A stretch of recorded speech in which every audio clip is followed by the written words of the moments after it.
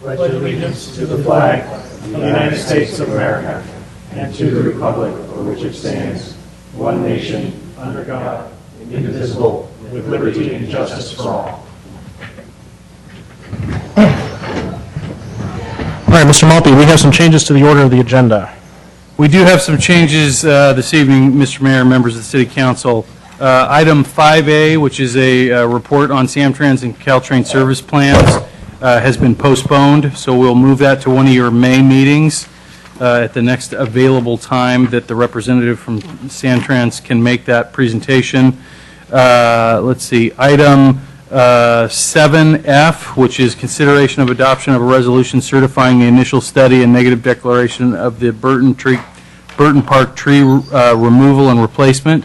Staff would like to pull that. We had some late information presented to us by members of the community related to potential historical nature of the trees at Burton Park as they relate to the negative declaration, and staff would like some time to review that, so we will recalendar that for the council. In addition to that, we'd like to move the order of the agenda around a little bit this evening. We're anticipating a rather lengthy public hearing on the Carlos Club, so we would like to take items 10A, B, and 11A ahead of our public hearings and then switch the order of 9A and B, so we'll take 9B first, and that will leave the Carlos Club as the last item on the agenda this evening. Okay. So for those of you who came to speak for item 7F, we are not going to have that tonight. Sorry for you to come out, but it will be agendized as not a consent calendar item next time. It will come on the actual agenda, so we'll have a staff presentation and a report. So feel free to come back. It'll go out on our e-notify, but we don't want to waste any of your time sticking with us for the rest of the evening. So thank you for coming. Okay, so then we're going to report from closed session. There was no closed session, so we'll move on to council communications and announcements. We will start with Mr. Olbert, and if you could also, in your council communications and announcements, report on any of the boards you sit on as well.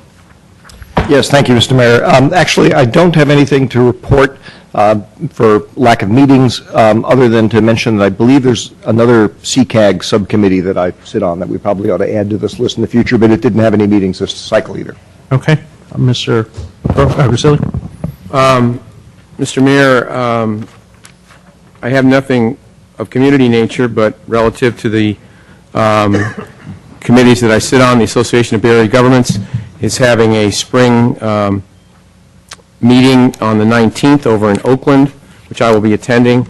It starts at 8 o'clock in the morning, goes till about 2 o'clock. Different speakers concerning certain items in the Bay Area, and also an official meeting of the ABAG delegates.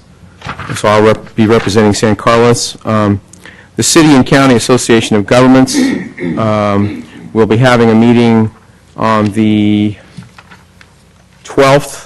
And we'll have other council members, by the way, are welcome to come to this one.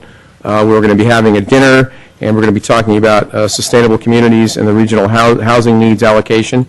We have two speakers, Steve Heminger, the Metropolitan Transportation Commission Executive Director, and Ken Kirky, the ABAG Planning Director. So it could be fairly interesting if folks are available.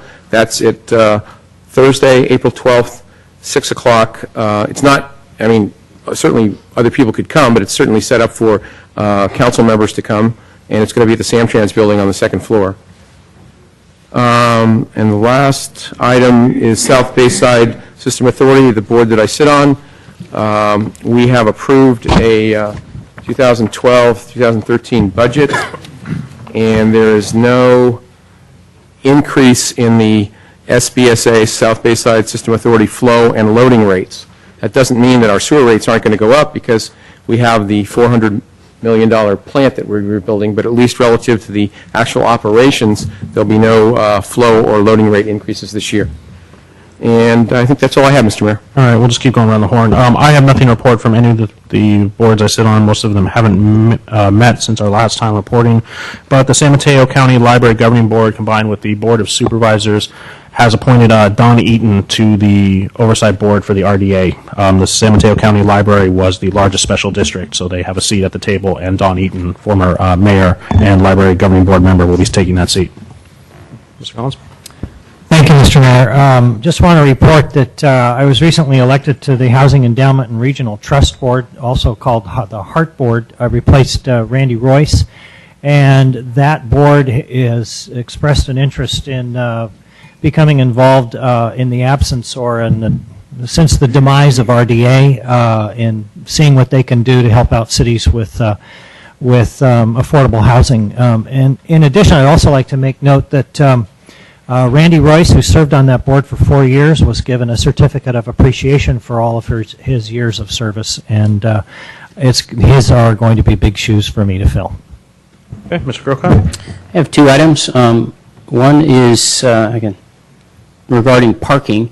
Because I live in the downtown area, I guess I'm a little bit more attuned to the parking ordinances that we have. And I noticed over this particular weekend that we did have officers out, or the people that drive around in the little cart there, marking for parking. And our signs,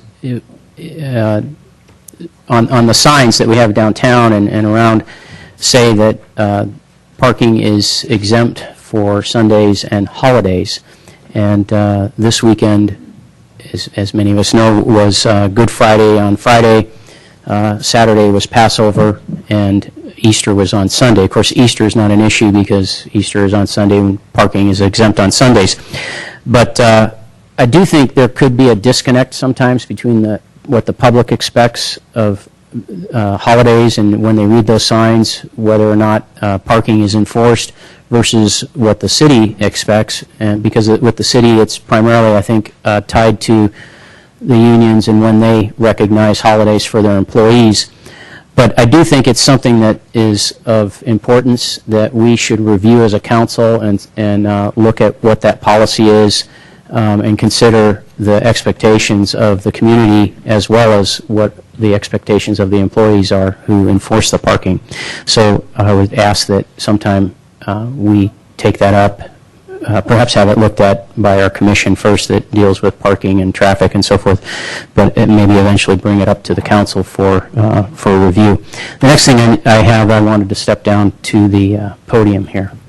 Okay.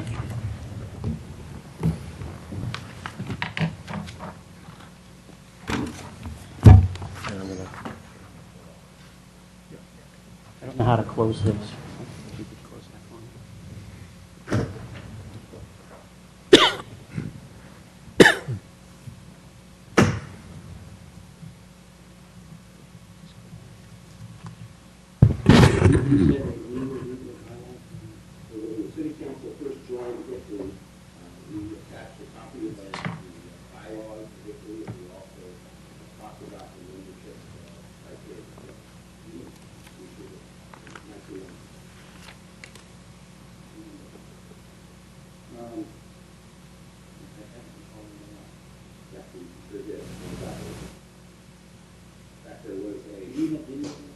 Oh, yeah, well, I don't know. Christine? Did not. 97.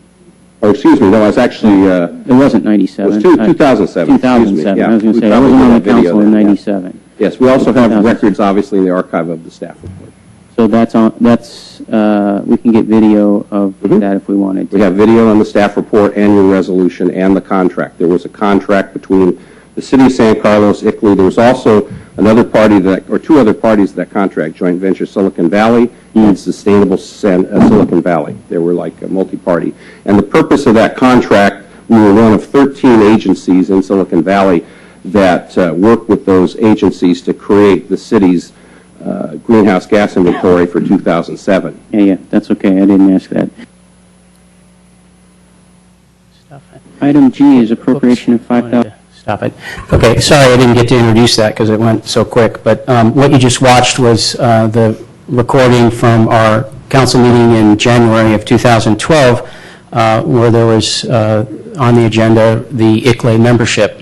And you just saw there the discourse that happened between myself and Mr. Mora, where I was asking if we had reviewed the bylaws or had the bylaws of ICLEI when we joined, and his answer was that that staff had attached a copy of the bylaws of ICLEI, and we also talked about the membership criteria. That was answered 3 times that was the case in the affirmative, that we had the bylaws and we looked at the criteria. Because you saw there how I questioned that because I was on the council at the time and I did not remember that occurring or that being in our staff report. And then I questioned about whether or not we had video at the time of those meetings. So what I did is I went back and I took a look at what happened on those meetings at that meeting. And so I'm going to show you a video of when Mr. Davids was the mayor. And what's going on here, just to introduce it just a little bit, is the item was item G on the consent calendar, and I pulled it off the consent calendar. And at that time, the way council meetings were conducted, anything that was on the consent that was pulled would be held to the end of the meeting. So Mr. Davids turns to me and asks me to take up the item, which I do. $1,000 for greenhouse gas This is pretty inventory short. of the City of San Carlos operations. And I said at the time that we looked at this and made the agreement that we'd work with Silicon Valley. Brian, what's the name of the group? It's the Silicon Valley Climate Protection Task Force. Right, exactly. And it's the climate protection part of it that I strongly disagree with. I don't agree with this whole global warming science. I think it's a bunk, to use a very blunt term. And if we want to talk about checking out our carbon footprint so that we can conserve on fuel for conservation purposes, for quality of life, for cleanliness and so forth, that's all well and good. Okay, I'm going to stop that just for sake of time.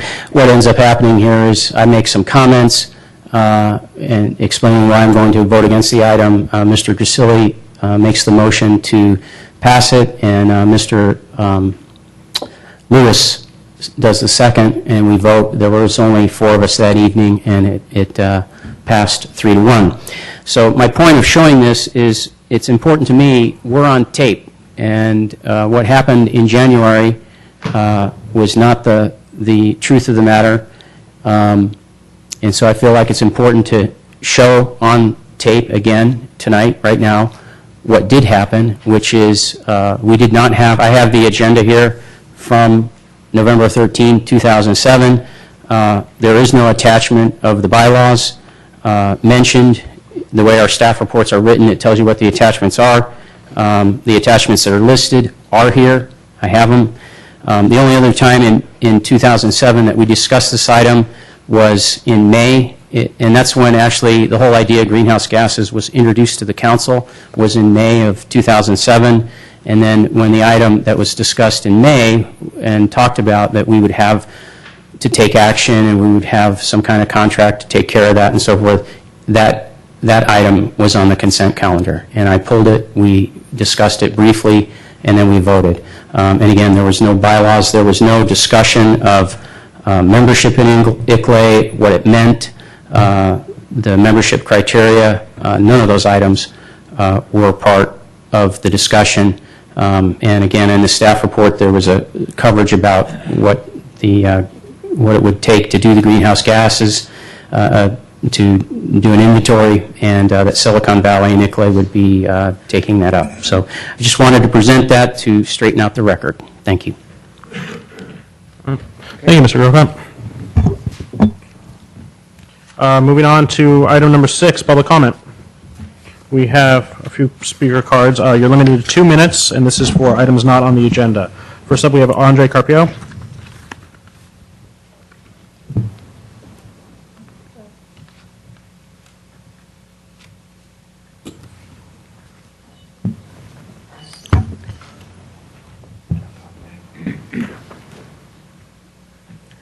Good evening, ladies and gentlemen. My name is Andre Carpio. I come from Emeryville, and I want to complain about the theft of my solar car by the San Carlos police. The San Carlos police emitted a memorandum which is kind of a nanny-goat, because my solar car represents an array of patents, and this is 3 European patents. Yeah, you know, here. You see, 1, and 2, and 3, plus an American patent. So we talk here about intellectual property, theft of intellectual property, and you better take that seriously. I'm not going to let you get away with stealing my solar car and my intellectual property. Thank you. Thank you, Mr. Carpio. Next, we have R. Jerry Lamy from the West Coast Farmers Market Association. Good evening, Mr. Mayor and City Council members. My name is Jerry Lamy. I am the Executive Director of West Coast Farmers Markets.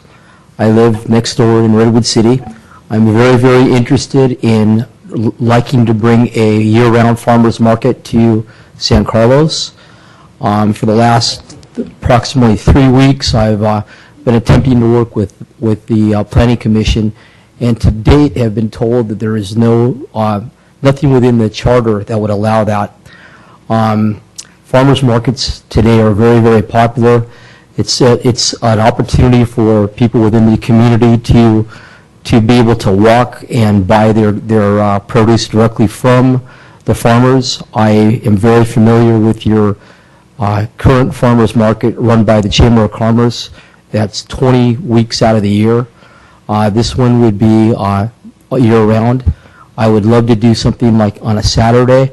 I've spoken with Caltrain, and they are they're willing to let me work with them on the El Camino, much like the one that's in Belmont. I just wanted to bring that to the council's attention. I currently run a very successful farmers market in Cupertino, and I'm putting 4 or 5 more up and down the bay, this part of the peninsula right now. We're going into Brisbane, Foster City, Redwood Shores, Stanford. So I'm very familiar with what's going on. I would love to work with the city and bring you a very successful year-round farmers market. Thank you. Thank you very much. And next, we have Glenn Gelino.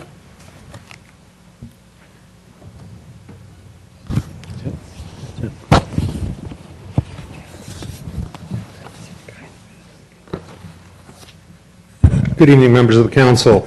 I'm here tonight because latter part of last year, I submitted a public records request through the city clerk, Ms. Boland, requesting all information that the city might have with regards to ICLEI and any documentation. Inasmuch as Mr. Grocott just showed a video, which is quite timely,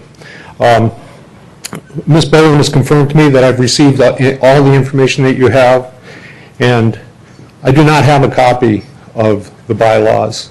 It was not presented in the information that I received. In January, Mr. Moyer stated that the council had received a copy of the ICLEI bylaws and had them and the city had them to review to become a member of ICLEI as an organization. Nowhere in the records that I received, however, are there a copy of ICLEI's bylaws. The record does not exist, and the material I received does not exist on your website either. Again, Mr. Grocott asked Mr. Moira at the January meeting if the bylaws had been provided to the council, and he responded in the affirmative. I could have accepted this as an oversight, but Mr. Moira answered Mr. Grocott 3 times with yes, and followed that with an emphatic statement that he had gone back and checked the staff report of 2007 meeting, the 2007 meeting, and the bylaws were there as an attachment. Mr. Moyer's emphatic statement to me shows deliberate intent to deceive the council and the public regarding the true history of what the council knew of ICLEI before making their decision to join. I know that Mr. Maltby would like to consider this a personnel matter, but I feel it's a public matter. The council votes on issues affecting the city and acts as the public's designated representatives. When the council votes on information provided by Mr. Moyer that is intentionally untrue, it affects the public and the public's trust in government.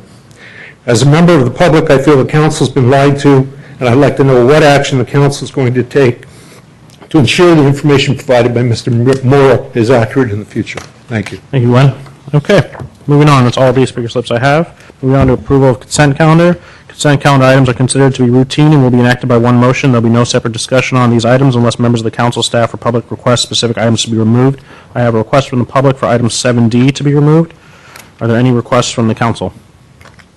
Seeing none, I'll entertain a motion for the consent calendar minus items D and F. Mr. Mayor, if I may, the staff would like to pull item H. Item H, okay. Mr. Mayor, I believe there's a request for item G from the Oh, that's public. right, sorry, item G as well. Okay, so we need a motion for A, B, C, and E.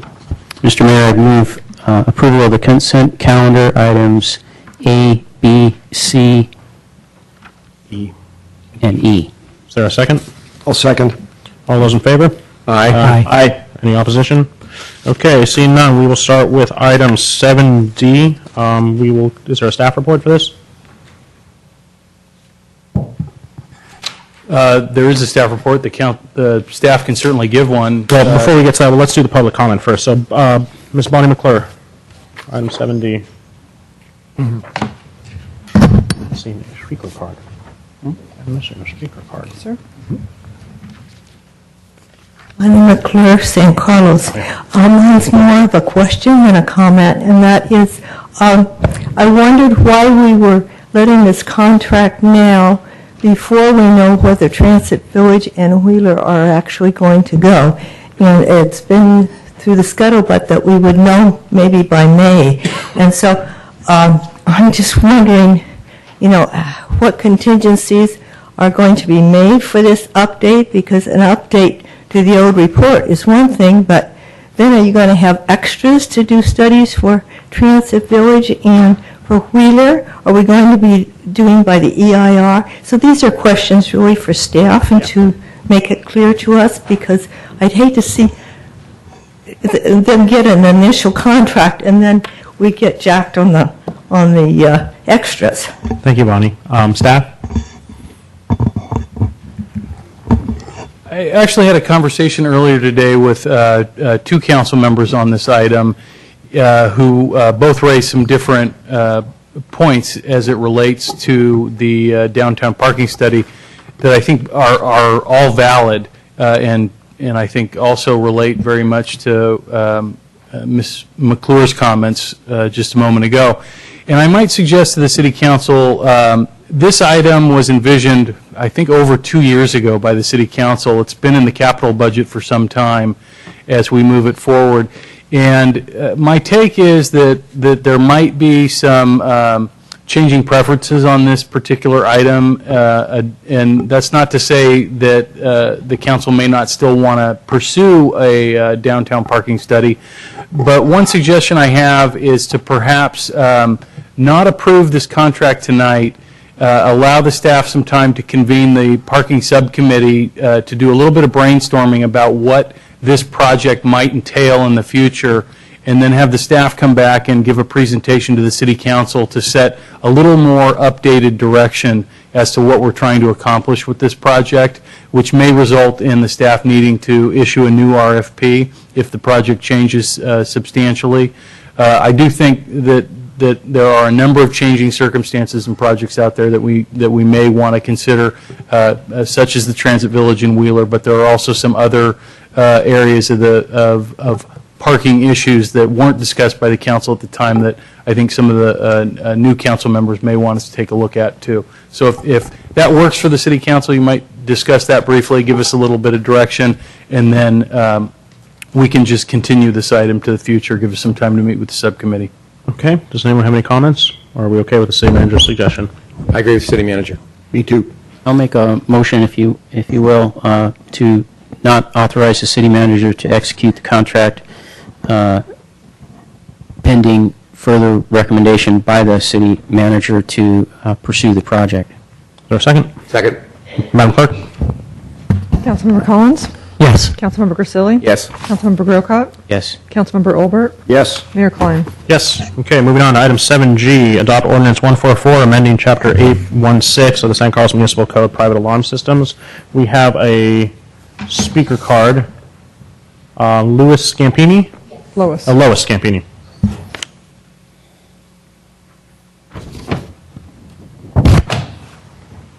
Welcome, Lois. Good evening, council members. My name is Lois Scampini. I live in San Carlos.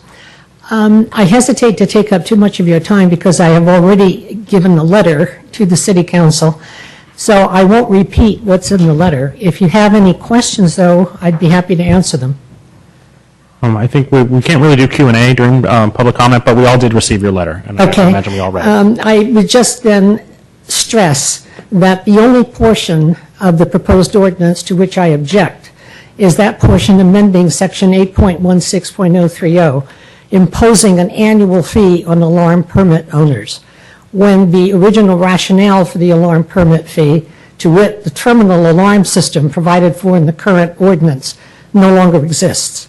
So while in the past, when there was an annual alarm fee required for terminal alarm systems, owners were able to connect directly to the police department, thus mitigating the necessity for private monitoring. That no longer exists. It seems to me if the service no longer exists, the fee shouldn't exist either.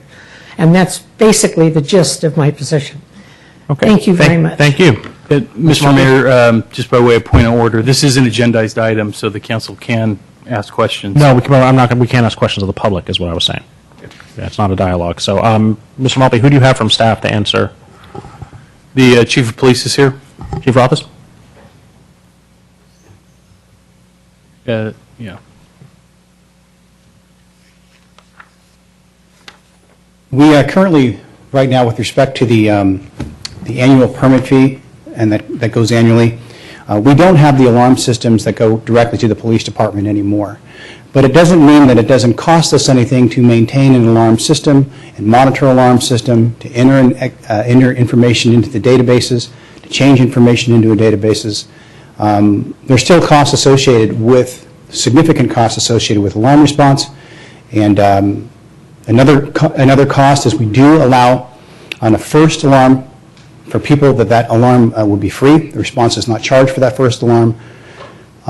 So the fees go to cover the whole breadth of the program.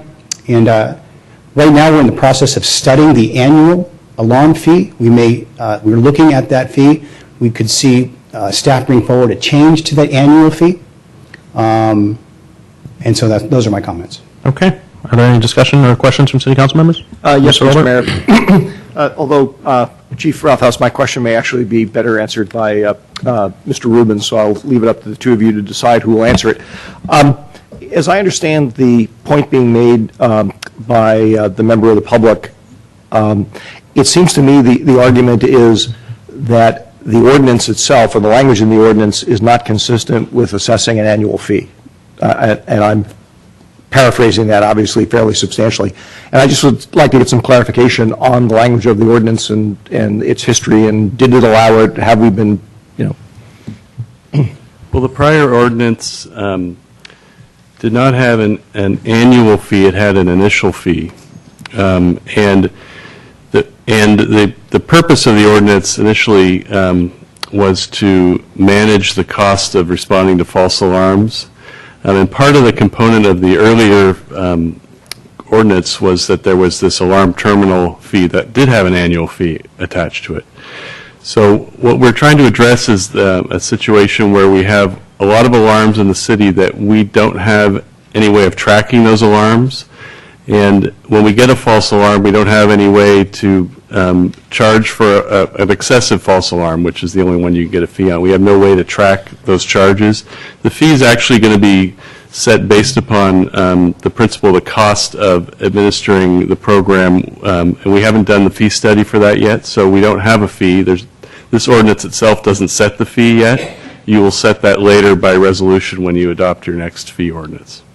So as I recall from our earlier discussion, effectively what we're looking to do here is to update the ordinance so that it in fact does support the notion of having the costs of the program paid for by the alarm owners, I guess, for lack of a better term. That's correct. So there's two components, just to be clear. One is the cost of registering and managing the program and the cost that entails. Anecdotally, I think that's probably not going to be a large cost because that part of the program is just to maintain the addresses that have alarms. in the universe of alarms that could have false alarms in the city. And then the false alarm fee is going to be probably a fee similar to the fee that's been assessed previously. It's going to be the cost of the officers responding to a false alarm.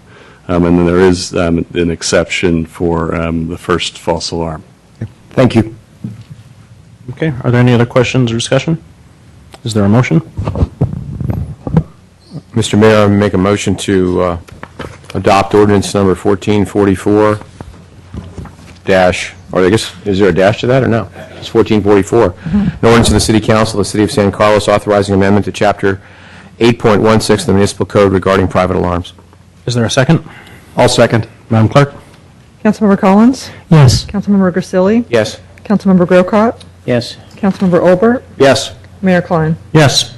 Moving on to item 7H, second reading of an ordinance amendment to the San Carlos Municipal Code, Chapter 1032, stopping, standing, and parking section, 1032, 210Q, 2-hour areas, St. Francis Way. So that's a staff report. Or Jeff? Yes, Mr. thank you, Mulkey, Mr. sorry. Mayor. This is just a quick typographical error that was caught earlier today in the actual ordinance itself for this report. If you look at the recommendation of the staff report, and in fact, I should say it was caught by Councilmember Grisilli. He was just taking credit Thank for you it. very much, yeah. I saw the smile. Just caught it out of the corner of my eye. If you look at the staff report under the recommendation section where about halfway through that short paragraph, it says 2-hour areas, St. Francis Way, the southeast, southwest, and northwest section of St. Francis from Laurel Street to El Camino Real shall be 2-hour parking except the 100 feet west of El Camino Real, which shall have no parking restrictions. It's the except portion that is left off. If you turn to the ordinance 1445, where it reads under Section 1Q, St. Francis Way from Laurel Street to El Camino Real, it should read from Laurel Street to El Camino Real, with the exception of the 100 feet west of El Camino Real, which shall have no parking restrictions. Okay.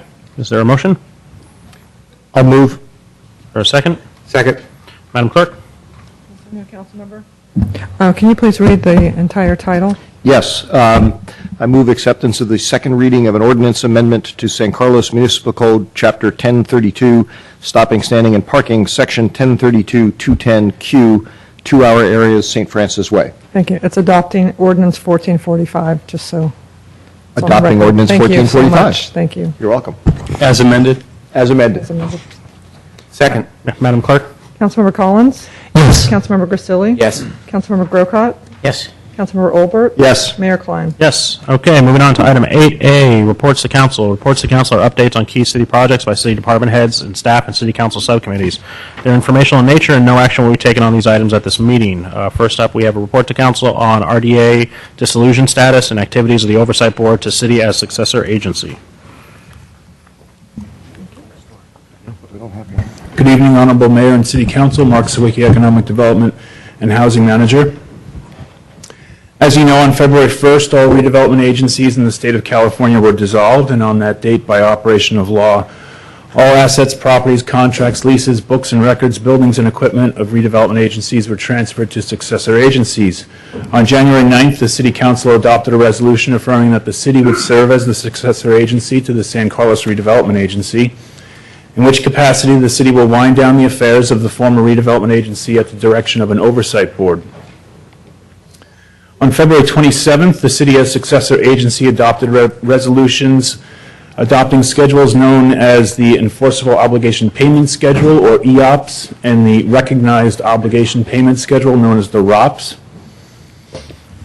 Both the EOPS and the ROPS are lists of outstanding obligations of the former RDA and the months during which payments for these obligations are required. The successor agency may only pay and will only be allocated tax increment by the county controller for payments and obligations listed on these schedules. The ROPS was submitted to the county controller, which directed an external auditor to review and certify the ROPS as to its accuracy. The auditor began this review on March 19th and is expected to they did deliver their findings later today and sent them to the Oversight Board and the successor agency. The ROPS must be submitted to and duly approved by the Oversight Board for the successor agency. By April 15th, the first ROPS must be submitted to the State Department of Finance and the State Controller. The Oversight Board approved ROPS must also be submitted to the county and posted on the agency's website. Once all of these steps have been taken, the ROPS becomes valid and the EOPS will be superseded. Conversely, until all of these steps have been taken, the successor agency continues to make payments under the EOPS. The successor agency is also required to dispose of assets and properties expeditiously and in a manner that maximizes value, effectuate the transfer of housing functions and properties to the city or the city's housing authority, and otherwise wind down the affairs of the former RDA. The successor agency must also prepare an administrative budget for the Oversight Board approval in order to pay administrative costs, although there was no time period provided in law for those actions. The first meeting of the Oversight Board was held on March 19th with 6 of the appointed members, 6 that were appointed to date. Actions taken at that meeting included electing Jim Porter as the chair and Paul Scannell as the vice chair, respectively. The full board of the 7 members met again last Friday, April 6th, and approved engaging Gary Baum, a former Palo Alto city attorney, to provide legal counsel to the Oversight Board and thus avoid any conflicts of interest that may arise with the city attorney or the successor agency's counsel being the advisor to those meetings. The board requested to meet again tomorrow at 3 p.m., primarily to begin a review of the ROPS so that it might possibly approve the schedule prior to the April 15th deadline. Staff has proposed revisions to the ROPS, but due to compressed timelines, has not had the opportunity to get the city as successor agency to review and approve these revisions. And at this stage, it seems to make more sense to determine what the Oversight Board will approve or not approve, and then return to the city as successor agency with that schedule and have that approved, and send that off to the State Department of Finance and State Controller. I'm available for any questions you may have. Thank you, Mr. Sawicki. Are there any questions? Mr. Gritzilli? I just said, Mr. Rubens, and again, I know technically, I hope there's not a conflict of interest. Maybe Mr. Sawicki can answer the question. So when you say approved by the city, so it doesn't have to come to the city council then? It will come to the city council as in its position as the successor agency. But you said, I thought that the deadline was April 15th. There's a deadline of April 15th to submit something to the Department of Finance. If it's not approved, the advice is to just submit the draft. I thought it had to be, I apologize. I thought there's a draft ROPS, and that's kind of the operative document right now. And that's what we would send subject to approval of a revised not a problem. It just sounded like that it had to be approved, and I was just wondering when we were going to be meeting to do that. So thank you. Well, the Oversight is meeting twice this week if you want to come on and visit. I understand. Thank you. Mr. Olbert? Yes, thank you, Mr. Mayor. Was there any discussion, Mr. Zwicky, any public discussion about the ongoing lawsuit between the city and the school districts and how that interacts with some of the obligations and costs and whatnot? There is an item on the Oversight Board's agenda tomorrow to discuss the implications of the lawsuit. So perhaps I should attend that meeting. Mr. Collins, do you have anything? No, nothing, Mr. Mayor. Mr. Grocott? I have a question regarding impressions, because I think the public is under the impression that we're doing what's stated in here. For instance, where it says required to dispose of assets and properties. And in our city, of course, we've got the Wheeler Plaza project that was discussed. Property owners around the plaza are expecting that that project came to its demise with the demise of the redevelopment agencies. But, of course, that's not necessarily the case. And yet, even myself as a council member, I'm feeling a little confusion on what can be told to the public, what the public can expect, and what these businesses should expect, because they're trying to do day-to-day business, and not just day-to-day business, but future planning. And there's a lot that's up in the air. And, for instance, where this suit gets cleaned, they're next to the plaza. And every time I go in, she asks me what's happening, because it affects her and her husband's future. and they are running blind right now. And I would think that's the case for many businesses on Wheeler Plaza. So how much of this is public information? How much can these people expect to know regarding what's happening specifically with Wheeler Plaza vis-a-vis the RDA?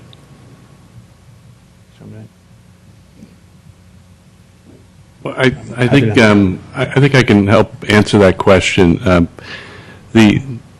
The answer, I think, and staff can help me if I'm missing something, but the redevelopment law requires the disposal of the assets, but there are ways that the assets do not have to be disposed of, and that's under active consideration to see if that's feasible. The law requires that any decision that you make with regard to the properties that the former redevelopment agency acquired as part of that Wheeler Plaza redevelopment project has to be reviewed by the Oversight Board, and that will happen. And the City Council will also be reviewing that concept as well in open session. Right now, that's about all I can tell you about that process, but and I don't know if staff has any other input as to how, I mean, the city has in fact acquired the properties, the redevelopment agency did, and now as successor agency, the city has control over those properties. But again, just to be clear, it's subject to the Oversight Board and then subject to a review within 3 days by the State Department of Finance. That's how the new law works. So the things that we discussed in closed session will be discussed in open session at this board meeting? It will be in open. That'll be open. That will not be a closed session when it at the point it gets to the Oversight Board, and staff is planning on having a presentation for you about that subject matter. I think another reason is we haven't really agendized that part of it tonight, so but it is slated to come back before you. And then my last question for staff is, obviously I've indicated to you that there are business owners who feel like they're in the fog. Has the city made any effort to reach out to them to keep them up to date as much as you can with the information that you can share with these businesses? I've spoken to some of the business owners, but without any clear direction as to whether the project is going forward or not. It's difficult to provide any more information than we have, which is very little. It's going to rest on the Oversight Board whether the project can continue or not. And I said that was my last question, but this meeting, Mr. Rubens or Mr. Zawicki, takes place. The next one where this is discussed is what was earlier presented? Yeah, I don't believe it was on the agenda for the Oversight Board this week. Not yet, no. Yeah, but, yeah. So the Oversight Board will be meeting, but this is not on the agenda. Okay, thank you. Okay. Thank you, Mr. Zawicki. Moving on to item 10A. So for those of you who remember here at the beginning, we're going 10A, 10B, 11A, 9B, then 9A. So item 10A, consideration of approving amendments to the city's strategic plan and 6-month objective matrix.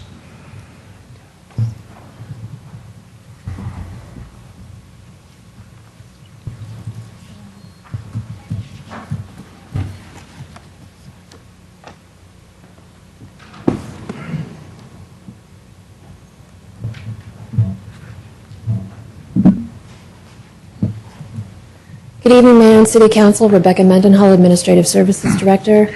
Before you tonight is an update on the city's strategic plan. As part of the strategic plan process, we'll provide the council and the public updates on the objectives on a monthly basis. This report will serve as the April 2012 monthly report. There are 3 requested revisions tonight. The first is the date to review and recommend to council for action the strategic property acquisition reserve policy as it relates to the sale of the RDA-owned properties from May 1st to June 30th. This will be brought forward in June when council reviews and approves the financial policies. Second is the date to review the investment policies from August 15th to August 27th. This date has been moved to reflect the second meeting in August, which is when the council approves the annual investment policy. And the final requested change is to move the date to present to council options to fund a feasibility study for reducing energy usage from April 30th to May 15th.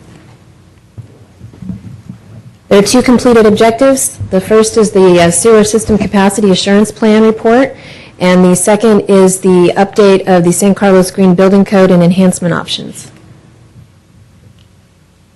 So in summary, there's 3 requested date revisions tonight. 2 items have been completed, and all other remaining items are on target. Okay, thank you, Rebecca. Is there any council discussion? Mr. Olbert. Yeah, actually, just a quick clarification question. The green building ordinance review, we certainly had the review, but as I recall, we asked staff to do some additional work on it and bring that back. So will we be modifying the matrix to do that, to recognize that when we actually bring it back, or do we mark it as completed and it shows up as a different iteration sometime in the future? We can bring it back. I can adjust that. Hey, Mr. Grisilli? Nothing. Mr. Collins? Nothing, thank you. Mr. Grocott?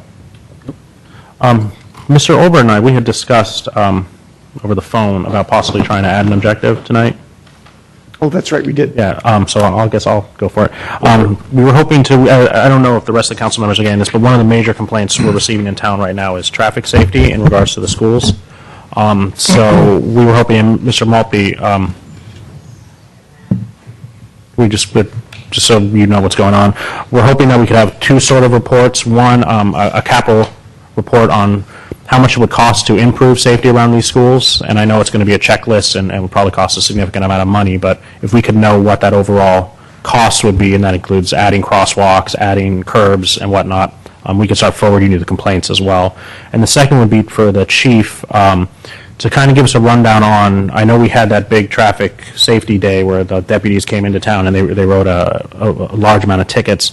If we could see what increased enforcement during those school time rushes would cost the city as well. So if we could get those 2 numbers, I think those would be great discussions for us to have. And if we could put that on the strategic plan, you guys can give us a date the next time, if that's okay with at least one other council member. That's fine with me. Okay. So we have majority of the council saying that's okay. And then, Mr. Collins, I believe you had something as well. I do. I would like to, this is really probably falls under the category of long-range planning, but I would like us to think about studying a Crestview connection to Interstate 280 through the city-owned property that's up there.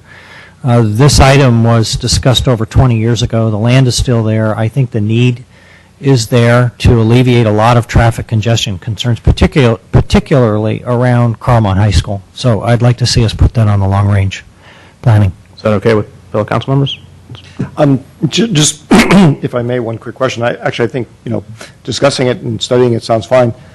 Is it actually within our purview as a city to, we can study anything, but I mean, the actual... That's what the study would be. We'd probably have to do a request. Okay, Yeah. is to figure out how to do that. The feasibility of anything like that. No, that sounds like a good idea to me.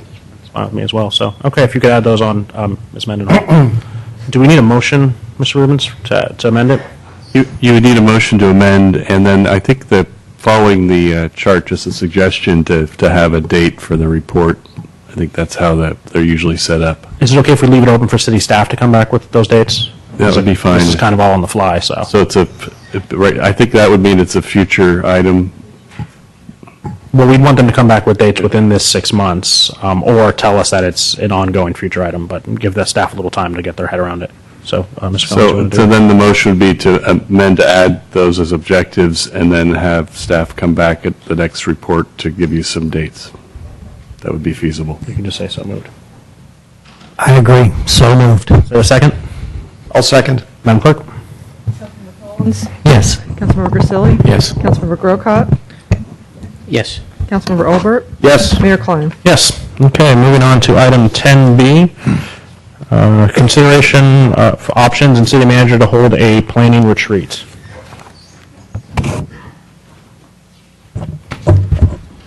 Good evening, Honorable Mayor and members of the City Council. Jeff Maltby, City Manager. During the March 12th City Council meeting, as the strategic plan was being considered for adoption by the council, the City Council had a discussion about their desire to hold what I referred to in the staff report as a longer range visioning and priority setting retreat or workshop. You can choose the turn of phrase that works best for you. In the staff report, I tried to list a few items that have been mentioned to me over the last year or so. They include discussion of staff involvement in setting goals and objectives during the 6-month strategic plan, the update of the council's code of conduct and ethics, discussion of how items are placed on the council meeting agenda, discussion of the council about closed session meeting times and city council meeting times and dates, discussion of longer range things such as relocating City Hall, widening Holly Street or acquiring property to widen Holly Street over what's envisioned to be a long period of time, the storm drain issues that we had a study done that I believe are generated a price tag of approximately $40 million several years ago, primarily in the White Oaks area, an aquatic center, a high school in San Carlos. These kinds of things that really don't fit very well into a 6-month matrix, but would require a little bit more, I think, visioning and thought on the part of the council to determine if they thought it was something that they wanted to begin to expend staff time and resources to pursue over a period of time. Those are just an example. They certainly can be broader than that. The council asked the mayor and I to get together and generate a list of options. We've done that in the staff report for you. They range from conducting such a council retreat as part of the same day that we do the 6-month strategic plan. That would allow you to take advantage of some professional facilitation through Marilyn Snyder or another firm that would already be conducting the strategic plan during the lunchtime hour or an expanded lunchtime hour as a second alternative. We've also indicated, based on the council's comments at the last item, 2 council members wanted to just go with the existing strategic plan unchanged, so we listed that here. And then we added an item that would be a broader standalone, could be up to a day-long retreat here in City Hall. The council, in their discussion on May 12th, felt like they wanted to do that without the use of a facilitator. If that's still the case, we could work with the city council to schedule such a retreat in one of our city facilities as soon as the month of May, I think.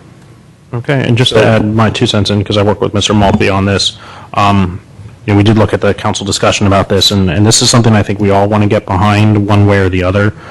So that's why I think we brought up the different alternatives. There were some who didn't want to do an entire day, some who didn't want to do anything at all, and then there was this negotiated kind of like, let's do the luncheon. And if the luncheon, the only problem with the luncheon that I see is it doesn't make sense, because if we're going to want to change the strategic plan retreat, we're going to want that to happen prior to the strategic plan retreat. So the only thing I'd like to add on to Mr. Maltby is we could do it as a breakfast prior to doing the strategic plan retreat. So if we come to any significant changes, those will affect the retreat going forward, so we won't do another 6 months prior to the changes. But just my 2 cents, I think the alternative, doing instead of luncheon, I think a breakfast actually makes more sense. Doing that, I think we could probably get all behind, but I'll leave it up to the discussion of the council. Yeah, I'll just, if the general will of the council is that we do something like a breakfast, I certainly would get behind that, because I think that having the discussion is more important than not having the discussion. My own preference actually would be that we meet separately on a different day, but not for an entire day. I'm not exactly sure where that idea came from. I was envisioning, a 1 or 2 hour kind of discussion, at least to start. If there's more that we want to talk about, there's no rule that says we can't get back together again. The advantage, I think, of doing it on a separate day is keeping things a little bit distinct in people's minds, and providing an opportunity for a little bit more thoughtful, reflective discussion amongst the governance team, the 5 of us. And as I had indicated, I personally would also like to see Mr. Maltby, the city manager, involved in the discussions as well. So those are my 2 cents. Okay. Mr. Grisilli, do you have anything?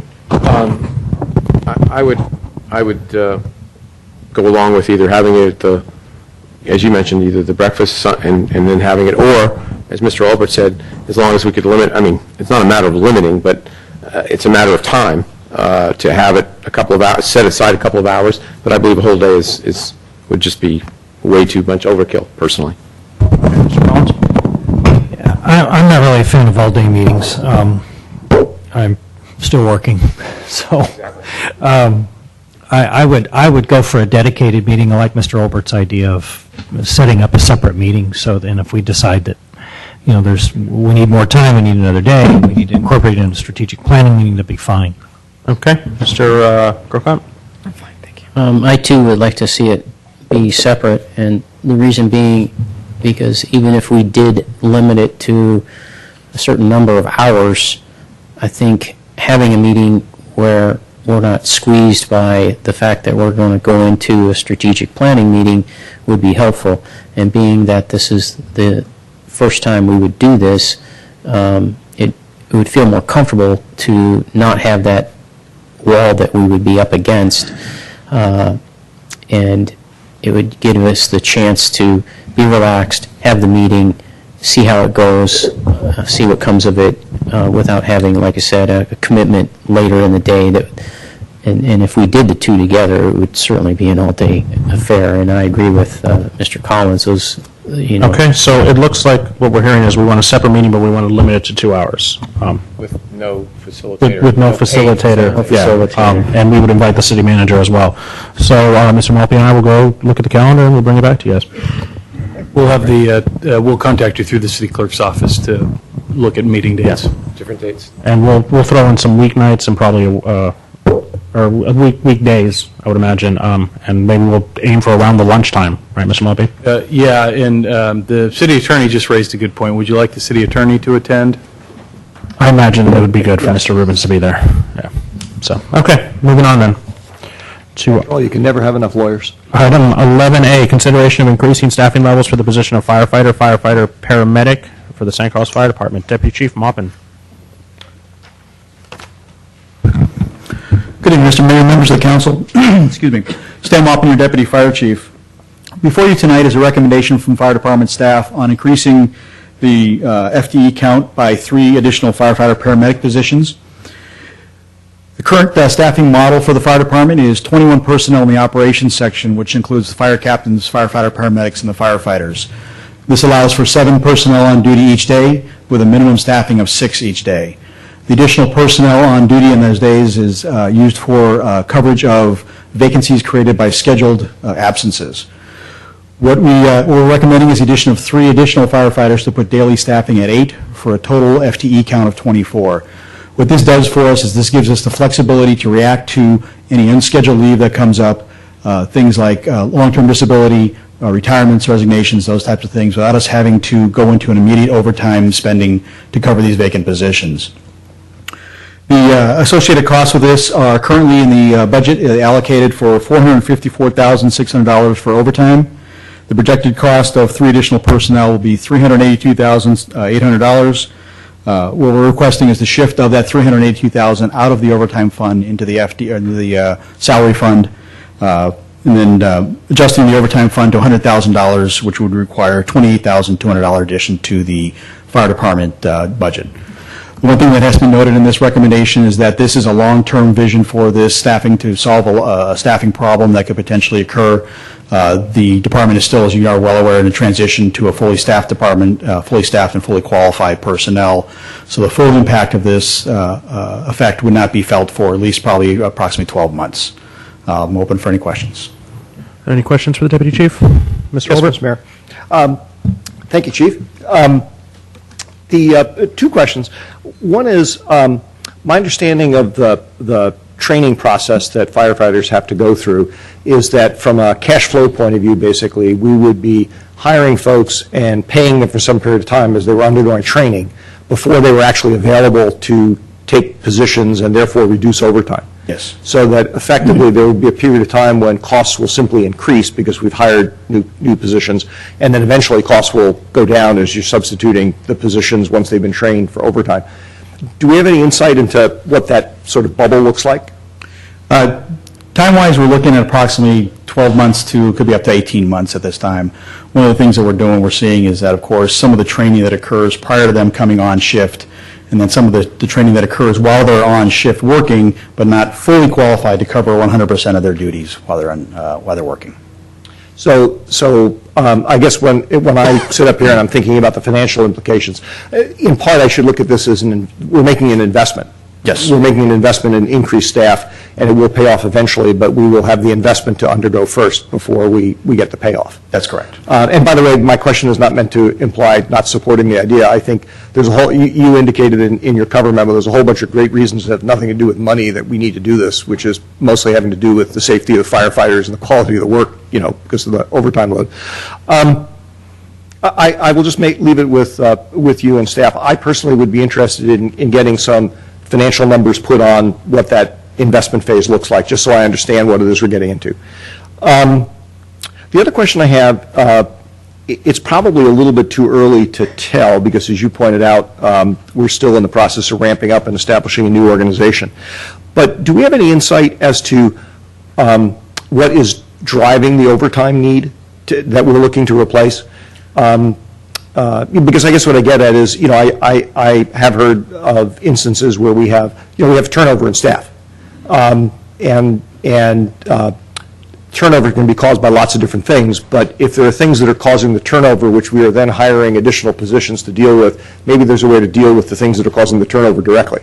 So I'd be interested in getting whatever perspective you might have to offer on that.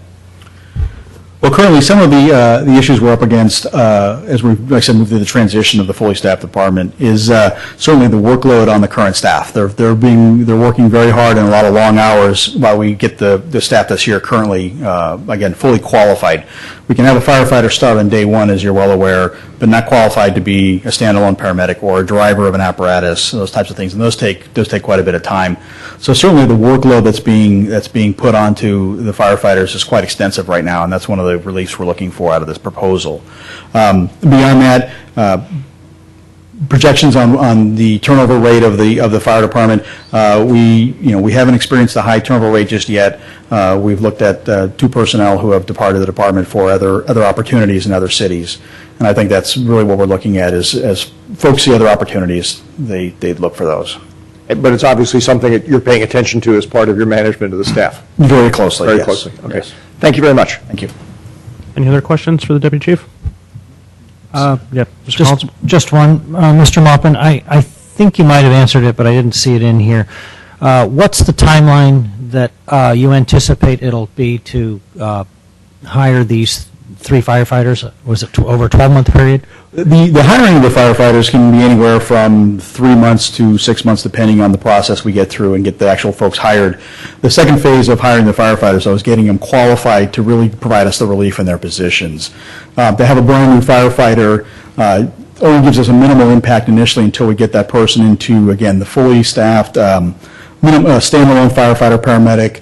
A driver operator takes quite a while, takes up to 18 months to train, but usually we can get it within the 12 to 18 month window. But there is a time before the full impact of those positions is felt. And you have a number of applicants right now, I assume? Yes, we do. Okay, thank you. Okay, anything else? Is there any public comment? I don't have any speaker slips. Seeing none, okay, thank you, Chief. Okay, thank you. We'll open it up for discussion or a motion. The only point, Mr. Mayor, if I just think I personally support this proposal. I think this is a good thing to do for all the reasons that have been outlined both in this presentation and in the memo. But I do think we also need to recognize as a council we are committing to an additional level of expenditure here, which will eventually pay off, but we are going to have to figure out how to balance that through the budget process, for the first 3 months, 6 months, whatever period of time it is. But I still think it's the right thing to do. Thank you, Mr. Albert. Is there anything else? We will entertain a motion. Mr. Mayor, I make a motion to approve the increasing staffing levels of the firefighter/paramedics. I'll second. Madam Clerk? Councilmember Collins? Yes. Councilmember Grisilli? Yes. Councilmember Grocott? Yes. Councilmember Olbert? Yes. Mayor Klein? Yes. Okay, now moving on to the public hearing portion of our meeting. We are going to start with 9B, which is to consider resolution approving the levy of stormwater national pollutant discharge elimination system NPDES charges for fiscal year 2012-2013. Good evening, Honorable Mayor, members of the City Council. As a condition of a joint NPDES permit, which is a federal program, the City of San Carlos joined all the other cities in the San Mateo County on a water management plan in the early 1990s. And as part of that, the idea was that the program, we would be able to charge fees for the program to implement all the things that we need to do in the city to conform and reduce flooding and pollutants that would discharge into the storm drain system. And so that's what this allows us to do. We've charged a fee for this since 1994, and it's recommended that the council adopt this resolution to be able to levy these fees so that we can implement the NPDES program in San Carlos. And I'm available to answer any questions. Are there any questions, Mr. Vasili? No, just wanted to point out that it's a $20 fee and it hasn't changed. I'm not sure it's ever changed, has it? That's correct. It has not changed since it's the same cost, $20. Thank you. Any other questions or comments? Okay, thank you, Mr. Savay. I have no public comment slips on this, so we will, if there's any discussion. Mr. Vasili? I think if there's no public... Oh, yeah, sorry, we have to open the public hearing? There you go. Public hearing? Now you have to make a motion to close it. And if there's no public comment, then I'll make a motion to close the public hearing. Is there a second? Second. All those in favor? Aye. Any opposite? Well, doesn't matter. Is there any discussion? Seeing none, we'll entertain a motion. Mr. Mayor, I make a motion to approve resolution number 2012-21. Resolution of the City Council of the City of San Carlos approving a levy of stormwater charges National Pollutant Discharge Elimination System for fiscal year 2012-2013 in accordance with Chapter 13.16 of the San Carlos Municipal Code. A second? Second. Madam Clerk. Member Collins? Yes. Councilmember Grisilli? Yes. Councilmember Grocott? Yes. Councilmember Olbert? Yes. Mayor Klein? Yes. Okay, moving on to item 9A, public hearing to review a planning commission decision approving conditional use permit and architectural review for Carlos Club expansion, 612 El Camino Real, accessory parcel number 150-133-090. Mr. Maltby. Good evening again, Mr. Mayor and members of the City Council. Mr. Mayor, if I may, just as a quick procedural question. Yes. I recall being advised at some point that at some point in this process, council members ought to indicate if they have had contact with individuals who are the subject of this, and I just wanted to ask a question about at what point we would be disclosing that. You can feel free to disclose that during your comments, right, Mr. Evans? Yeah, I think before, during council member comment would be appropriate. Okay, thank you very much. Okay, and just for the public, the way this is going to work, the city staff is going to do their presentation. There'll be Q&A from the city council. The applicant has been given 40 minutes for his presentation. There'll be Q&A from the city council as well. We'll go to public comments, then we'll go to discussion on for the council. So, Mr. Maltby. Good evening again. This evening, we're hearing the council call-up of the Carlos Club proposal to expand their business into the back parking area to create an outdoor dining and nightclub facility located behind their current establishment that would increase capacity size. This evening, or I should say rather, this was heard several times by the Planning Commission in 2011, 2012. It was approved with conditions by the conditional use permit was approved with conditions by the Planning Commission on March 5th. On March 12th, on a 3-2 vote, the council asked staff to agendize a call-up of that particular item, and that's what's on your agenda this evening. We've worked hard to minimize the time frame and the impact to the applicant and city staff and the community to hear this particular item. I'm introducing it tonight because I feel this is a fairly significant item. To some, the expansion of the Carlos Club may seem like a rather small land use decision, but from a public safety perspective, this expansion of a nightclub in the downtown of San Carlos is one of the most significant land use issues I think this community has faced in the last decade. I'd like to emphasize that the staff's evaluation of a proposal which more than doubles the occupancy of the Carlos Club from 88 to over 200 is in no way meant as an indictment of the existing business, its owner, its management, or its clientele. The staff's concern with this proposal isn't related to the overall design, the use of certain materials, outdoor live acoustical music, or the introduction of food service. Staff is comfortable with most of these elements as mitigated by the Planning Commission. Rather, our concern is about the well-being that's been documented, these ancillary impacts associated with a typical nightclub, which the Chief of Police and the Community Development Director will talk about more specifically tonight in their presentations. The city's current zoning, which has been vetted by the council, the Planning Commission, and the public, does not allow for such an expansion and requires a conditional use permit, or CUP, which you'll, Councilmember Griselli, if you'll forgive me, if you'll let me use for the remainder now of my comments here. Because as a community, we've previously recognized that this type of land use issue, particularly in our downtown area, has inherent impacts on the rest of the community, outside of its, inside and outside of its business footprint. It's not the staff's intention to single out or disparage the existing business in any way. The Carlos Club may be one of the most well-run nightclubs in the Bay Area, or it may not. That's not really for the staff to decide. That's not the issue that's being discussed this evening. Our focus is on what the impacts of the club have been on the community in the past and what we might expect to see from an expanded club in the future. The idea to approve a trial or temporary CUP for 1 year has been raised as a potential solution to the current impasse between the staff and the applicant.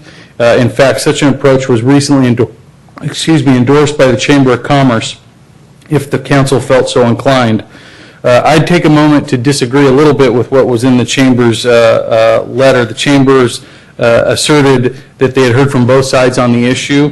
While true that I spoke to the Chamber Board and answered questions about the project from the staff's perspective on the project at a recent Chamber meeting, I was never informed by the Chamber that there was even a possibility that they were considering either endorsing or opposing the project.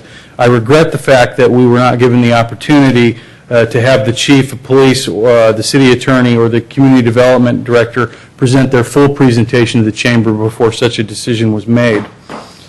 If the Council elects tonight to move forward with the approval of a CUP, they'll be granting a new property right that runs with the land for all time and is not linked to the existing owner or the current circumstances of the nightclub.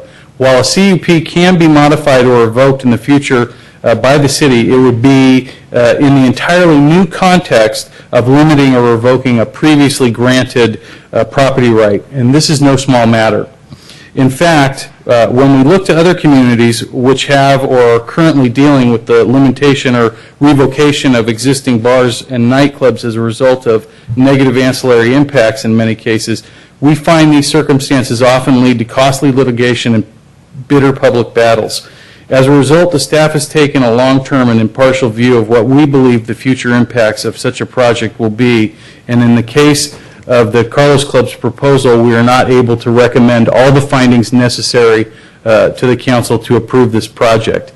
In addition, the staff is unclear how we would be expected to evaluate the success or failure of the club's ability to comply in the future with conditions of a permit, since most of the staff's strong concerns relate to ancillary impacts which stem from the club but are often outside of the club's business and property, and the staff is already well documented as part of the public record on this issue. So if the council goes down that road, we would be looking to the council for some assistance in trying to identify how we would, as staff members, evaluate this conditional use permit in the future for potential limitations or revocation based on any conditions approved. Finally, I'd like to say I've had the opportunity over the last 6 months to talk with many folks in the community about this project. Some of them have been in favor, many of them have been opposed. I've asked over and over again the following question: why would residents of San Carlos want an expansion of a nightclub in their downtown? Such an expansion is not a permitted use under the city's existing code without an exception being granted with a conditional use permit. Such a use draws heavily on our limited public safety resources, including both police and fire. Such a use is currently subsidized heavily by the San Carlos taxpayer by providing disproportionate share of safety resources to deal with the ancillary impacts of the use while drawing those same resources away from the rest of the community. And in every instance, few, if any, people that I talk to about this could really offer any reasons why, as community members, they would want to see such a project expanded in and use expanded in their downtown. Now, I know my comments may seem out of character for a city with a strong reputation as a building-friendly city. We did discuss that. I understand that the Chamber Board discussed whether or not we were a building-friendly city and felt that we were so, business-friendly, rather, I should say, felt that we were so business-friendly that that issue didn't even justify a formal reply. But as I said at the beginning of my statements, I feel strongly that this land use issue is one of the most significant issues that the city's faced in some time. As a community, we've invested heavily in our downtown. The downtown is a source of great pride to those that live and work in San Carlos. There's no doubt in my mind whatsoever that the ancillary impacts of this proposed project will have a detrimental impact on the overall health and public safety of the downtown as well as the San Carlos community. I'd ask the council to consider the words of the city's mission statement and vision statement when weighing its decision tonight. The city's mission statement reads that the City of San Carlos provides high-quality services and facilities in a fiscally sustainable, responsive, and friendly manner to foster a safe and healthy community. The vision statement, which was just updated by the City Council recently, reads, by 2017, San Carlos will be a vibrant, family, and business-friendly community admired as a great place to live, learn, work, and play. I strongly recommend that the council deny the application of the Carlos Club tonight. With that, I'd like to call up Mr. Al Savay. I'd also like to let you know that our city attorney, Greg Rubens, is available for any questions that come up during the staff's presentation or any time tonight on the findings or the process that we're going through. Al?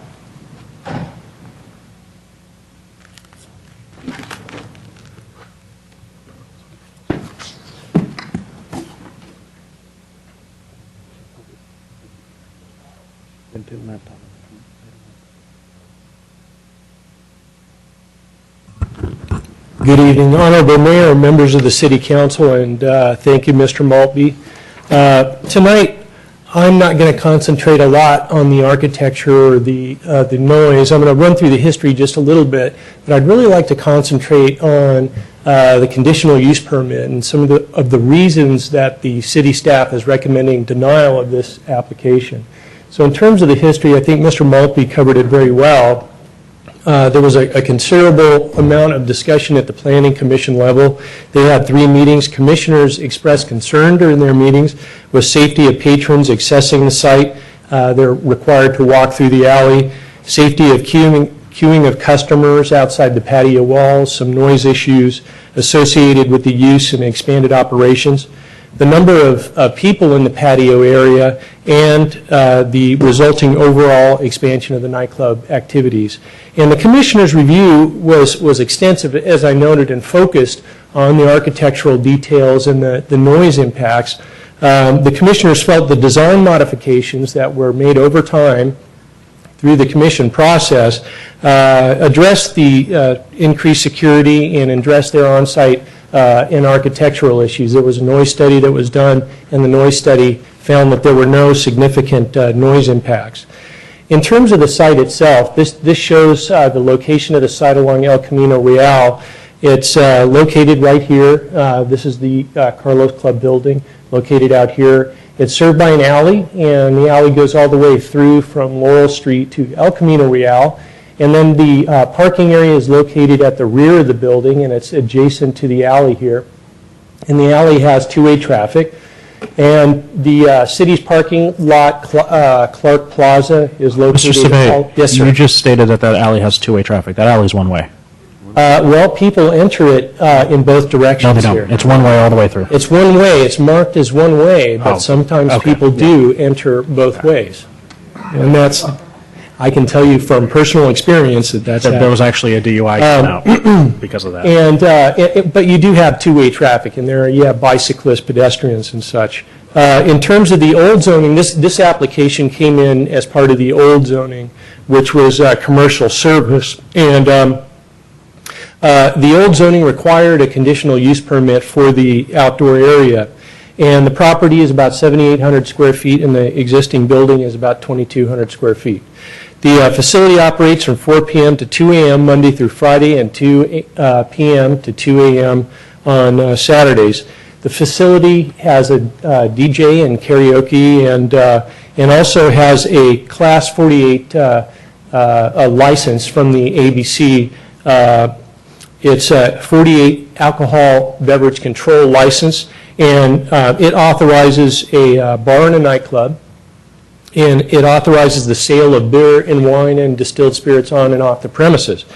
It's different from a restaurant in that minors aren't allowed, and restaurants have what they call a Type 47 ABC permit, and that allows for what we would consider a bona fide restaurant. The existing building has occupancy of 88 persons, and the applicant is requesting the use be expanded into this patio area. So this is, again, taking a closer look. El Camino Real, the main door is currently here. There's access at the rear now. Here's the alley, and it does show one way there. This would be the expansion area. The outdoor patio area is about 2,670 square feet, and it would allow for an occupancy of about 178 persons based on the fire and building codes.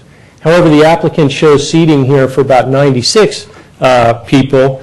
The maximum combined occupancy, if you did it just by the fire and the building code, would be in the 240 to 260 range in both buildings. With the addition of entertainers, of security staff, and other staff, it's been agreed that the maximum would be, if it was used, it would be about 100 to 125 range. I'd like to talk about the conditional use permit. There's been a lot of talk about conditional use permit, and I think it's very important for all of us to understand what a conditional use permit allows and what authority the city has. A CUP allows the city to consider special uses which may be essential or desirable to a particular community, but they're not allowed as a matter of right. So some zoning allows you to just go into the building, but a conditional use permit, you have to meet certain standards. Another purpose of a conditional use permit is to enable a city to control certain types of uses that could have detrimental effects to the community. Cities have the authority, through your constitutional authority, to enact planning and land use regulations to protect the health, safety, and welfare of your residents. As noted earlier, conditional use permits run with the land, and that is where conditional use permits are concerned, all the related property rights and personal rights are transferable. So if you granted the CUP tomorrow, the applicant could sell the land and the CUP would run along with it. There's been discussion about reviewing the conditional use permit after a year, and that's possible. The city council, there's conditions you can apply to review a conditional use permit after about a year, but you can't discontinue it without a revocation hearing. And a revocation hearing is a fairly serious matter. It's very similar to what we're talking about tonight. It would require a public review by the Planning Commission and potentially the City Council. Also in state law, if you're going to revoke a conditional use permit, it assumes that, let's say, a year later the applicant has made improvements to their business, spent $100,000, $200,000, $300,000, and if you revoke that use permit, then it could be found as a taking. It could show you would have to pay the applicant back for the things that were invested in that business if you ran into that situation. So why is city staff recommending denial of the conditional use permit? I'm going to talk a little in fair amount of detail about why. And to obtain a use permit, the applicant and the city generally need to show that the project is in compliance with certain policies and terms in our zoning and general plan, and that such use would be desirable or essential for the public convenience, welfare of the community, wouldn't impair the integrity and character of the city or the zoning district, and again, wouldn't be detrimental to the health, safety, and welfare of the community. So the city must agree in writing to this. We have to put this in writing, and city staff makes recommendations to the Planning Commission and City Council. We are required to then put this in writing to you, and that's something that we've had a lot of difficulty doing, and I'll tell you why. In consideration of this, of the finding that we showed on the screen, there are a number of impacts that we've evaluated and talked about as part of this project, and they're noted there. And I'm going to talk about some of the key impacts.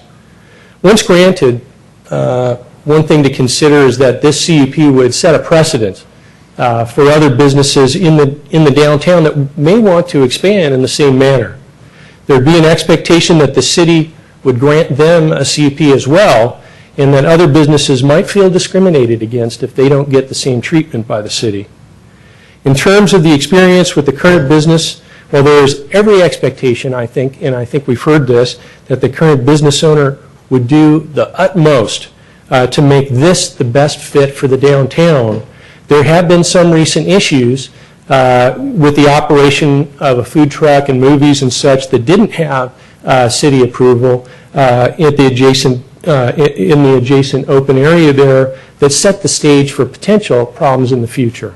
But that's not to say that these would continue. Once they were brought up to the applicant, the owner, they discontinued these things immediately.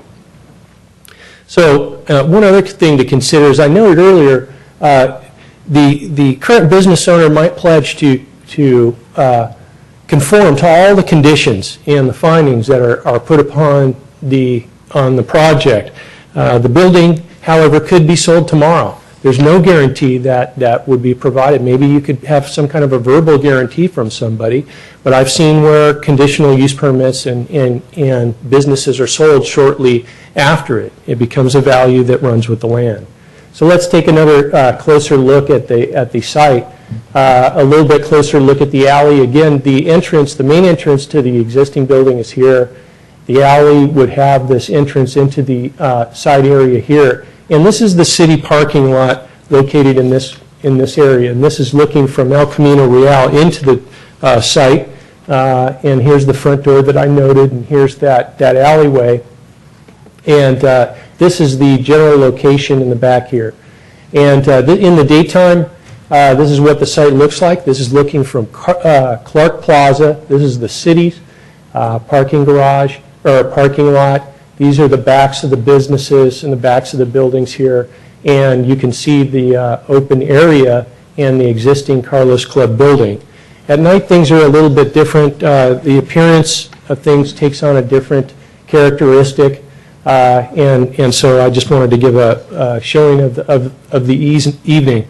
So one of the findings, that finding that I showed you earlier, the first part of that finding says that we have to look at the location of a use and determine whether it's an appropriate location. This is, as noted, in an alley. It's not on Laurel Street. It's not on San Carlos Avenue. It's not on El Camino Real. It's not in the frontage of our buildings. This is a very unique and unusual location for a business where a lot of people would gather. And so this is nighttime looking out toward El Camino Real. So it's adjacent to this alley, and as everybody corrected me, this is a one-way entrance, but at night sometimes people don't see that. They may enter here.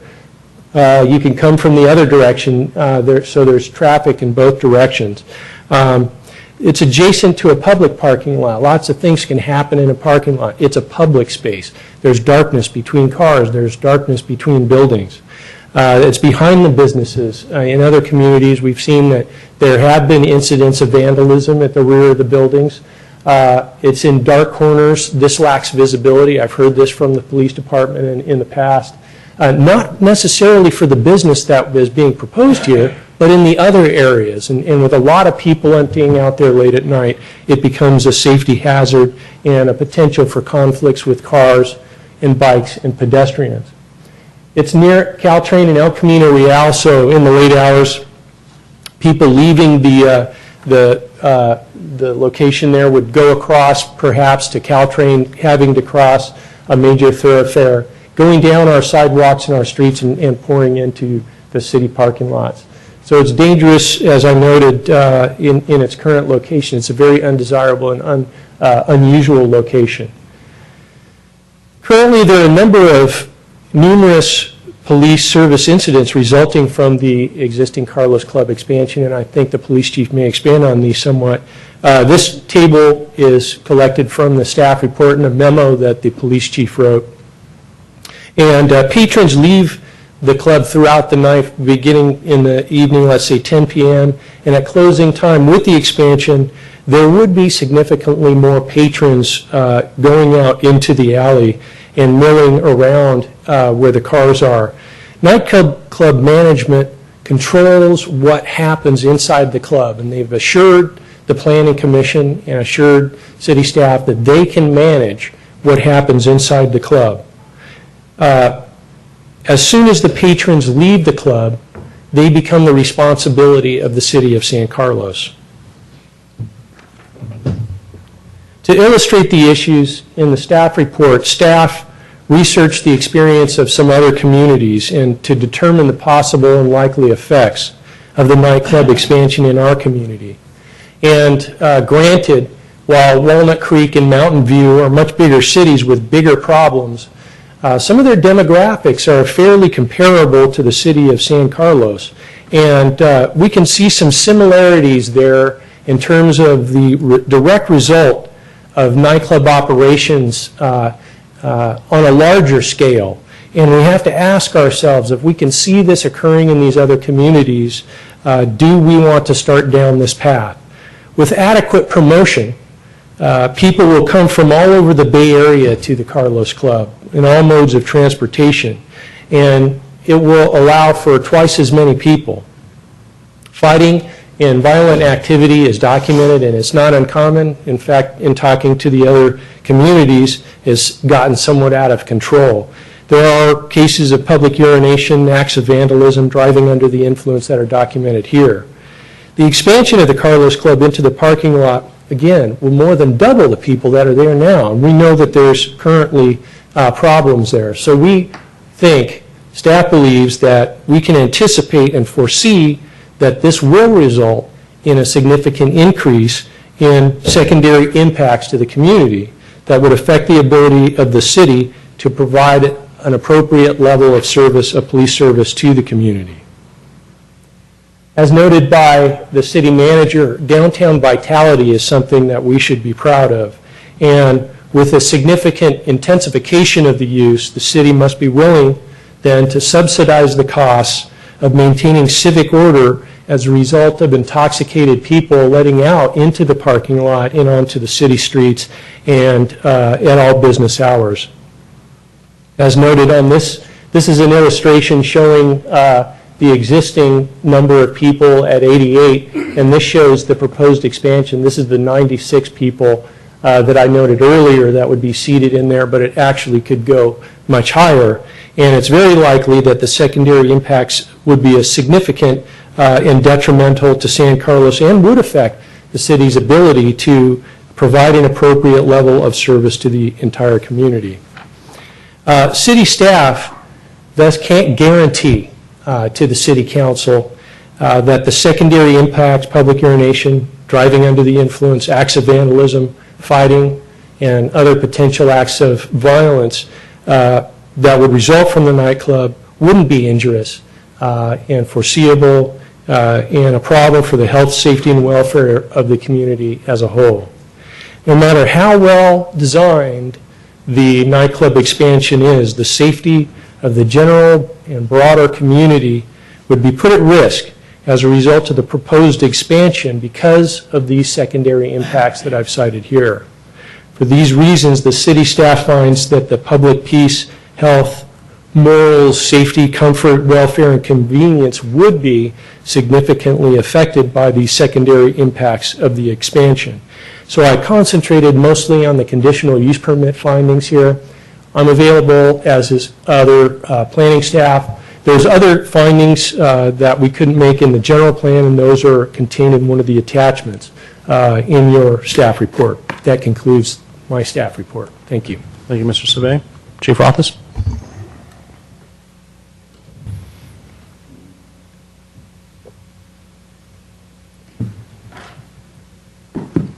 Good evening, Mayor Klein, members of the City Council. Greg Rothis, Police Chief. I'm here tonight to talk about my view as it relates to the proposed expansion of the Carlos Club. This process started out for me in a very routine manner. Review plans for new development or business expansion in the city, assess the public safety impacts, and provide my input.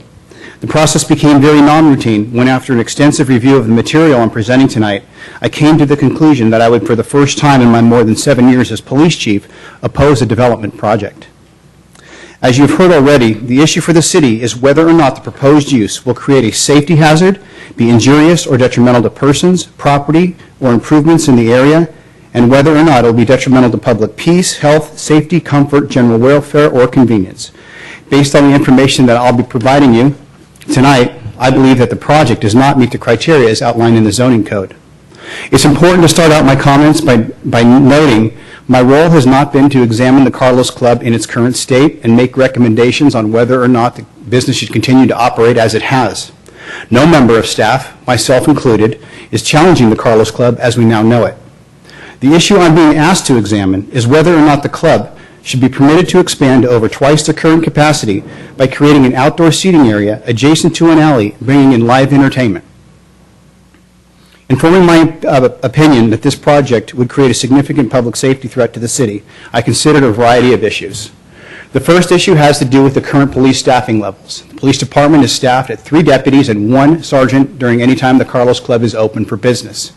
We use that staff to patrol 82 miles of streets, 11,000 households, 28,000 residents, untold number of businesses and visitors, and we respond to between 25,000 and 30,000 incidents per year. That's the staffing level, and that's the workload on the police department. Incidents at nightclubs are different than incidents in many other places. Incidents at nightclubs involve oftentimes a lot of people, some drinking responsibly, many not drinking responsibly. When you send deputies or officers into those kinds of areas, you usually need to go with numbers. You're dealing with people who are not making good decisions as it relates to issues like fighting, resisting police, and those sorts of things. Anytime we send deputies into something like that, we're sending them into a safety situation. So I considered that. Now, bigger cities are able and staffed so that they can respond to multiple incidents at multiple nightclubs and be able to handle that. This city is not. The other thing I looked at is the number of liquor licenses that we have in the city. You have that in your packet. San Carlos currently has 73 liquor licenses in the city. By contrast, Burlingame has a little more, 97. Los Gatos, which is a very vibrant community, has a little bit more. They have 81. But again, with Los Gatos, their police budget is twice what our police budget is. And then Belmont has 38. Foster City has 29. So we have a lot of liquor licenses as it is in the city. The ABC states that approximately 12 liquor licenses per census tract is a number that they feel is doable and safe. Anything more than that is an overconcentration of liquor licenses. So anything above 12 is an overconcentration. In the census tract that the Carlos Club is in, we have 52 liquor licenses in that census tract already. Now, this isn't the proposal of a new license, but it is a proposal of an expanded use of a license. And the reason that ABC has this distinction is because they understand that there is a correlation between high concentrations of liquor licenses and high concentrations of crime and public nuisance type of activity. The other thing I looked at is the number of alcohol-related arrests that we make in this city already. As you know, I've traditionally compared us to benchmark cities, which I've stated already. They're very similar in makeup and character and size and all of that. So Burlingame, we asked all of these cities for the number of public intoxication arrests in 2010, and they each gave us their number for public intoxication. Burlingame was 24, Belmont 73, Los Gatos 93, Foster City 33, and San Carlos was 132. So what we know then is that these benchmark cities deploy as many or more officers than we do, and yet we're dealing with considerable amount already, with everything status quo, more more alcohol-related arrests in these cities. And we're diverting a disproportionate amount of our police resources in its current state to these types of activities. The other thing I looked at is the incidents that occurred at the Carlos Club, at the premise. To determine the activity level at this location, we conduct what is called a premise search, which is a search of our database. To conduct this search, we plug in a specific address. We can plug in any address. In this case, we plug in 612 El Camino. And we do a specific period of time, and it gives us a list of incidents at that address. So in preparations for tonight's meeting, I looked at all the police reports, and I looked at every other incident that may not have required a report at the Carlos Club. And I got as much information from those as I could. And this is what I found out. One of the 131 incidents is unlikely attributable to the Carlos Club. It was a warrant arrest that occurred in front, and it happened when the Carlos Club was closed. 1:30 in the afternoon, the Carlos Club doesn't open till 2. The other thing I want to let you know is that many traffic stops, pedestrian stops, and bike stops at their location are likely attributed to the Carlos Club. They're occurring late at night when nothing else is around. And I know from speaking with the deputies, and you heard from Mr. Savay tonight, that that is a one-way alley, but that's not always a one-way alley. People often go through that alley the wrong way, and we make traffic stops related to that late at night for people going to the Carlos Club and going to and fro. But it's possible, obviously, that not all of those traffic stops are related to the Carlos Club or pedestrian stops. So in fairness to the Carlos Club, I ask that you be mindful of that during your decision-making tonight. However, I can confidently say that all the other incidents are linked to club activity, and I've looked at all of them. Up until this point, what's happened is I have stated the number and types of incidents for you to give you an idea of what's occurring at the Carlos Club. But up to this point, the council has not had an opportunity to get a flavor for what does that mean when we say a disturbance. What exactly is occurring at the Carlos Club? So I took some of the incidents and I wanted to share those with you tonight, when and where they're occurring, how we found out about them, and what kind of incidents are we talking about. On a Saturday at 1:30 in the morning, a deputy was conducting a passing check and saw a subject urinating into the alley, standing against the south wall of the Carlos Club. The subject was obviously intoxicated, too drunk to care for himself, and he was arrested for public intoxication. On a Sunday at about midnight, the Carlos Club called us of a subject being uncooperative with security. And that subject was too intoxicated to care for himself, and he was arrested for public intoxication. On a Wednesday at 11 o'clock at night, during a passing check, a deputy saw a subject walking southbound in the alley behind the Carlos Club towards a business to urinate. That person was too drunk to care for himself, and he was arrested for drunk in public. On about 12:30 on a Thursday morning, during a passing check conducted by a deputy, they were monitoring a crowd toward the rear of the bar and saw a couple exit the bar.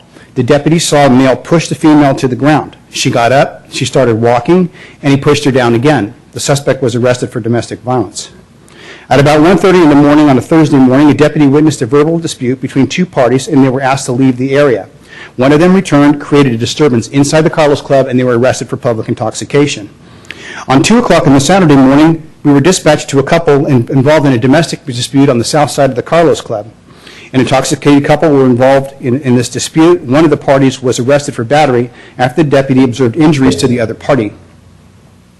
At 1 o'clock in the morning on a Sunday morning, the victim reports that she was inside the Carlos Club at a party when somebody sucker punched her in the face. At about 1:44 in the morning on a Saturday morning, the Carlos Club called us, and the suspect was detained by security for trying to start fights with people. The subject was struggling with security staff when we arrived, and he was too drunk to care for himself, and he was arrested for public intoxication. At about 1:10 in the morning on a Saturday morning, passing check, a deputy saw a vehicle that was parked against the south wall of the Carlos Club back into another car. The subject was intoxicated, and he was arrested for drunk driving.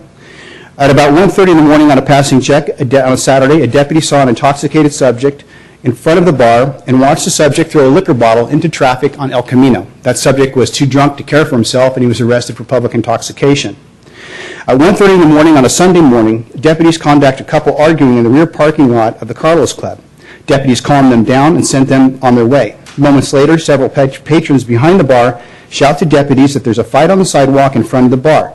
They arrive and they see blood running from the face of one of the parties, and they arrested the offender for domestic violence. And those are the flavor of some of the incidents that we have seen at the Carlos Club.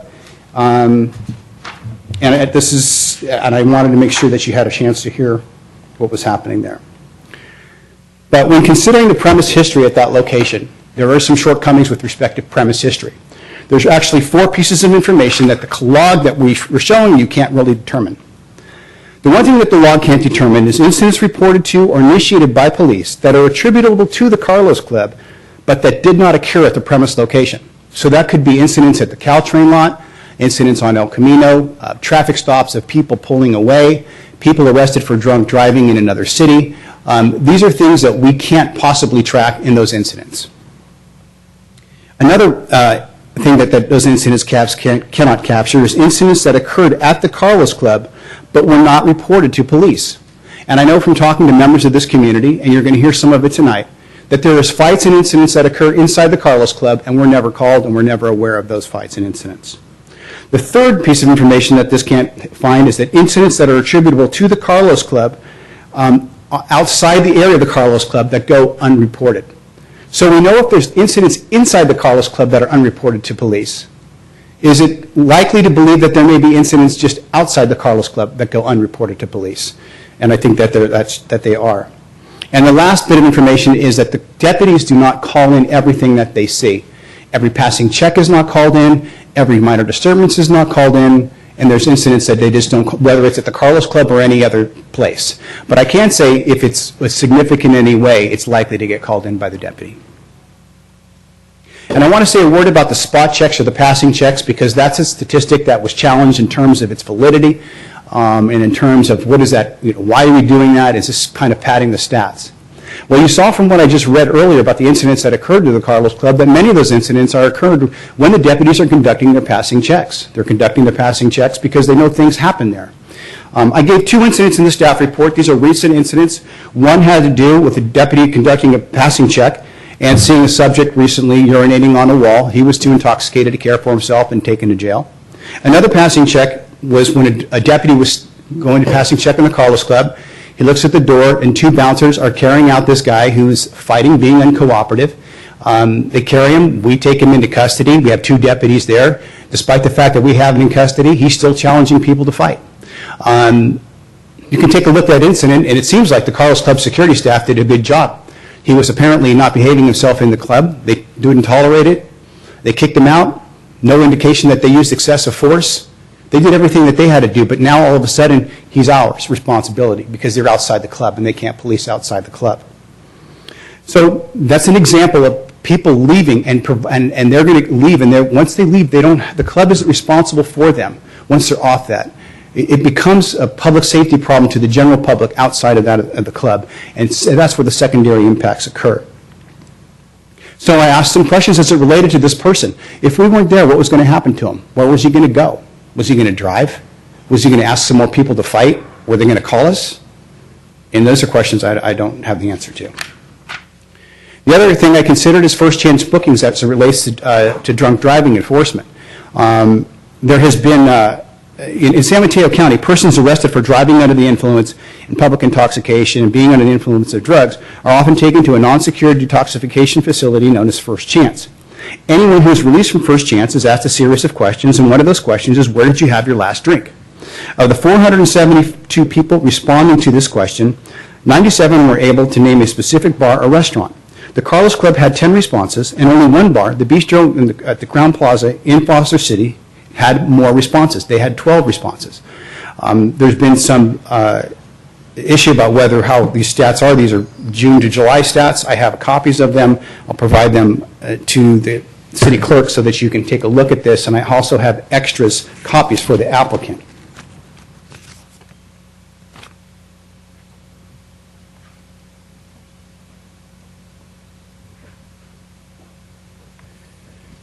This is the second time, at least, that the Carlos Club has appeared on this list with First Chance.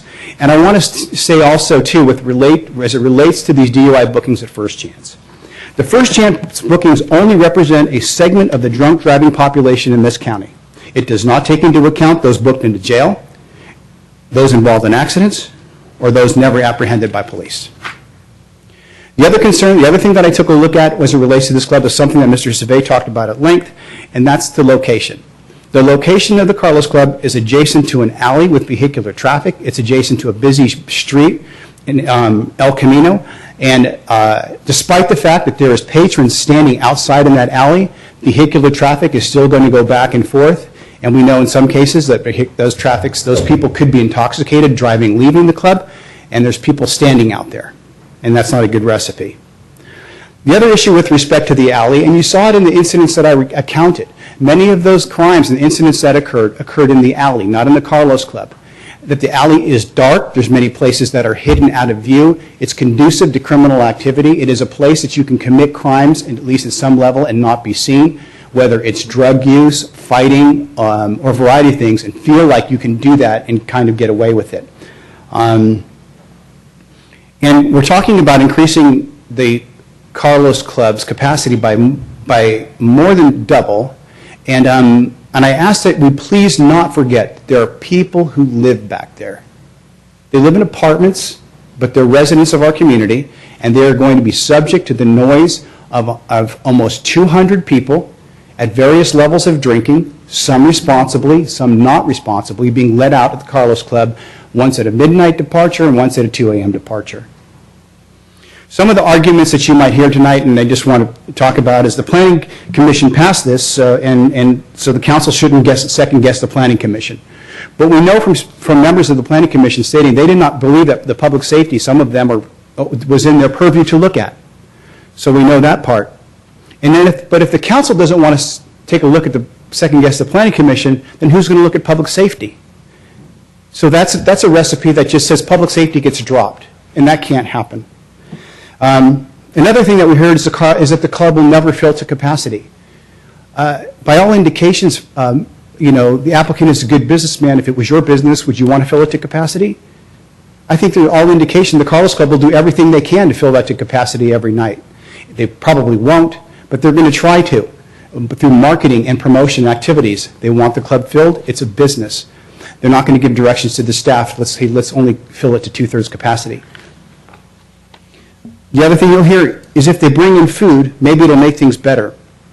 Let's give them a chance and hope for the best. I've actually heard that part. But hope is not a very good public safety strategy. We can use it, apply it in our own lives if we want to. If I want to leave my car unlocked and somebody steals my stuff, I guess that's my business. But when we are the caretakers of the public safety of others, then I don't believe we have that right to use hope as a strategy. Now, if there was no data related to the Carlos Club, maybe we could use hope. We don't have any information to say otherwise.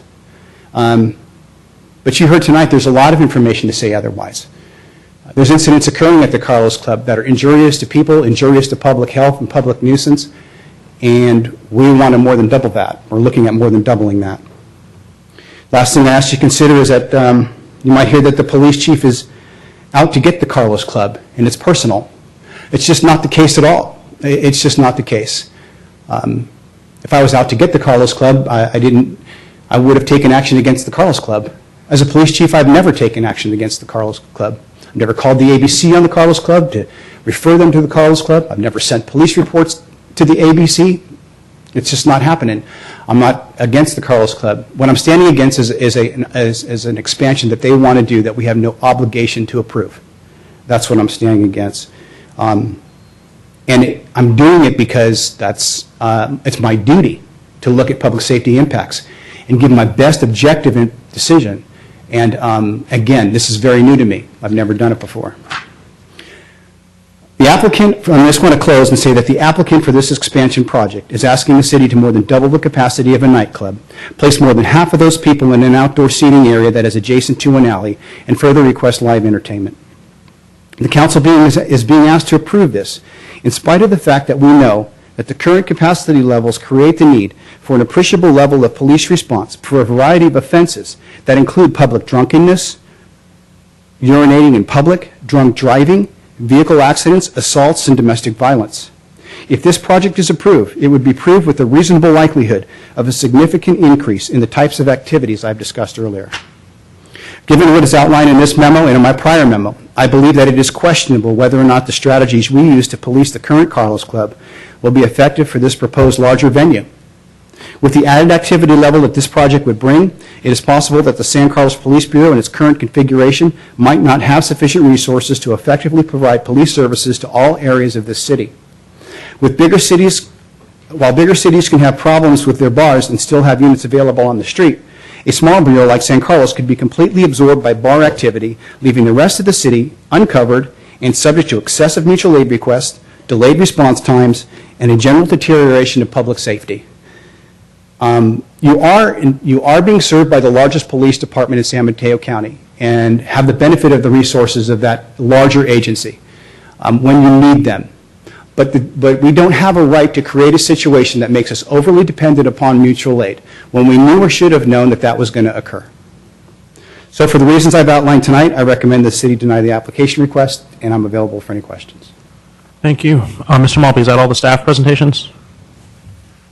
That is, Mr. Mayor. Okay, we'll do Q&A from staff, from the city council, and then we'll go into the applicant. Who wants to start? Mr. Collins? Yeah, I've just got just a couple things of staff. And Mr. Surveyor and Mr. Rothers, if you guys could just sit a little closer, because I imagine this is going to go to... This is for Mr. Survey or Mr. Malpe. If Mr. Duncan had approached you and said he wanted to convert his facility to a full restaurant, what would the city's response have been? Well, I think from my perspective, that would be, it's a little bit hard to answer because that proposal isn't the proposal that was made, but take, for example, that proposal is made all the time in San Carlos. We have new restaurants going in throughout the city. You're familiar. I think we've got one opening next week, don't we?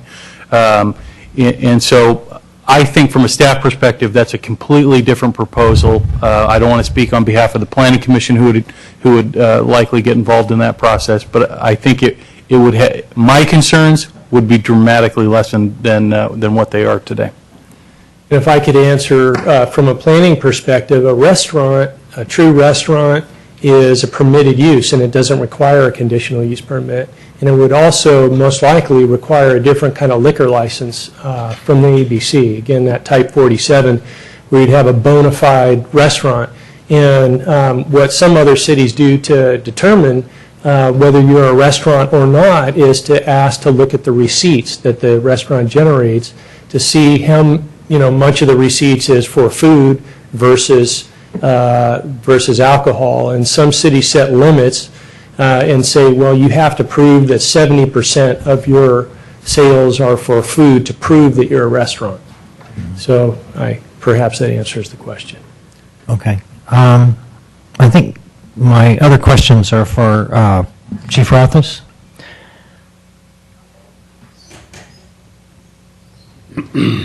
You said that you've been the chief here in San Carlos for 7 years, and I know you've been in law enforcement for a long time. I believe you were in Menlo Park for a long time? I was. Do you ever remember any kind of a project such as this, an expansion of a bar or something, or anything similar to this being proposed in Menlo Park or any other city that you've worked in? I don't. Doesn't mean it didn't happen. I just don't recall whether or not I faced an expansion project in the past. Okay. And then the other question is, I don't mean to pin you down, but on any given night, what kind of calls do you have, say, to the patio bar, or the Orchid Room, or the Office, or Clooney's, or Pudley's? How do they factor into this? Clooney's used to keep us busy when it first opened, and it's really mellowed out quite a bit. The other bars are mostly not problematic, but the Office is heating up a little bit. I'm sorry, the Office is heating up a bit. It's getting us a little bit busy. Okay. There's starting to be activity at the Office as well. So. That's all the questions I have for now. Okay. Mr. Grocott, do you have anything? I think the last one I had just got answered by Mr. Collins' question. I was going to ask, by comparison, restaurants with 47 and clubs with 48. I think that's what you were asking, right? First question, I don't know who would answer this. Maybe if anybody has an answer for it, staff. First one is that if the Carlos Club was sold, and I think Mr. Savay alluded to that when he was making the point that the CUP goes with the land.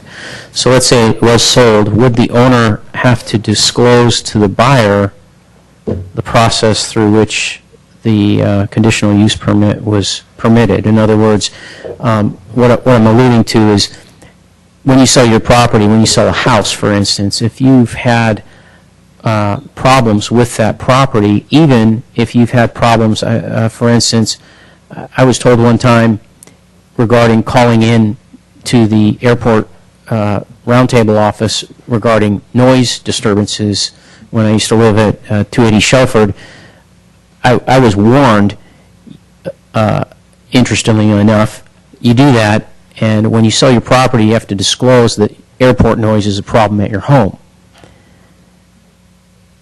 So I'm wondering, since this is this has been a less than easy process for Mr. Duncan, if he sold his property, would he have to disclose to the buyer, look, I have a conditional use permit, this is what I had to go through to get it, and it wasn't easy, and so forth? Well, the use permit would need to be disclosed as part of the title of the property, so it would go with the title, be recorded as part of the title of the property. It would be a good idea for one owner to tell a new owner what their experience was, because there could be buyer's remorse. I mean, you hear about that in the residential market. Hey, they didn't tell us. So you would think that, I don't think there's any legal requirement that I'm aware of. Perhaps our city attorney could give us some additional information. But so it would make a good business decision, of course, to tell people what you've been through. And if you were a good business person, you'd probably ask around town before you bought the business. The rule, Councilmember Grocott, you're talking about is in the Civil Code. That rule is a specific statutory rule for residential property. There's a real estate transfer disclosure statement that's required in residential properties. That disclosure requirement is expanded to such things as airport noise and other particular factors. There isn't a similar law in the Civil Code that's specific to the type of process you're talking about, but there's a general common law rule that sellers are required to disclose material facts that might affect the purchaser's decision. So if you're asking my opinion, that would be something that potentially would be a disclosable item. Mm-hmm. I can't say, it might be less significant way down the road. It might be more significant more recently, especially if the project were approved and you put some sort of review considerations in it.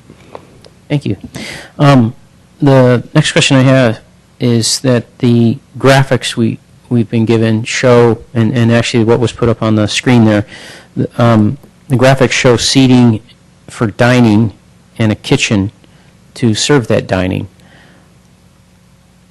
If this were approved, does the dining and the kitchen have to be put in and used? Or could the Carlos Club say, that's great, we got the conditional use permit, maybe we're going to put in the kitchen because we want to serve,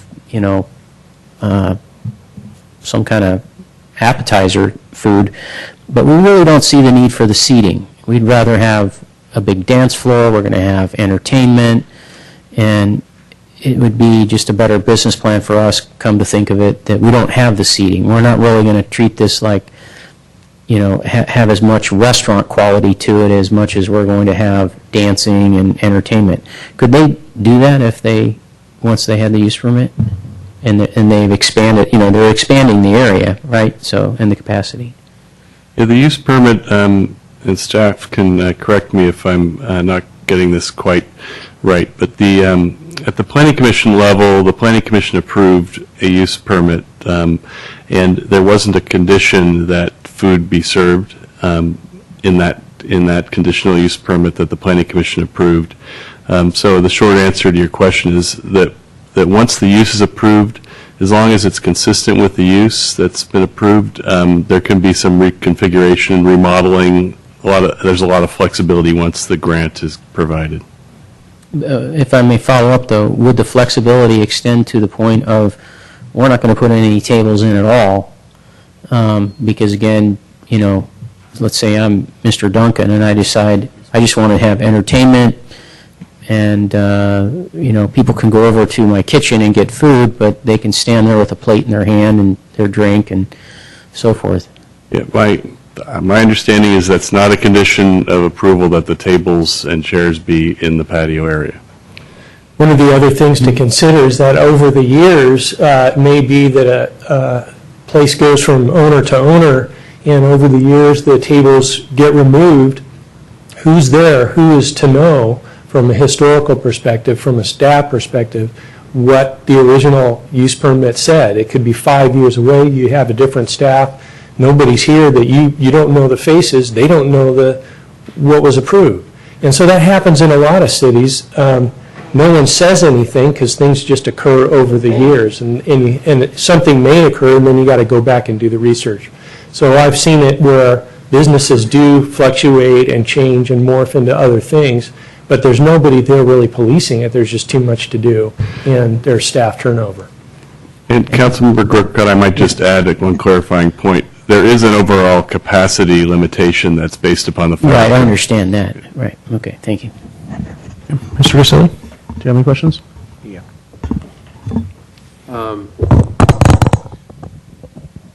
Chief, I had just one question, one comment. You indicated to Mr. Collins that, you know, obviously there are other locations in the city that have incidents probably somewhat similar to what you described in your list, not the quantity, but these things happen throughout the city. It's not just at one location in our city that all these things happen. There are people who unfortunately get intoxicated at restaurants or other places. That's correct. Okay. The other question I had was, do you have any empirical evidence or even just a feeling of whether these incidents that are recorded, that you recorded, have increased in the last 3 years? No, I don't. Decreased? I don't. And what I've done, though, is to use the last year's worth of data and the last year's worth of data only. Because it's more representative of what the Carlos Club is currently doing. And I think that's a better snapshot. I mean, whether it's increasing or decreasing, I honestly don't know. But I know what's gone on in the last year. Right. Now, again, I was just trying to get a feel if you did, it's getting worse, it's getting better. Obviously, there's more calls throughout the city, as you mentioned, because of all there have to be, because of all the new restaurants and all the licenses. There have to be, it seems to me, there would be more calls throughout the city than there were 5 years ago. I would assume. Yes. Okay, because just the quantity. Thank you. You're welcome. I guess the other questions I had were more for the city attorney, just looking at the conditional use permit. I guess could we put a use in there or something that we would want to close the alley? I mean, I know this has to go through process, I guess, but close the alley from El Camino to the end of their property. In other words, you know, a T's there. There's the alley, the north-south T's, and then you go right or not if it's closed. So there wouldn't be an egress or an ingress from El Camino Real? Yeah, I think that's probably beyond the scope of this application because there's a process that would be required to close off the alley. Okay. And it raises some other issues about whether or not it's an abandonment or okay. Is it? But it would be. I mean, the alley could be closed through a process. Right, through a process, but not necessarily through this process. I'm not sure a condition on a use permit would be the way to go. And the food area has a separate entrance out from the alley. The proposal is to provide all of the access from the alley. Okay, so in other words, if you're going to go into the food area, you're going to enter through the alley. Yes. It's a separate entrance. But because it's a 48 license, people under 21 could not go through there. That's right. It's 21 and over because only. It's considered sort of an add-on to the Carlos Club's. Yeah, and well, it's using the same liquor license. The same liquor license. Okay. That requires it's the liquor license that designed, not right. the entrances or not the walls or anything else. That's right. Okay. Could we put it on the conditional use permit? There's certain things that we might be able to put on. It was mentioned, how do you quantify whether they're doing a better job or a worse job? Could we put metrics on arrests? That would be one standard that you could apply. There may be others. Okay, but you could theoretically do that.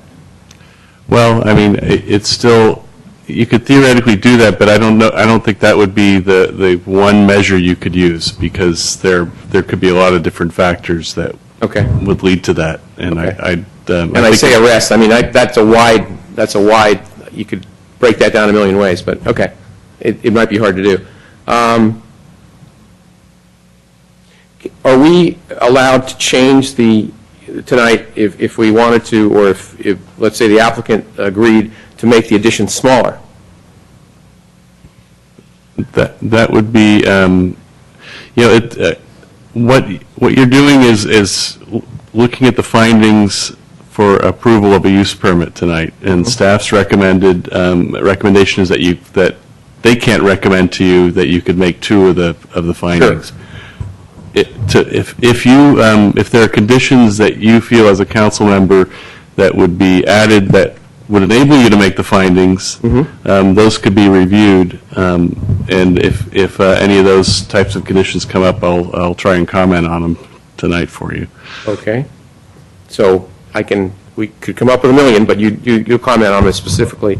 I'll comment on them, and then because of the nature of we don't have necessarily a resolution for approval based on the findings, so your choices are, just to kind of step back a little bit, you do have the option of upholding the Planning Commission's decision as it stands. You have the option of approving the use permit of your own making, because this is essentially a de novo review of the Planning Commission decision, meaning we are revisiting it. It's as if the application is here before you tonight with that record that the Planning Commission review and the facts and circumstances in that record included, in addition to what you have tonight. So that's one. The second option is to craft your own use permit. Well, we could craft our own in theory. Could one of the again, I just coming out of whatever here. Could we craft one that would say there'd be no loitering in the alley? Nobody could be. There was a picture that was shown up there. I don't know whether it was on a street or whether it was an alley or wherever it was, whether it was Walnut Creek or Mountain View. A whole bunch of people standing around. Could we make a conditional use permit that nobody can do that in that alley? So that would require, to me, in my mind, that would require the staff of the Carlos Club to sort of identify that nobody can do that. Right. Well, I mean, you could have a condition that would that would require. I mean, I'm just kind of describe what you're getting at here, but this patrons queuing to enter the bar nightclub will be on private property, for example. You could put that kind of a condition, but it is still a public alley. So it'd be sort of hard to police how, who's in the queue line and who's not in the line, who's just passing I'm not talking through. about a queue line. I'm talking about just people standing around. Yeah, no, I don't think you could condition this project with that, because it's still a public alley and people would be. Again, I'm just asking the question because there was a picture shown up there that, had an assumption perhaps, and I was trying to see if that assumption could be dissuaded. But there may be other laws against loitering, and for safety reasons, the police could regulate that. Sure. Those are all I have right now. Sorry. Thank you. Mr. Albert? Thank you, Mr. Mayor. Actually, one of the benefits coming at the end of this is that all the good questions get asked already, so I thank my colleagues for asking most of my questions. I did have one question, which I believe will be for Mr. Savay, and that has to do with both you and Mr. Maltby had alluded to, and by way of examples with, I think it was Mountain View, the experience in Mountain View. You had touched on the notion of the enforcement and oversight dimension of complex, what I thought of as complex conditional uses or at the fringe conditional uses. We spent a lot of time tonight hearing from Chief Rothaus about the law enforcement side of things.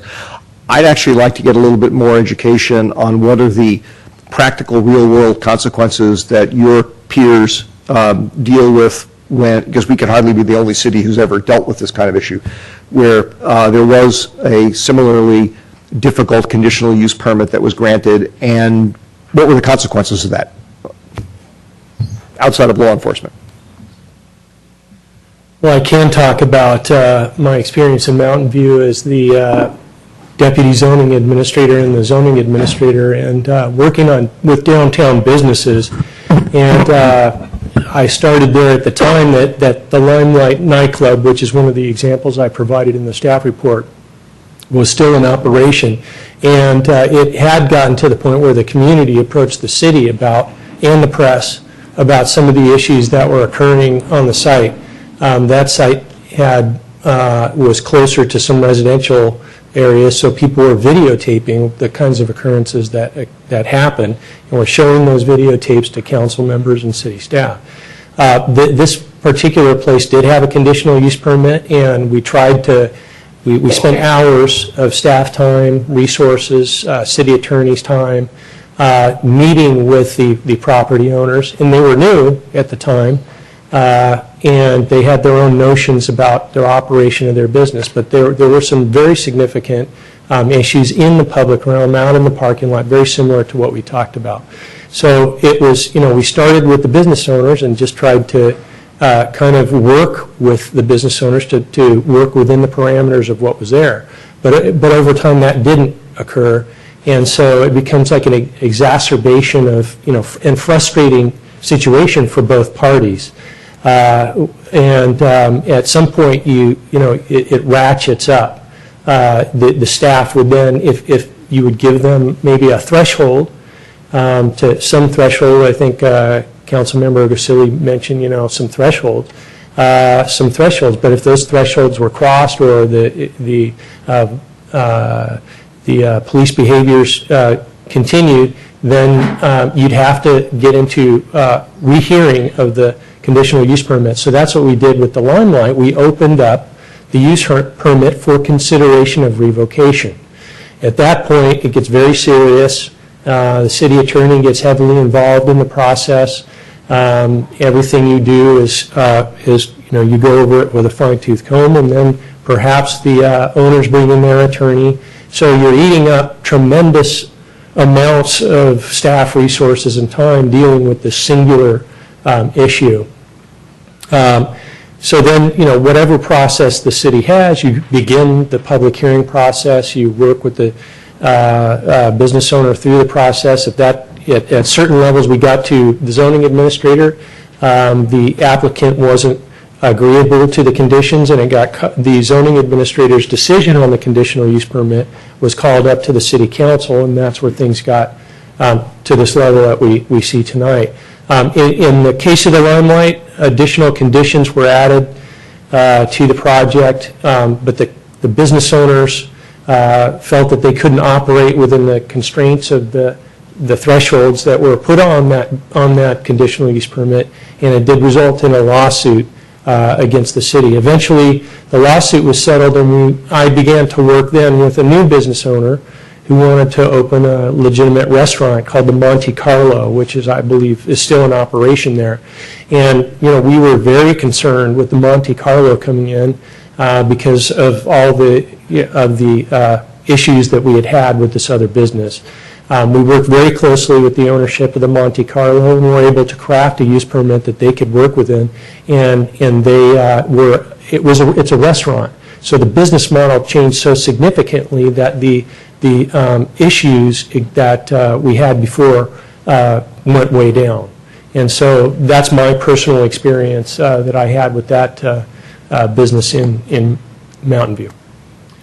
Well, I'd also like to ask if you could comment based on your professional experience too.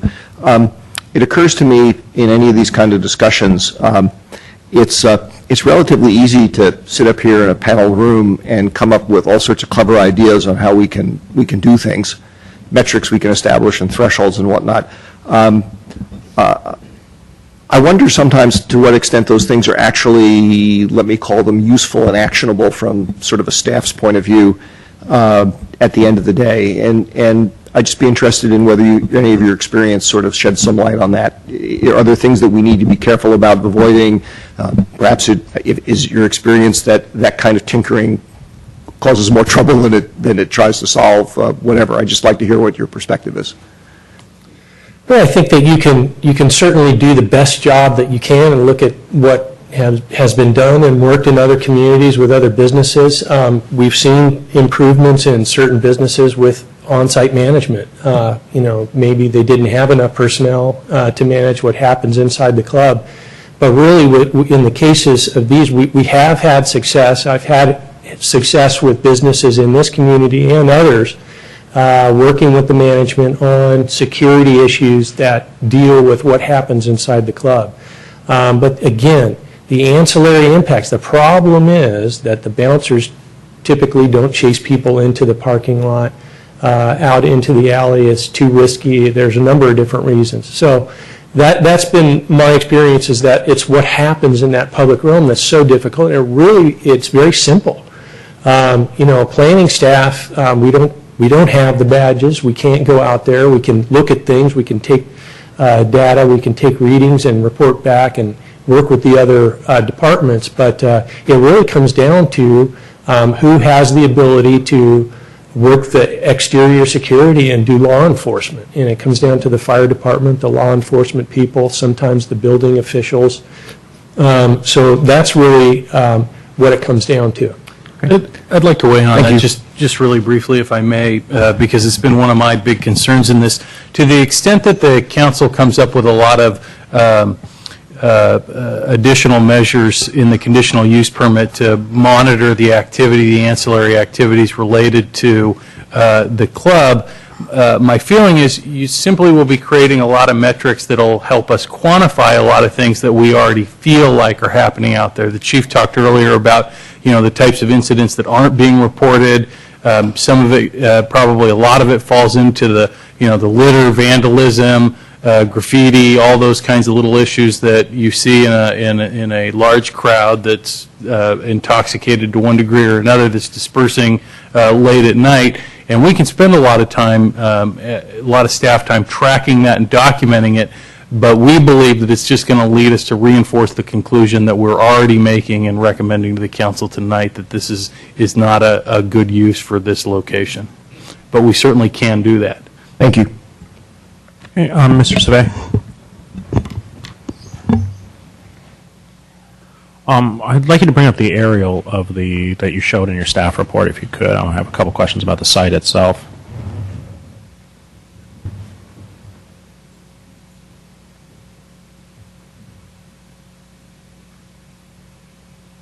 I think you have one that's a little closer than that.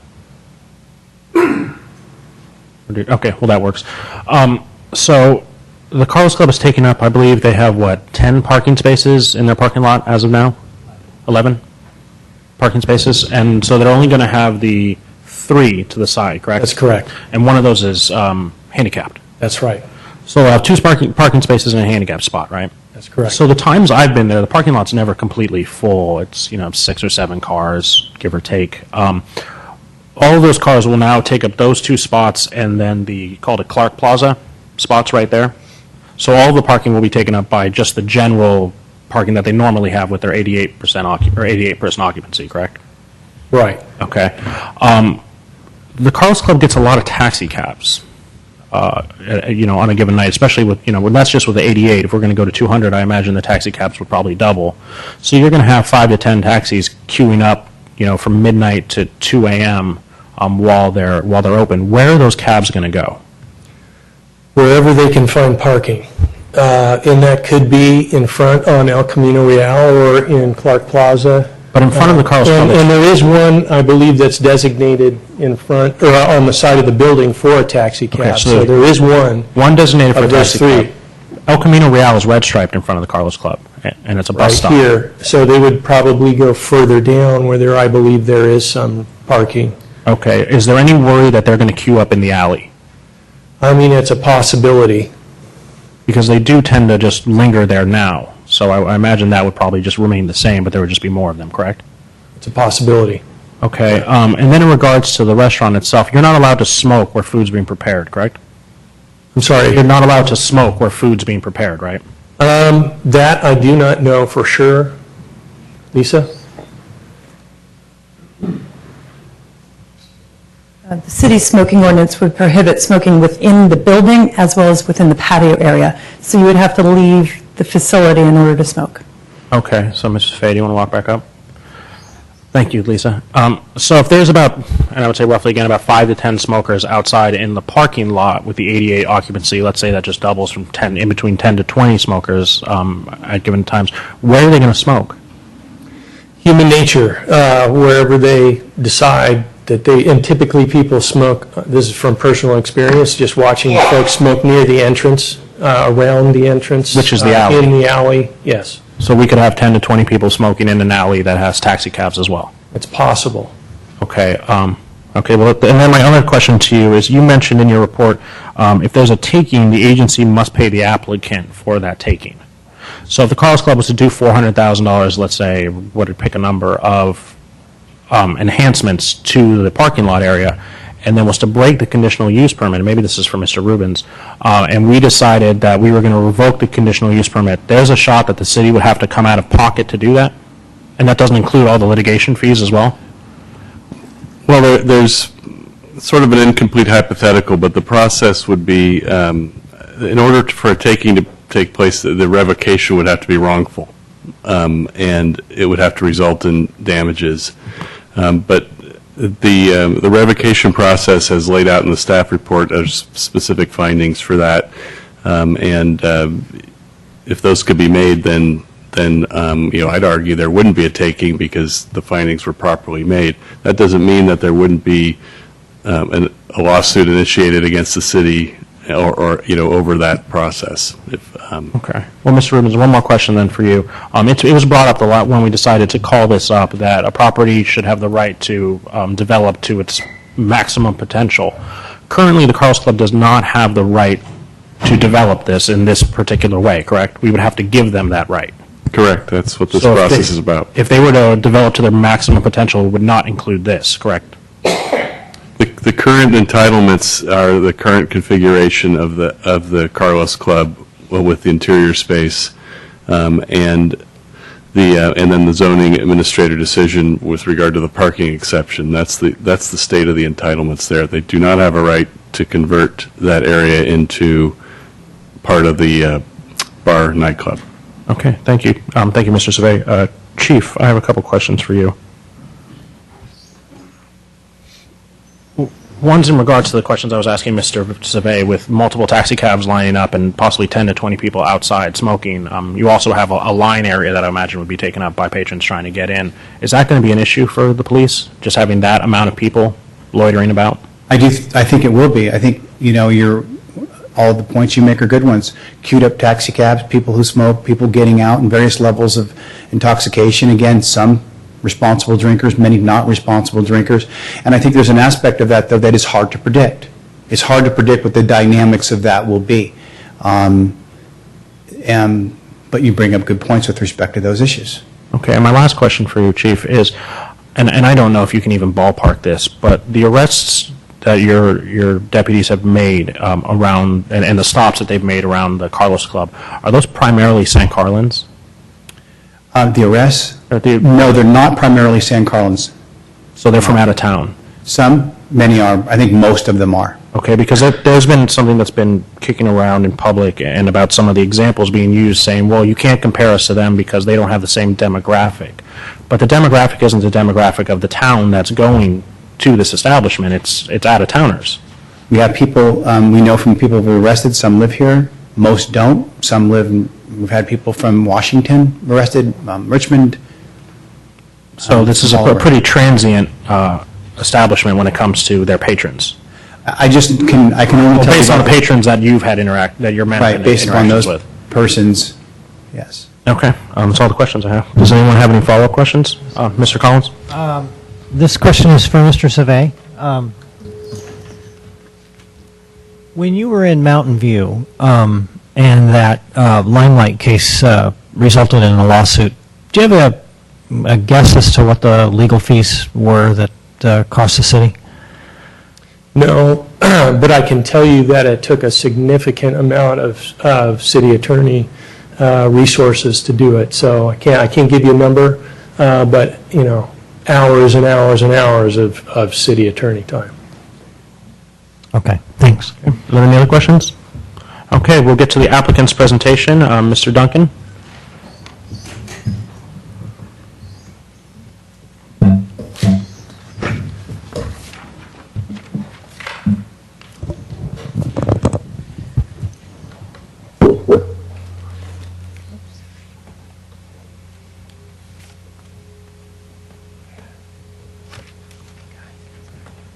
Thank you, City Council and Mayor, for allowing me and Una Kinsella, my architect, to present the new Carlos Club. Quick information about me. I know it's an old story, but I just want to refresh your memories. I've met with you, or we've spoke to you on the phone. I'm an 11-year homeowner in San Carlos on Howard Avenue. I own 2 businesses in San Carlos, and I'm a part owner of a business in San Jose. My car dealership has been on El Camino for 16 years. I have deep roots in San Carlos. My father grew up here, and his sister, Ann Mary, was Miss San Carlos in 1970. I brought this up. So this is my Aunt Mary, and what my point is I've been here a long time. I have deep roots. This is my home. San Carlos is what I call home. So I've made a large investment in San Carlos, in my residence, in my businesses, and I've made a huge investment in the Carlos Club. That picture of the front facade of the Carlos Club has remained unchanged. It's a historic landmark. The interior, what you see now, Sorry, I'm with you. is the investment I did. When I purchased that building with my brother-in-law and my brother, there's 3 of us that own the building was literally falling down. I'm not sure how, I don't think many of you remember it, but the foundation had rotted away. There were places where there was no foundation. The building was ready to collapse. So this building had been around since 1910. And to use a phrase we hear a lot, public safety, that's what it was. It was a public safety hazard. What I've done is we put in a new building with handicap bathrooms, seismic upgrades, and a sprinkler system at a substantial cost. I did not have to do a sprinkler system. So I brought the Carlos Club a second life. It's better now, I think, than it was before. The Carlos Club has been revived. However, I'm losing money. It's not your concern. It's not the city's concern. It's my problem. However, the reason why it's losing money is because the demographics of San Carlos do not support a nightclub. Nightclubs typically have a 2-year run and go out of business or sale. So my 2 years is over. I'm committed to a long-term investment and need a long-term business model. The only model that works is what I'm proposing today, and that's a restaurant. The staff report over and over and over again until you're blinded in the face is bigger nightclub. Nightclub. If you were to grab 50 successful nightclub owners and walk them into the Carlos Club, they'd look around and tell you it's a bar, it's a lounge. It is not a nightclub. It has dancing. So this is not a traditional nightclub. This project that I'm proposing, a restaurant, will change the culture. It will attract a new demographic and provide a desirable destination for local residents. This business concept is a niche marketing concept. I believe restaurants today will not survive if they do not have a niche. I am serving an untapped niche. I will cater to 30-plus-year-old patrons that want to eat, hang out, listen to music, dance, and also be in a unique adult-only atmosphere, which is a license 48. The definition of that is you must be 21 to enter. You don't have to have food. Food is optional. We will provide food. But it's very nice. I know there's a lot of people out there to like to go into an environment where they don't have children running around playing tag. They don't have baby bounces. They can go to a bar and they're not going to run into their kid. Nobody on the peninsula has this unique environment. I'll be able to cater to private parties, corporate events, which I have done, with food and entertainment. If you look at the building, can't see it right here, but you'll notice that the interior of the bar has a very small dance floor. So again, the papers, the staff reports, everything is expansion, expansion, expansion. The real story is we're making the club smaller. We're adding a restaurant. The club deal does not work.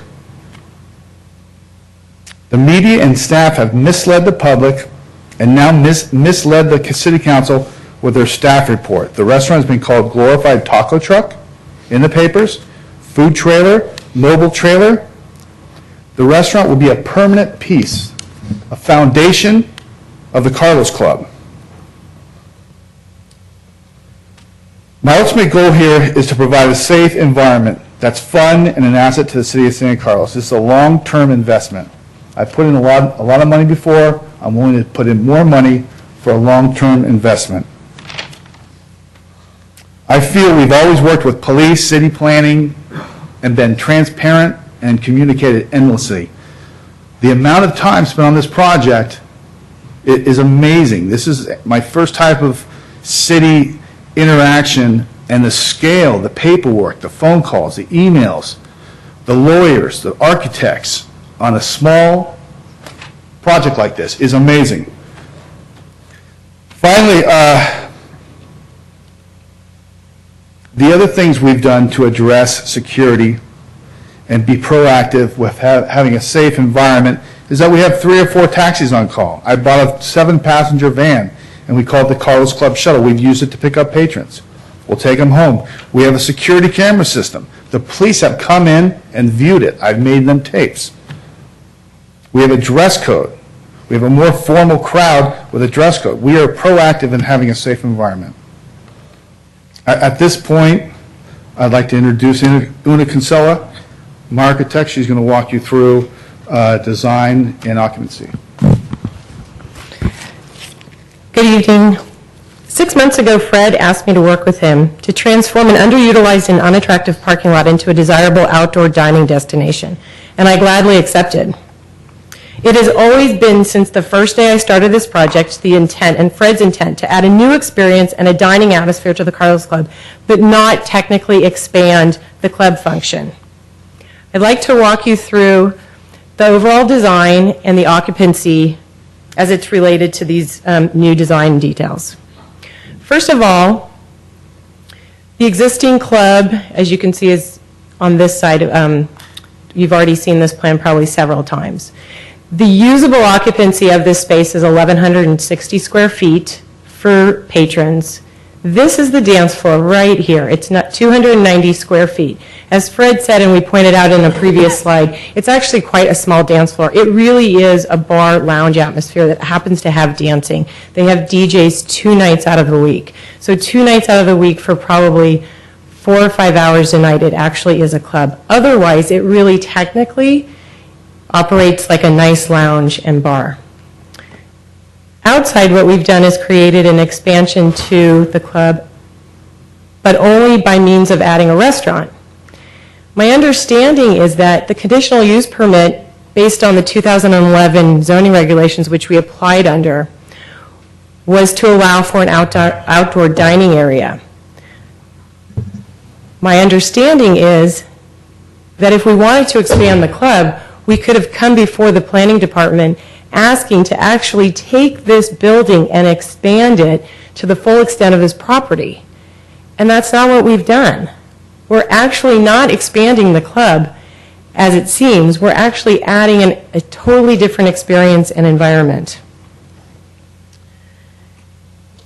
Fred's master plan concept was to create a friendlier, brighter, more inviting place than the original club for residents and people visiting downtown to stop and have dinner and enjoy an outdoor environment.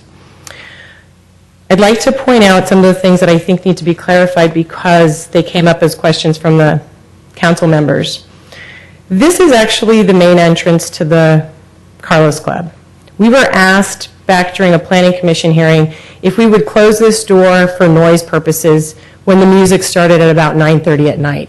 And that has been, that sort of has been an operational thing that they've been doing ever since, I want to say, December, when it was requested of the Planning Commission. And that seemed to do a lot to help with some of the noise concerns. The way that most patrons come in right now is through this entry, because Fred has a very controlled security system. He doesn't want people coming in from both sides, and he has a very high-tech IDing system where he checks IDs with a computer.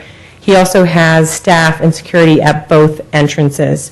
The way the new design works is that we've got this low wall with nice big windows in it that mimic the round porthole windows in the front of the building. We actually set the entrance to the patio back 8 feet from the alleyway here, or the actual extent of the property line, and created a 5-foot sidewalk. So essentially, we're creating in this alleyway something that's very similar to the sidewalk out in front. The only difference is we don't have a 6-inch curb. We're going to designate that with a border detail and differentiated paving here so that it really does appear and act like a sidewalk. It will help to protect people who are coming and going from the Carlos Club. It will also give a nice sense of entry to this space. We're putting lighted bollards along here so that it also creates an added vehicular sort of barrier. Because of the fire department's concern about doing any kind of permanent chains, we opted off of that, but we are doing these lighted bollards. We're going to have nice lighting along the side of this wall. Now, in response to the Planning Commission's concern about queuing and people maybe loitering or standing in this alleyway waiting to get in, currently Fred, maybe on a busy night, has 10 to 15 people waiting in line because of the IDing process.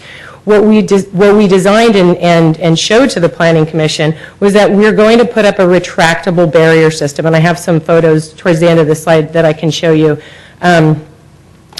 Towards the end of the slideshow here, but we actually are designating this area right in here so that probably 15 to 20 people who would normally be waiting probably out here if they couldn't get in would actually wait inside the patio. So we actually took that concern away by saying, yes, we're willing to designate this area. There will be, as you can see, 1, 2, 3, 4, 5 points where there will be security. Now, obviously, depending on how many people are there and what kind of activities happening, but Fred has put into place that he will actually have security people here. He'll have somebody watching these doors at all times. He'll have somebody here checking IDs and then sending people either into the club if that's where they want to go, or to the dining area. Now, one thing I want to point out is that, if I go to the next slide, I want to point this out because it's incredibly important. The outdoor dining area consists of 2,696 square feet. The interior space where people can, basically this yellow hatched area where people can actually stand and patrons can move about, is 1,160 square feet. The restaurant space, the outdoor dining patio, is actually 70% will be 70% of the total occupancy. The inside space will be 30%.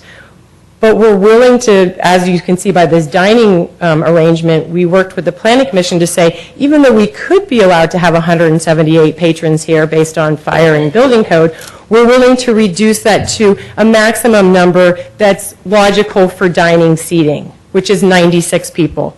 We then said, because of entertainers and security and staff, we would probably need about 100 to 125.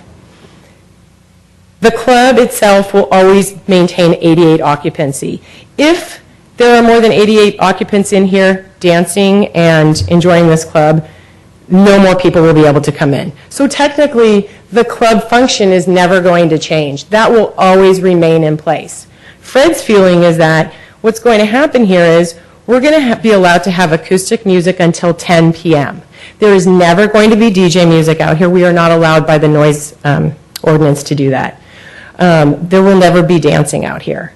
If acoustic music stops at 10 o'clock, chances are people who want to move into the club scene or to the DJ and dancing will move through these doors, and this is where the activity will occur. This will maintain a low-key environment and atmosphere. Food will still be served until midnight through the kitchen, but it will really be a place where people will sit. The food is going to be served by servers. It's not a taco truck that people will go up and order burritos and tacos from. It's going to be a bona fide restaurant. And I think that that's really important to take into consideration. I also just want to point out again that this dance floor, if this is considered a dance club, this 290 square foot dance floor, it can fit about 25 people on it. I don't know if anyone's been there when dancing's happening, but the DJ usually comes into this corner. There's fixed booths along this side. There's chairs and tables here, and there's stand-up tables here and a fixed booth over here. So it's a very limited space for actual dancing. I'd also like to point out this time that in discussions with Fred since our last visit here to the City Council, we've been talking the idea of if occupancy levels is of concern still, Fred is willing to say, could we keep the occupancy of the outdoor dining patio at 96 capacity for patrons, keep the 88 capacity inside, but never on any given night or at any given time would we allow to have maybe more than 150 occupants. So while we wouldn't want to reduce the ability to say have a private party out here or have this club function with 88 people, we'd be willing to say let's just make it an operational or put it in the conditional use permit that we could never have more than a combined 150 occupants. And that's dramatically lower than what we had originally come before the Planning Commission with in terms of occupancy. And we think that that will go a long way to deal with any of these public safety concerns. I want to point out now that the outdoor dining patio and restaurant function has been designed to create a separate and different experience, and I think it's very obvious. By introducing a new atmosphere, food, live music, acoustic live music, a relaxed environment will attract a new demographic to the Carlos Club and change the current culture of the business, and that has been from day one that I've been working with Fred over the last 6 months. That has been his intent all along. Good design improves public safety and will attract a broader demographic and serve a greater population of the community. A new aesthetic and outdoor environment with seated dining, table service, will significantly reduce concerns about crowd behavior and public safety. Fred does not anticipate that this property will ever be at capacity between the two spaces. The inside will likely be empty when there are nice evenings and long summer nights outside, and the patio will stop music at 10 p.m. when the DJ music and dancing begins inside. There will not likely be any overlap of the entertainment, and dancing will start when the patio is winding down. Again, the club occupancy of 88 will not be changing, and it will still never grow beyond that. I want to just talk a little bit about some of the things that Fred has done since we started this process 6 months ago. There's been significant public outreach efforts made throughout the 6-month process and through the Planning Commission hearings process.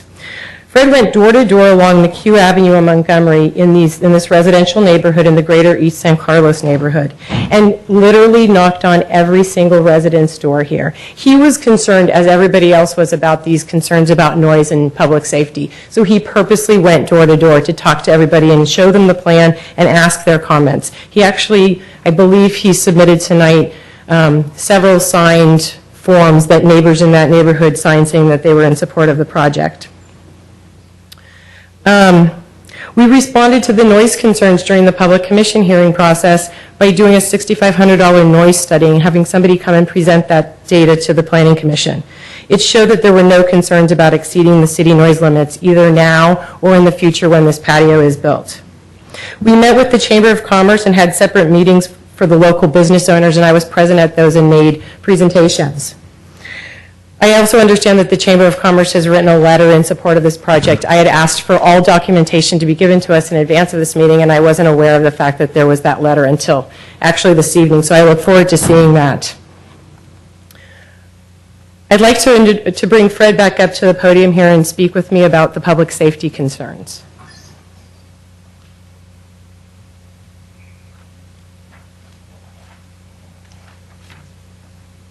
Regarding the public safety, we've never been approached by the police.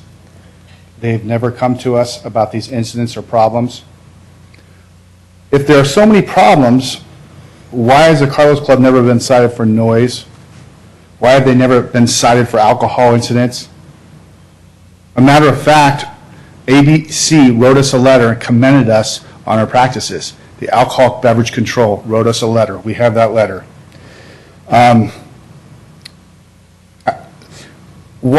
From 2008 to 2009, from 2009 to 2010, and from 2010 to 2011, there were about 130 incidents per year. So we went back to this Sheriff's County records.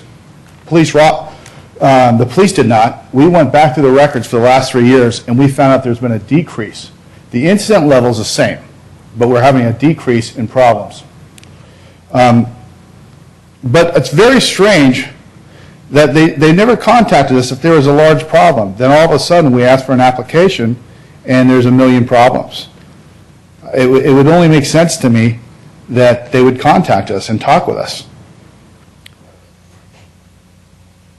The first time I did meet with the police, that was just a couple weeks ago with Captain Rothus, and he wants the Carlos Club to continue to have incidents. Basically, an incident is when the police are there, and he will continue to aggressively monitor the Carlos Club. And that's what he said to me. He said that in public. San Carlos police patrol cars are normally parked in the alley. There's usually 2 or 3 in the alley. However, lately they've even been parking on our premises, so they park in the parking lot. 2 weeks ago, they had their headlights pointed in our bar. We actually, people, when they walked out of the bar, they'd walk in the police headlights. I don't know if that's necessary. It really hurts our business. Regarding alcohol incidents, why does the police keep issuing liquor licenses? They just keep popping up. We have more and more and more liquor licenses in the last 3 years. If it's such a problem, why are we still issuing them? When the Carlos Club was granted a parking exemption back in June 2011, there was no mention of public safety issues. It was very easy, smooth. I paid my $1,800, whatever it was, and they looked at it, and eventually they gave me a permit, conditional use permit. I did have to go back and submit what I'm doing right now, but for the most part, they said, hey, it's a go, and we don't have any problem. We understand you want a restaurant. We understand that. And then all of a sudden, nothing's changed on my end, but the city doesn't want to allow me to do what I've told them from the beginning. I would think at that point they would have stopped. They would have said, I'm sorry, Fred, we're not going to give you this permit. My goal was to enhance the property value and have a viable business, to make Carlos Club a better place. I'm not a short-term renting tenant. This is an investment I'm doing that will take years and years to recoup. So at this point, I want to turn it over to Una again. Thanks, Fred. So as Fred said, if significant problems or safety concerns existed around the Carlos Club, I think they surely would have been brought to the table by the public and the community during the 3 Planning Commission hearings and over the 5-month period that we worked together towards this approval. This is typically the case with any project that I've worked on in this city and in all other cities I have experience with. I've never worked on a project that had oppositions from city officials, but very limited to almost no opposition from the community at large.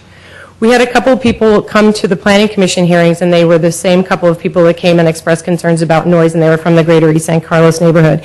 Once we addressed the noise issues, the Planning Commission and we felt that we had satisfied those concerns. We did not get any opposition from anybody that we met at either the Chamber of Commerce, when we did the business outreach, when we walked and talked in the neighborhood to all the neighbors. So it appears that there's a disparity between what the people who live and work around the Carlos Club see and think in comparison to city officials and police opinion about the current and future operations of this establishment.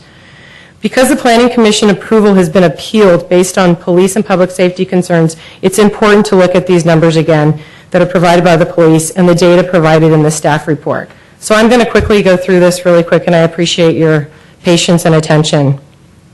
In looking at the police report numbers, we know that 131 incidents occurred at the Carlos Club between October 2010 and 2011. We initiated, that is Fred and myself and his staff, the request for additional information as we felt that the number alone appeared hard to justify. The Sheriff's Office provided us and the Planning Commission with additional information which was helpful to better understand the situation. If we look at these incidents statistically, it looks like this. 131 incidents out of a total of 28,000 that apparently the Police Bureau responds to. That 28,000 was quoted in Chief Rothhaus's recent letter to the city on April 2nd. If 131 incidents out of 28,000 are what we're dealing with, that's less than 0.5%. If there are 7 alcohol-related incidents out of those 131, that's 5%. 73 of those incidents, or 56%, were deputy-initiated drive-bys that were not calls from the Carlos Club, and they were not necessarily related to anything going on in the Carlos Club. If there are 7 arrests in a 12-month period, that's approximately 1 every 6 weeks at the Carlos Club. Of course, we would like that number to be less, but it does not appear to be indicative of a problem of epidemic proportions that it has been inflated to through this process. I'd like to show you this slide that I think is the same handout that Chief Rothhaus gave you this evening. We contacted the First Chance Sober Living Home and got their report, which was used in the police letter.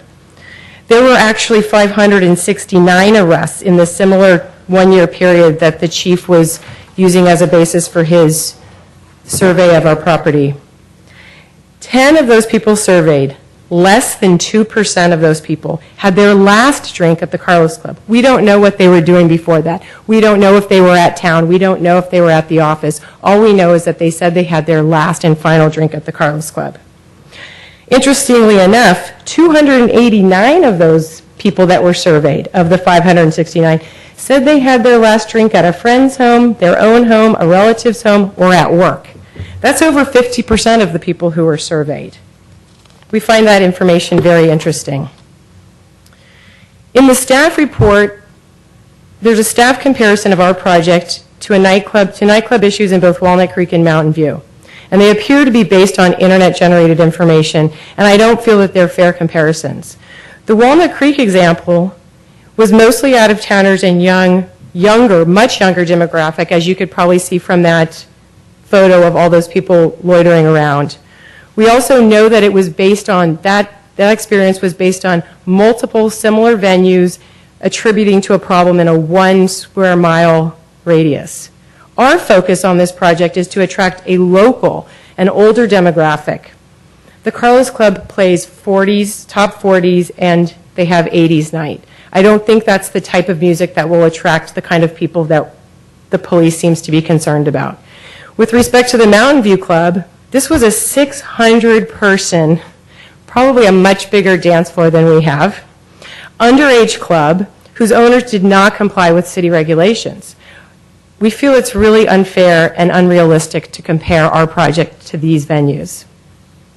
If there was a terrible threat to public safety, we feel that other things, neighbor complaints, people wanting to talk to Fred, the police coming to Fred, the city manager, the staff, the city staff, when they issued the approval for his parking exemption, would have probably come, and we probably could have had something that would have corroborated these findings. Nobody complained to Fred. Nobody asked to sit down with us and discuss it. This is not what happens if you've got a business that is a threat to public safety in the community. If in the community development director and staff's opinion, as noted in their staff report, it is foreseeable that the impact of this small expansion project will have an adverse effect on the community and surrounding area at large, and if staff's speculation that this project will be detrimental to the health, safety, and potentially life-threatening to the general public is justifiable, we certainly hope that all future bar, restaurant expansions, and proposed new projects in the downtown area will be held to the same level of scrutiny, review, and judgment by the Planning Department, the Planning Commission, and by the City Council. I appreciate your time in listening to those details, and I'd like to invite Fred back up to wrap up our presentation for you.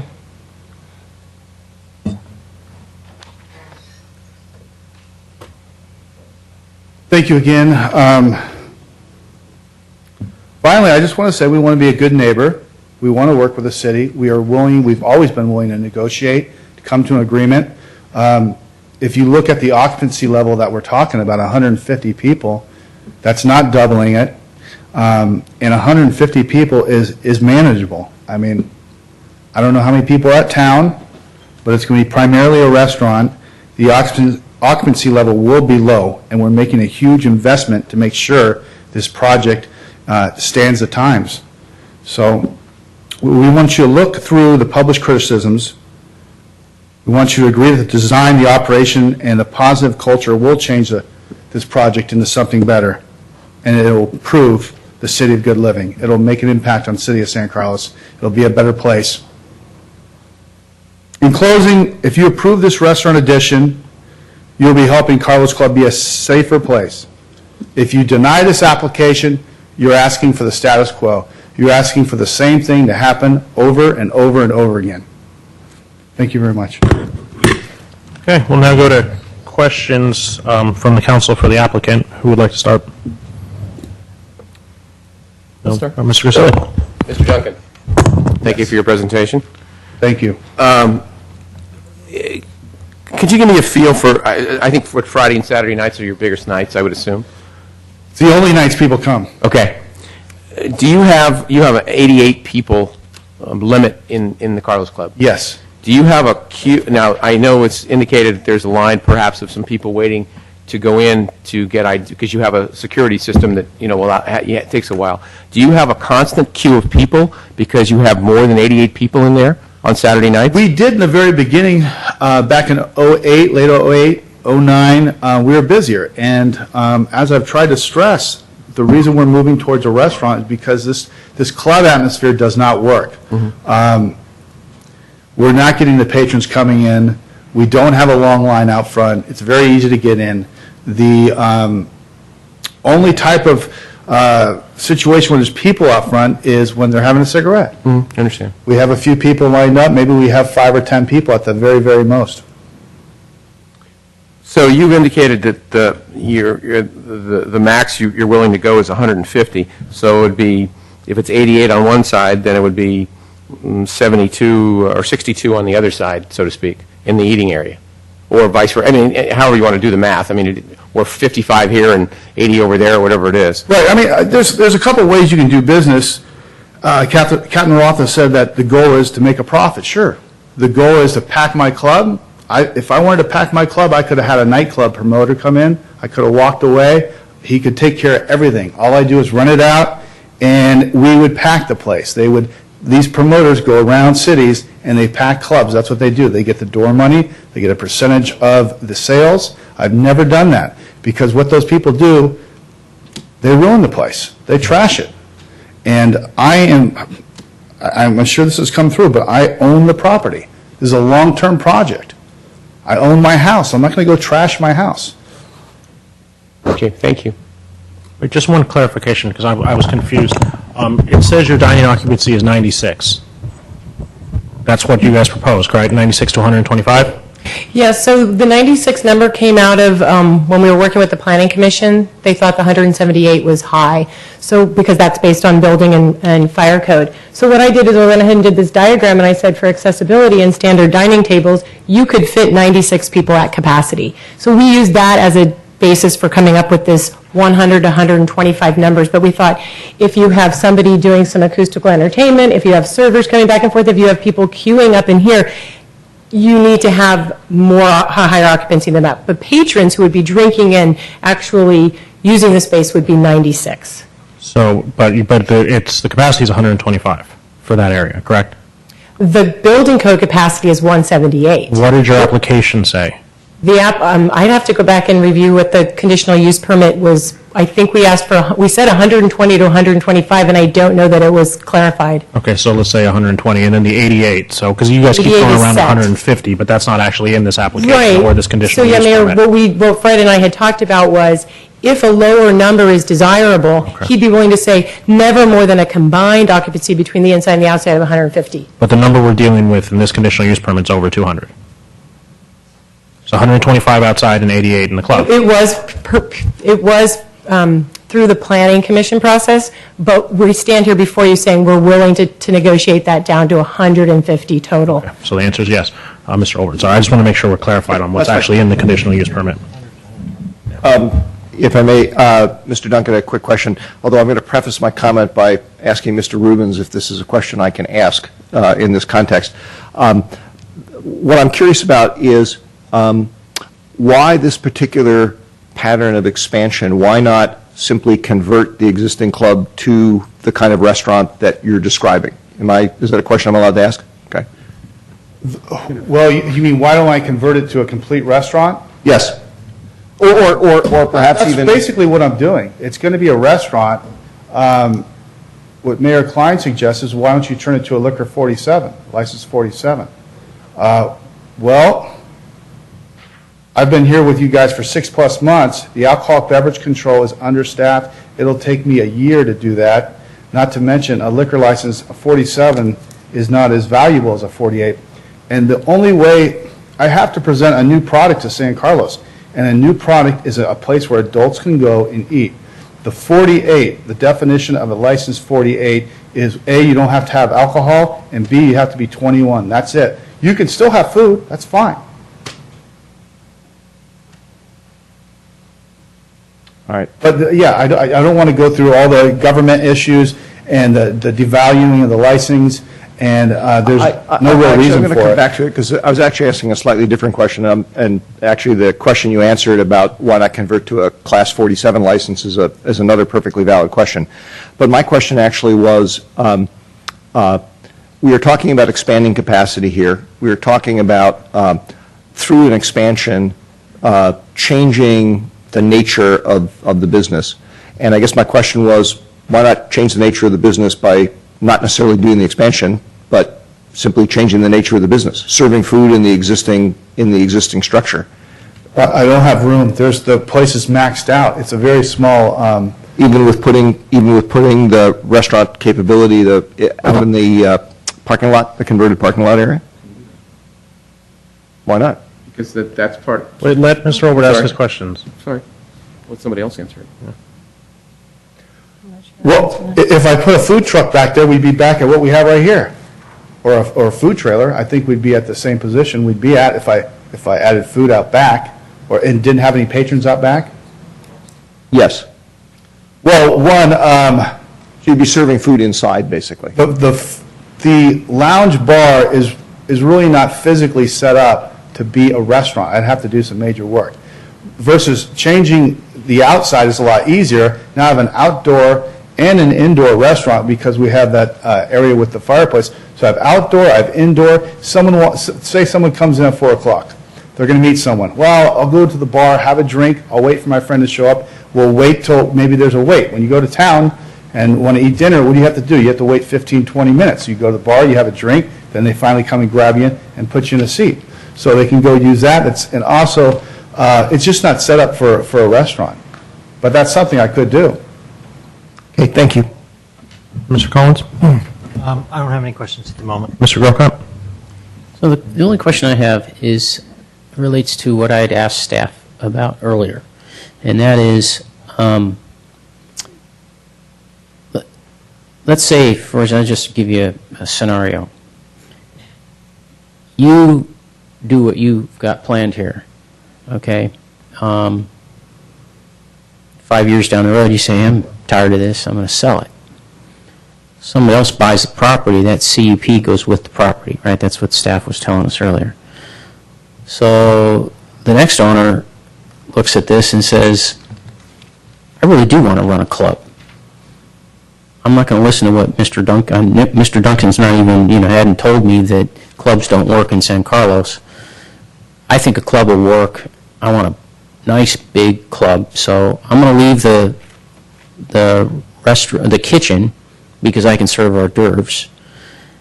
But I'm going to turn this seating area, I'm going to get rid of that, or maybe just put, the bar kind of things with the tall, kind of like you have in your bar right now. I understand. I mean, that's a possibility, but this is a long-term investment. That's why I put so much money in. I understand for you it is, but the CUP goes with the property. So But I don't plan on selling. But I think I can stick with me here. Here's what let me just cut to the chase. I would feel a lot more comfortable about what you have proposed if there were language in the conditional use permit that was stronger that said this area has to be used for dining. You can't clear it out and turn it into a no big problem. dance floor or something No like that. problem. And so that's, because no then issue if with that. another owner buys it, the other owner can't change the business plan and say, you know, I just want a big club. And I think that's the fear we're hearing from city staff is this is going to be a huge club with club-type patrons drinking and spilling out into the plaza area, the parking area, and that's the problem. What you're saying, what I hear you saying is, without saying it, is, look, you know, we talk about, even as a city, that some of our business bleeds off to other cities because we don't have XYZ storefront. You know, we don't have a hardware store, so we bleed off. You know, people leave San Carlos to go to the hardware store. I'm just giving you an example, okay? What I see your business doing is kind of saying, you know, I'm getting used here. The town and Piaceres and all those places, they get to feed people, and then their clientele comes to me afterwards, and all they get from me is a bar. They're full with no They're money in their full. pocket. I want to, and what you're saying as a business owner is, I want some of that action. I want to be able to feed these people. And then if they want to stay afterwards and go to my club, that's great. But as a businessman, now I've made some money off of these people who want to dine. And the only thing that I'm doing that's different than those other places, and this is what I hear you saying, is my place is adult exclusive. You can't walk in with your kid. You can go to Piaceres or Town or any of those other restaurants with your kid and have, I wouldn't want to, but, well, at least not with some of them. But it's available, right? And you're saying, no, this is going to be a different kind of environment. If you go to dinner, you know it's going to be adult only. That's what I hear you saying. What I'm saying is that sounds like a fine idea. I want to know, under the conditional use permit, that it's in writing. That has to be seating, it has to be a restaurant appendage to your club. Are you open to that condition? I think I can address your question, and this came up definitely during the Planning Commission review process. The hours of operation and the type of music that can be played in both spaces is totally different. So we can have acoustic music till 10 p.m. at night. That is it out here on the patio. On the inside, we can have DJ music and dancing. And that typically doesn't start till 10 o'clock.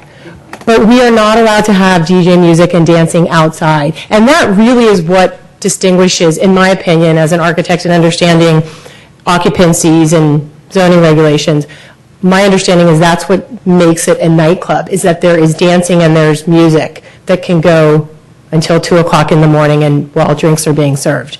So based on the conditions of approval in the Planning Commission approval, that really could never happen on this property with this conditional use permit, because you can't have that type of music outside and you can only have music till 10 o'clock. Because that was something that was studied during the noise study and review and analysis, and that came up a lot.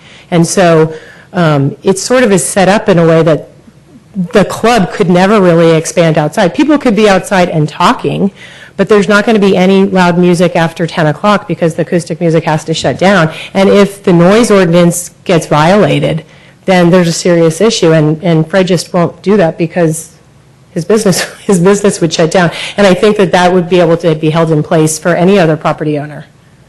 Did that answer your question, Mr. Grocott? Yeah, it did to some extent, yeah. Thank you. Anything else? Nope. Mr. Collins? Thank you, Mr. Duncan. I just have one question. My mother always used to say to me, nothing good happens after midnight. And it did a little, it was an admonishment to me to come home early.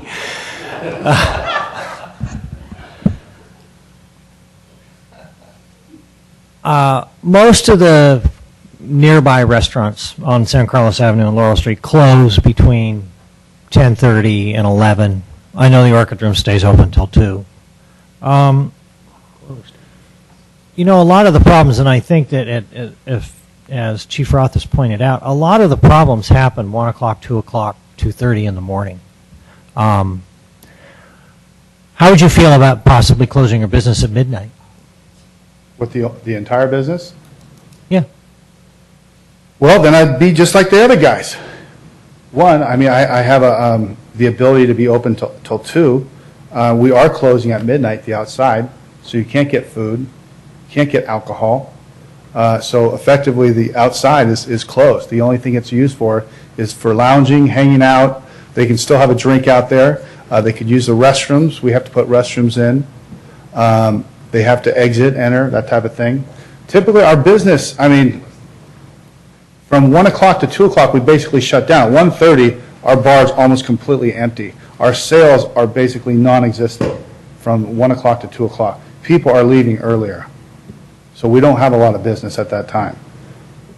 But I couldn't shut down early. Thank you.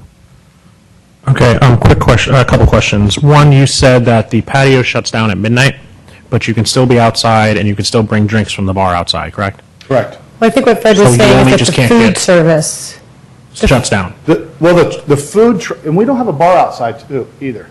The bar is by a server only, and it's within the food trailer, where they cook the food, the modular food unit. So you can't go order a drink as a patron. You have to go through a server. But if I But go at in, 12 o'clock, it'll be And that's closed. but if I walk into the bar and buy a Corona, I can go outside and talk to my friends. That's correct. Yes. So the food truck's closed, or the food serving area is closed, but that's it. Everyone else, all 125 people can stay. no, because only 88 people would be allowed inside the 125 bar. people in the patio can stay. Sure. Correct? So the only thing that's actually closing is the kitchen. But then there'd be no one in the club. There'd be 88 people Everyone in the moves club. to the club. I'm We'd asking, have yeah, but we're 88 talking in the about full club. occupancy. So you could have 125 people in the patio till 1:30 or whenever last They're not call going is. to be out there. I'm not asking if they're going to be there. I'm saying you can have 125 people. But they're not going to be out there. That's So great. I don't know Mr. why you're Duncan. asking. Because we have to base on what the actual plan says. And the plan says you can have 125 They can people. be out there, they will be using the bathroom, they'll probably be walking with their drinks from inside to get some air outside and have a conversation, because it's really hard to have a conversation when there's DJ music going on. So it's really probably going to be couples having conversations and finishing up their drink or something like that. Okay, so you can't have up to the maximum capacity all the way until the entire thing closes, which is 1:30 to 2. Yeah, and the reason for that is that this patio also serves as the main egress for the facility. You can't really, I mean, chances are he could say, have a security person there saying people can't stand on the patio, but they're still going to use that space to exit the building at the end of the evening when the bar closes. Okay, couple other questions. Would you be willing to close the patio entirely at midnight?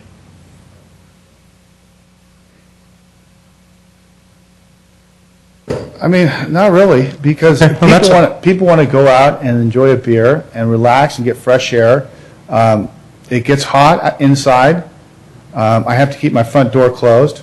So people want to go out, relax, have a drink, talk to a girl. It's very difficult to talk inside the bar with music going on. Okay.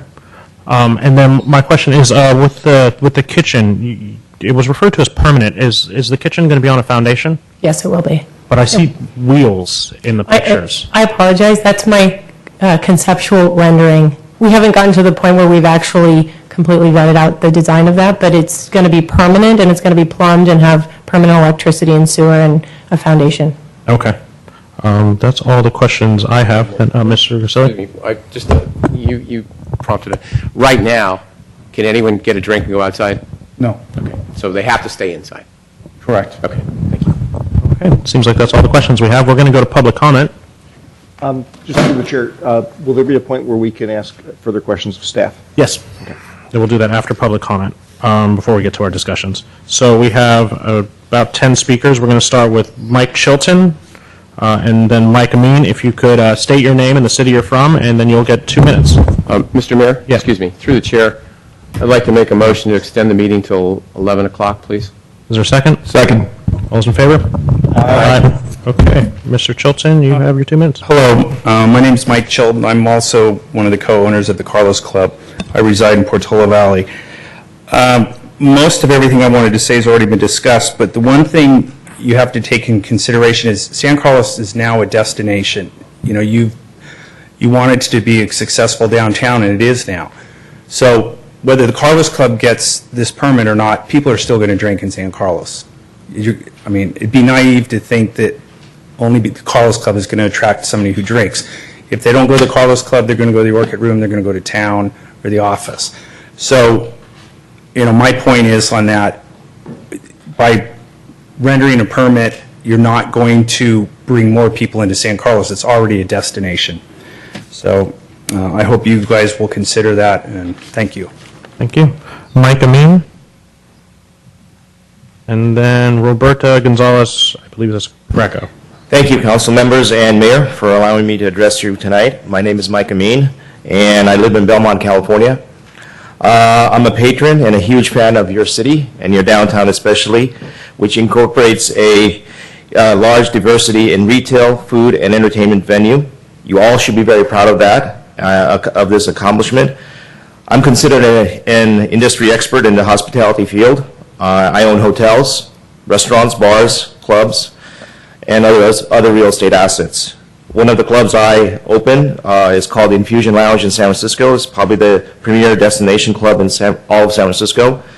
And and I'm a past chairman of a hotel association and a current board member of the USF Hospitality School of Hospitality.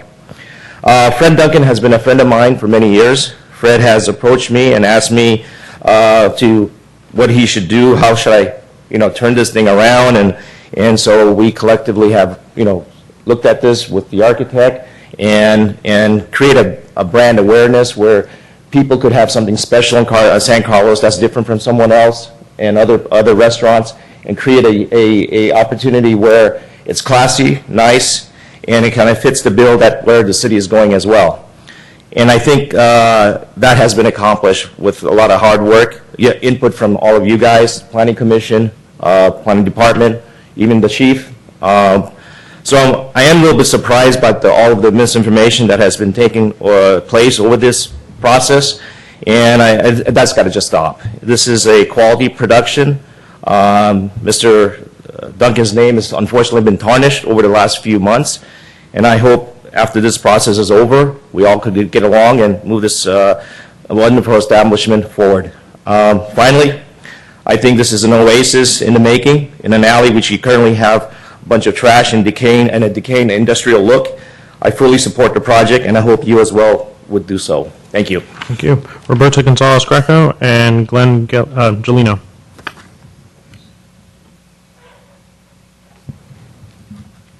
Good evening, Honorable Mayor and City Council of San Carlos. My name is Roberta Gonzalez Gregg, a 4-year homeowner, local tax-paying resident of San Carlos. I am also a 7-year employee at a local San Carlos business. This means I not only earn my money in San Carlos, I spend my money in San Carlos at numerous businesses, restaurants, dry cleaners, farmers markets, and upon occasion, the Carlos Club.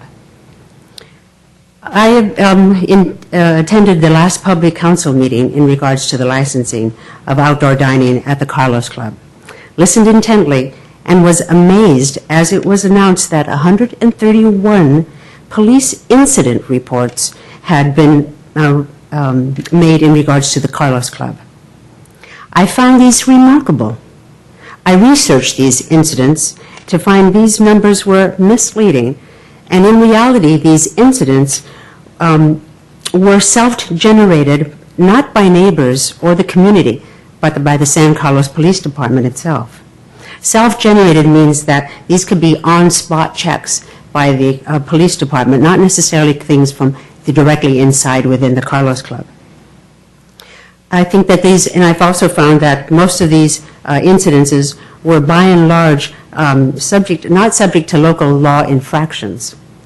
With this in mind, I believe that the Carlos Club has been unfairly judged, and the aforementioned misleading incidents reports, I believe that the San Carlos community will only benefit from having a varied option for patrons to enjoy outdoor entertainment and dining with local cuisine.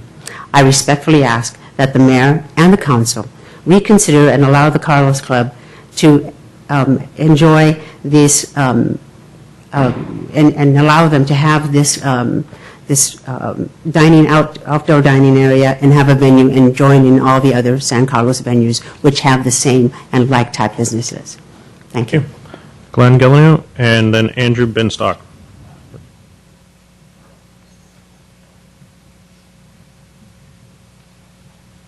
Thank you, members of the council. A lot of what I've heard here tonight, I heard back in the 80s when I was opening up Giggles Comedy Club right here in San Carlos. A lot of the same concerns were expressed that I've heard here tonight. I do know that with all those concerns, I was still able to get a conditional use permit. And to my recollection, with the exception of one time when the club was closed, somebody drove a stolen vehicle through our front door. Other than that, the only time the police department were at the club, and I think Greg Rothis can attest to this, was when we were doing DARE benefits for the city, which we did several of.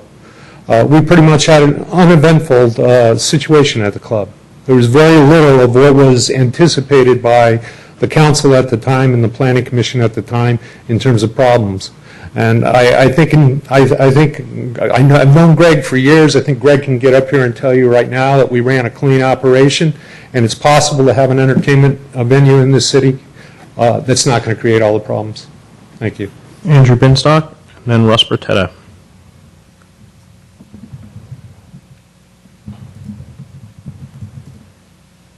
Mr. Mayor, council members, I'm Andrew Binstock. I'm concerned about what happens outside of the redesigned club when patrons are going home. What effectively this permit requests is getting rid of a lot of current parking spaces for members. So for clients of the club. So those clients are going to be more widely distributed throughout the San Carlos downtown, walking back and forth, driving through the city. Getting back and forth, and I'm very concerned about the safety implications of having people who are intoxicated walking through the downtown and driving through it to get to their cars. I think that the pressure on parking is already an issue that you are obviously clearly familiar with. We have the Applewood restaurant opening up just down the street in a few months, which will add additional pressure on the parking, meaning that the patrons of the club will have to go even farther to recover their cars and drive further through the city. I think that represents a very significant safety issue.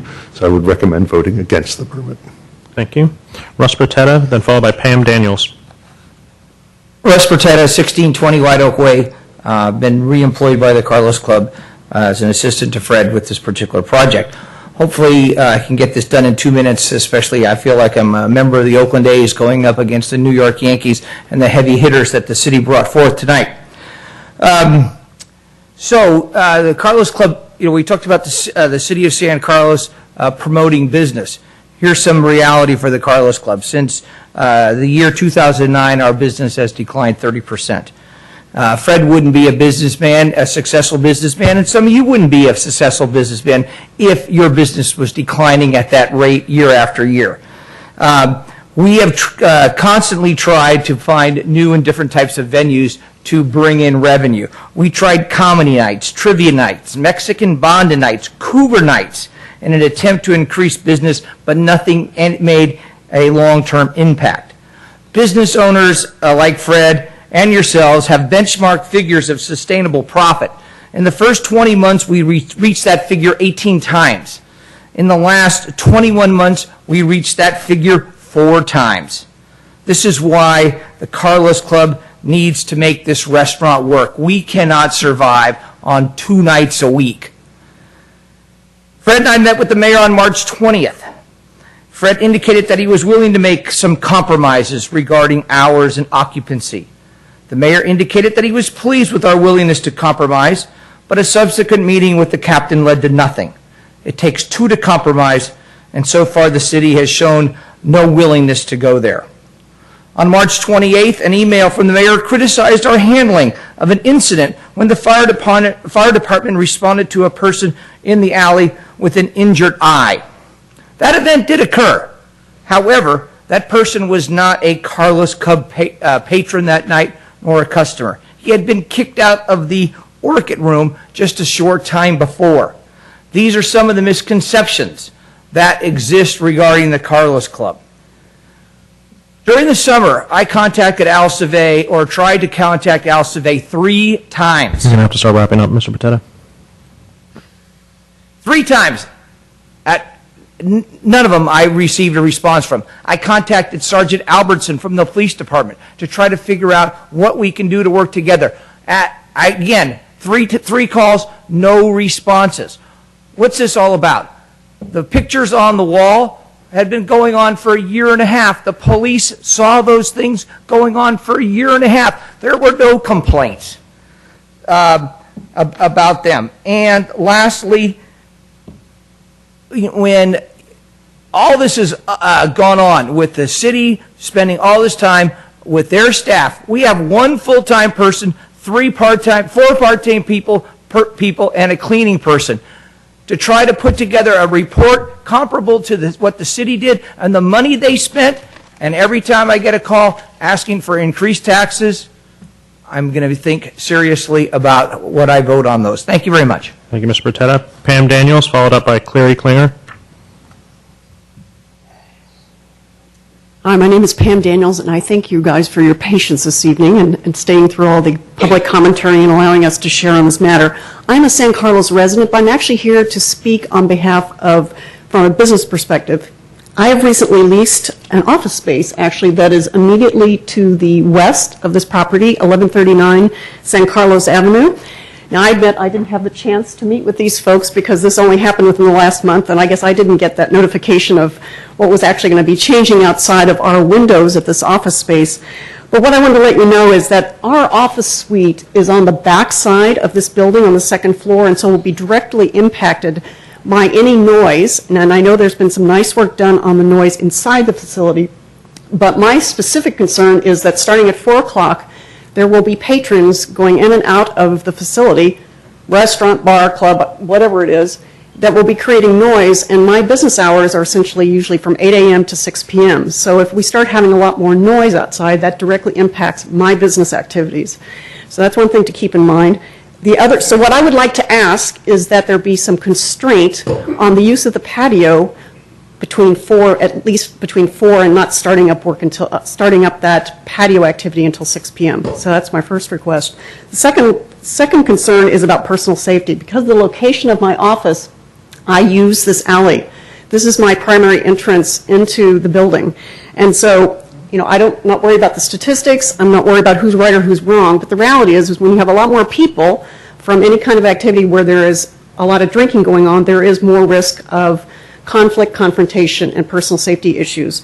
So again, this is not what I anticipated when I leased this office, so I was hoping not to have heightened anxiety by being a part of the business activity in downtown San Carlos. And so I would like to ask the City Council to consider not approving this conditional use permit. Thank you. We have Clary Klinger and then Lynn Hedges.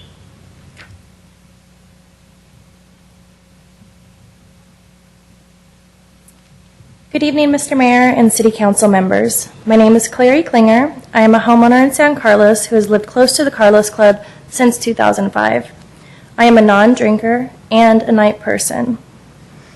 I am very surprised to hear people are complaining about the noise. I personally have never heard anything. Being a night person, I would love to have somewhere to eat late at night that is more upscale than In-N-Out or the office with no children around. Having a late-night upscale destination for food paired with alcohol will greatly benefit the city of San Carlos and the Carlos Club as a whole. To quickly address the police chief Rothhaus's concerns, if the Carlos Club is currently such a public safety hazard, then adding food will overall decrease the intoxication of patrons, which in turn will make the Carlos Club safer than the police chief has currently implied it is. I'm disappointed he is not more supportive of decreasing the intoxication of its patrons. I feel strongly the crowd will become more sophisticated, less intoxicated, and I'm in favor of the expansion. Thank you for your time, and have a great evening. Thank you. And it looks like Ms. Hedges is gone, so is there any other public comment? Feel free to come on up. You can fill out a speaker card when you're done.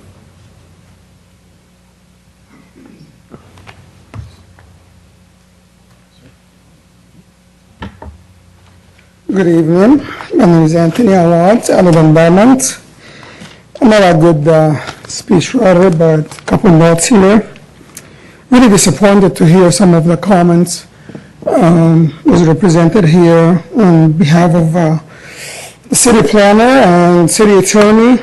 We all know that you guys have a lot of power to put together the project the way you want it to be.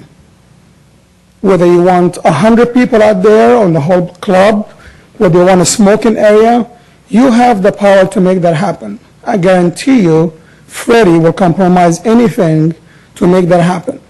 He's not stupid to spend $300,000 and not comply to what you want to do. If he gives me his business today for free, I wouldn't give it. I won't take it. Because he's not making any money. He's losing money every month. So a smart businessman is not going to spend $300,000 unless he really, really serious and believes that this project will change everything.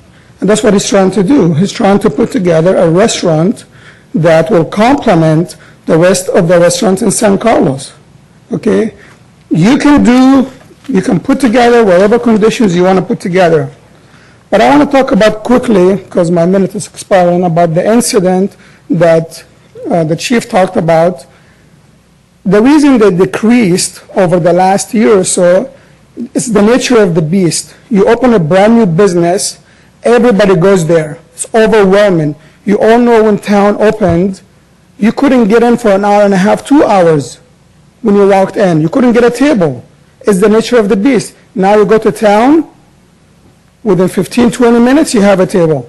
So the incident that happened at the Carlos Club, it happened early when the Carlos Club opened because people from everywhere, San Mateo, Burlingame, Palo Alto, Foster City, they came to check out this new place in San Carlos.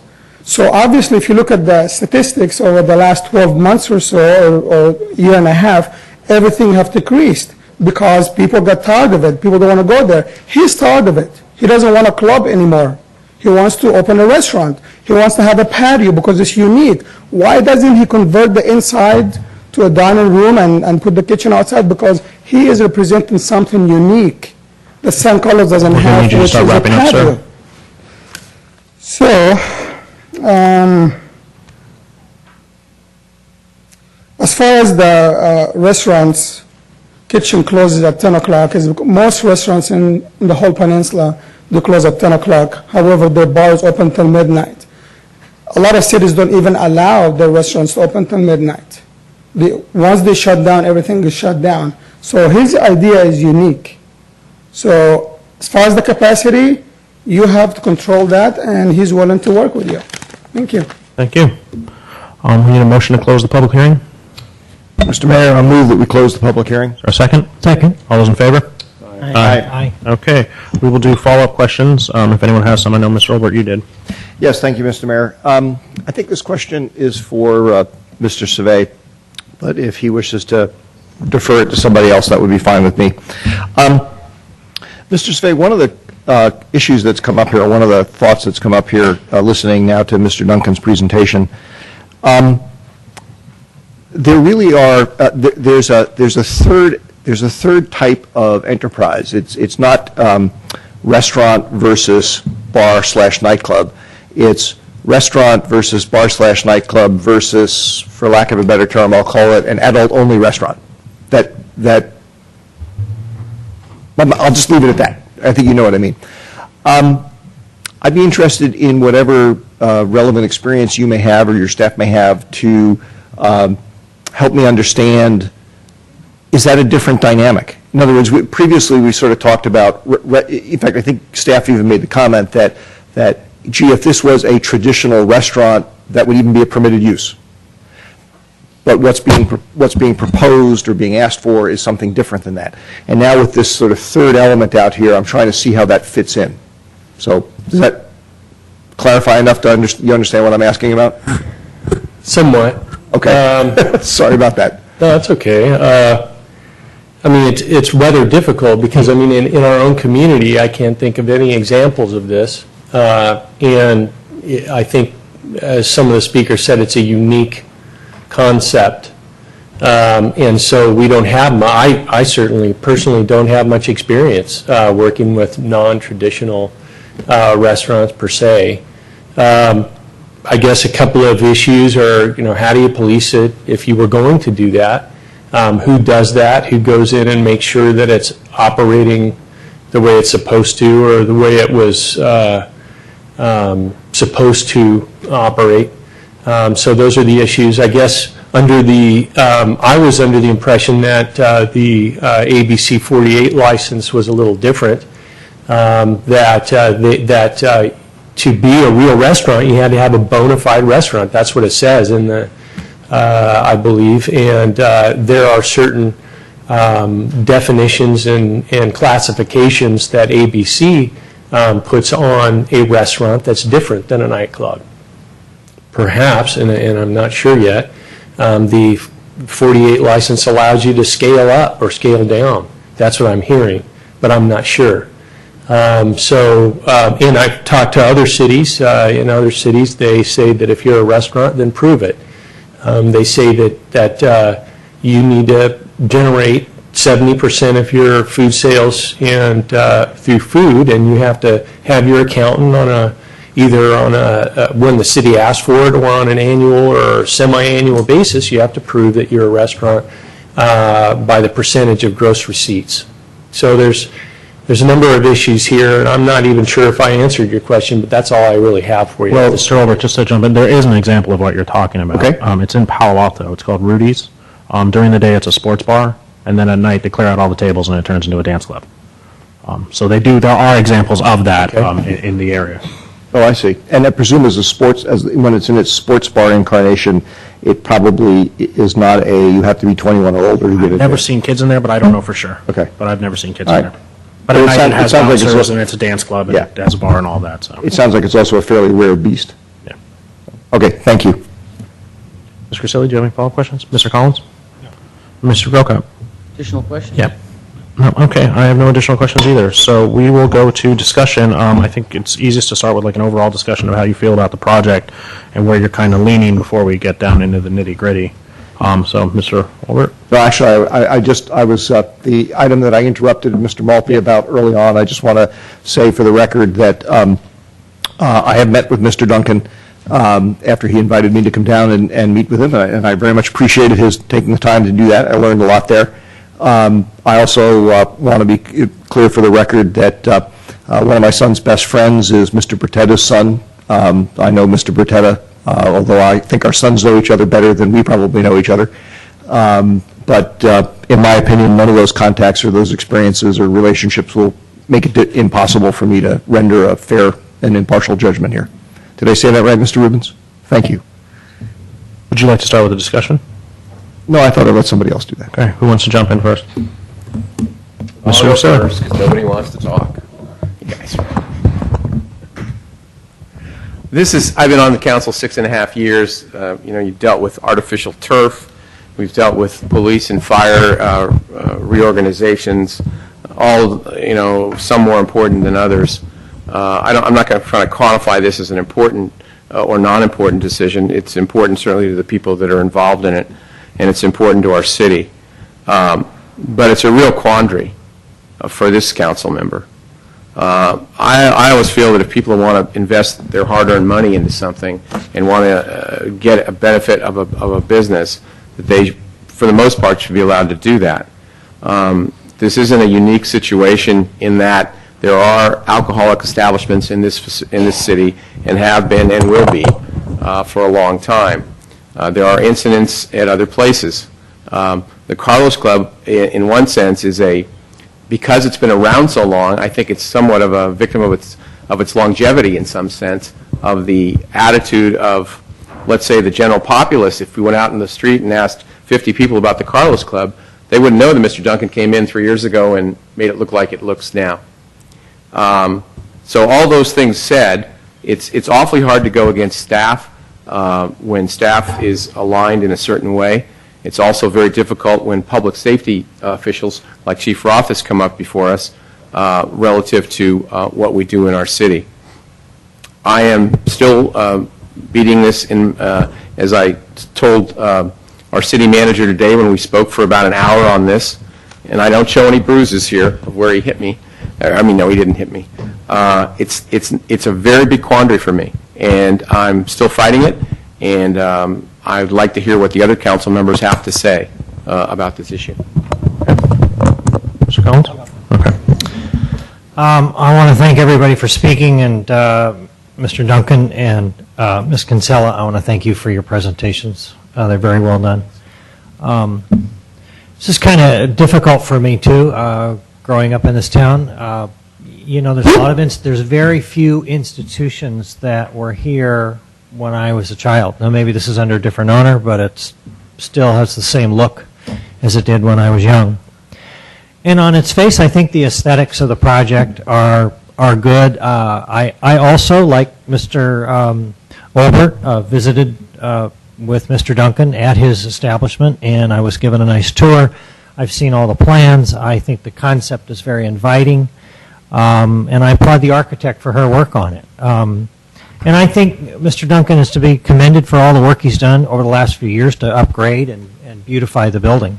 And in many cities, this would be a welcome expansion of a popular establishment. I was going to say popular nightclub, but after the presentation, I decided that maybe we need to rethink that. But there's just other issues that are concerning me, and obviously the biggest one is public safety. And I saw when we were doing some of the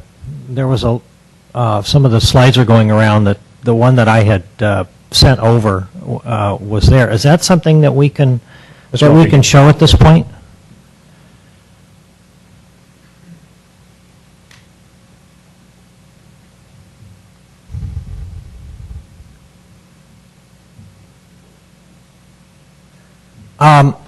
What I did here is I took the statistics from the ABC stats, and I decided I needed to get a better handle on all of the alcohol-related arrests and how they break out in terms of benchmark cities. And so the first column there is just liquor licenses. There's 318 liquor licenses in these 5 peer cities.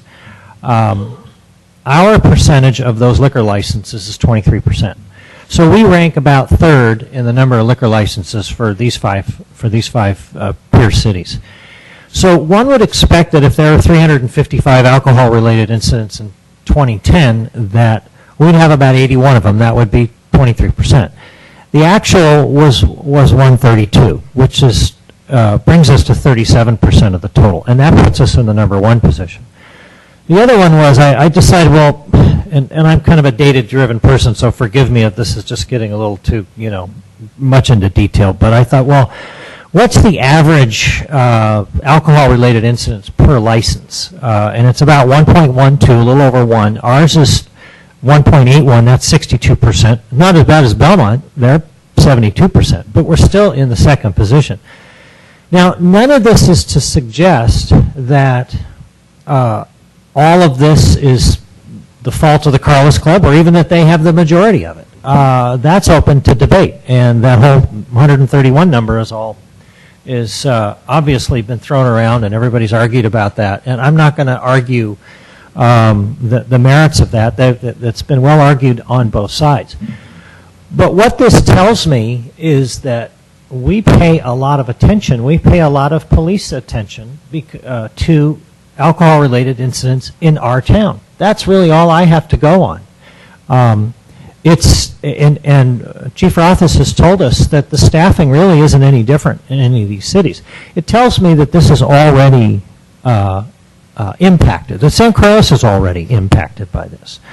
So you add to that this difficult to quantify anecdotal details of incidents around the club that have not resulted in police action or reporting. And as I said earlier, you have a lot of establishments that close at between 10:30 and 11. So it's, it leaves one open to the suggestion that when these things are happening at midnight and 1 and at 2, that they are more likely to be as a result of the Carlos Club. There's also the issue of the self-initiation. It's been suggested that it's police harassment. I have to disagree. I think there's very little history of that in San Carlos. There may have been 1 or 2 incidents.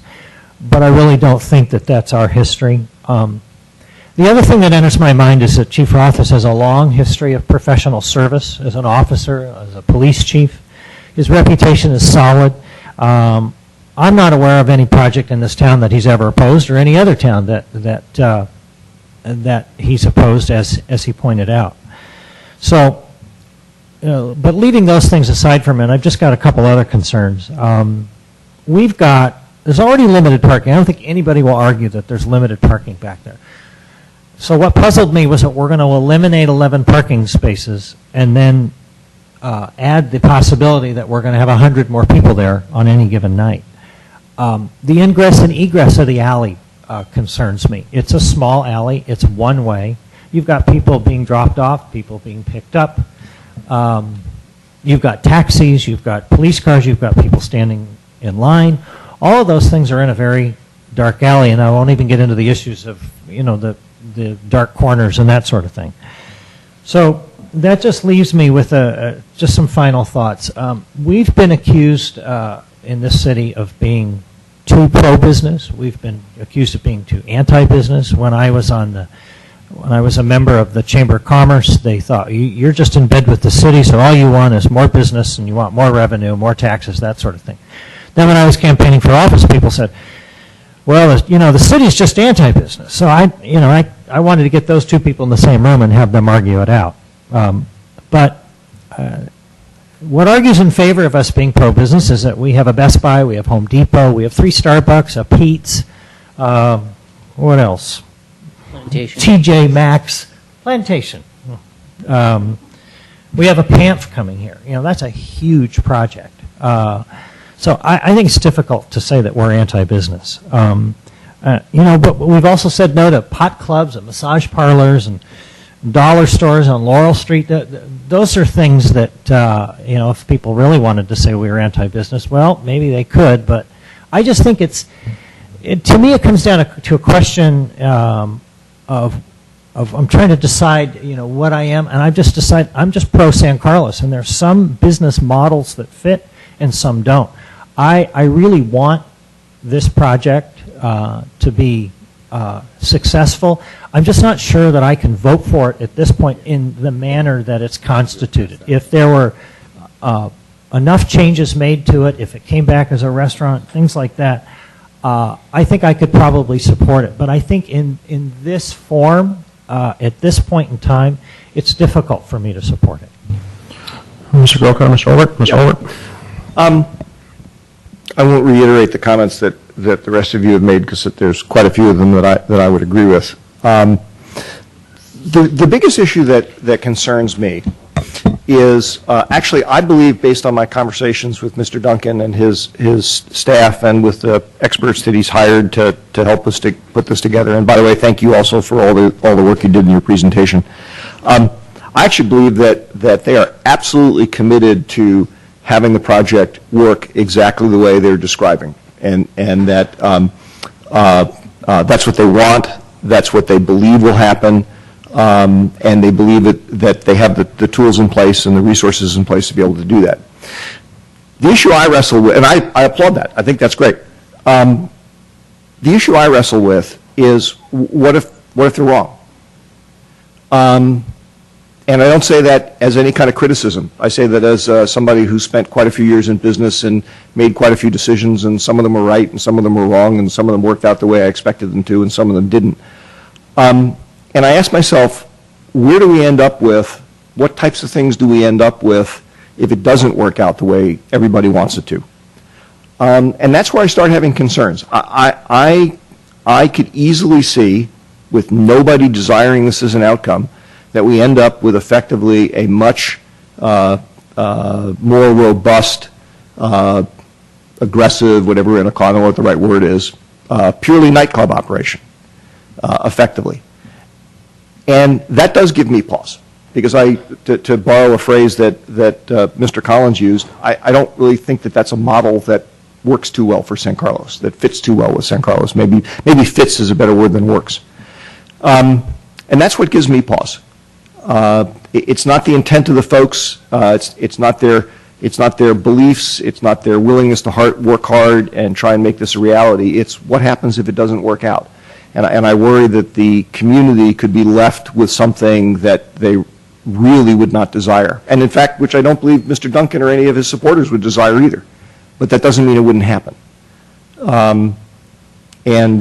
That's the primary thing that troubles me. Mr. Crocott? Well, first off, since everyone's done their bit on disclosure, I did, before this ever was called up to the city council, I did go and meet with Mr. Duncan on a Saturday afternoon with my 9-year-old son, just before opening hours, though, I believe, and talked to him at length about the project he had planned. And then today I met with the city manager, the city attorney, and the chief of police for probably about an hour. So those are all the contacts I've had outside of this venue here regarding this project. I think Mr. Olver brings up a good question about what happens. I ask myself, what happens if we turn these guys down tonight? Mr. Collins talked about the Carlos Club being a long-time establishment in San Carlos. It's also a historical building. Its architecture befits only a club or bar type venue. It just screams that when you look at it from the outside. That's what it's saying. That's what the architecture is trying to say to you. I'm a bar. Come in, have a drink, enjoy yourself for a little bit, and then see you later. It doesn't say anything else. It's not like, the Drake Building's been there for a long, long time, and the Drake Building at one time was a Mexican restaurant. Now it's AT&T. You can do that to the Drake Building. You can't do that to the Carlos Club. I've heard a lot about risk. I understand what city staff is trying to say. I respect the chief a lot, and I understand what he's trying to say. But, boy, I keep, when I met with the city staff for an hour, I was like, I see your point. I'm going to deny this project because it's a huge public safety issue. Then I hear again Mr. Duncan come in with his architect and talk about really what kind of business he wants to have. I see a guy trying to, make a go of it. I see a guy who says, look, clubs don't work in San Carlos, and I'm not going to have a club because it doesn't work. But what I do want to do is have a restaurant. I think you used the best term, Mr. Olbert, when you said adult-only restaurant. And there's not any of them. Even what Mr. Klein brought up in Palo Alto is not the business model that this guy has. But I hear the concerns about risk, that this might happen, that might happen. We hire an employee. When Bob and I served on the fire commission together, we had an employee who went out on disability and turned around and sued the fire department and cost us, what, Bob, $400,000? Something like that. Some outrageous figure. We were dealing with all kinds of problems at that time when we were transitioning from South County Fire to the Belmont San Carlos Fire Department. That's a risk. What I'm saying is you hire an employee for the city or the police department or the fire department, you may end up with a $400,000 case on your hands. You don't know. We don't know with this. It could be a great business, maybe not. So I understand the risk. I guess right now, without having heard anything else, I lean towards, I've watched this man sit here this whole meeting with a furrowed brow, wondering what his fate is going to be. And, and I'm a business owner myself. I own my own business. I run my own business. I understand the risk that this guy's trying to take. Yes, we can talk about the risk of your police officers. I understand that. I understand the risk that the city staff feels like is there, the public safety issues. But I guess as a business owner, I have a leaning already towards other business owners. Can I interrupt for just a second? I just want to move to... We're going past 11? Extend the meeting to 11? Is there a second? Second. All those in favor? Actually, you want to send the meeting to you want to do it till like 11:30? Oh, I'm sorry, 11:30.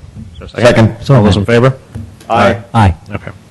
Keep going, Mr. Grocott. That's right. So, myself, I would see some tweaks that we could make to the conditional use permit, some of the things that I had asked about that require the seating. I understand what the architect's saying, that it's acoustic music, so forth, but I do think having something else in there that says it's got to be seating, you can't clear this out and turn it into a big dance floor, would help.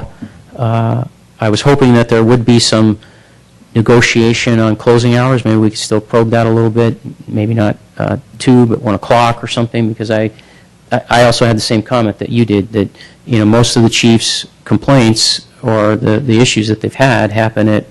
I think every one of them. He said Saturday morning or Sunday morning, and your mother was right.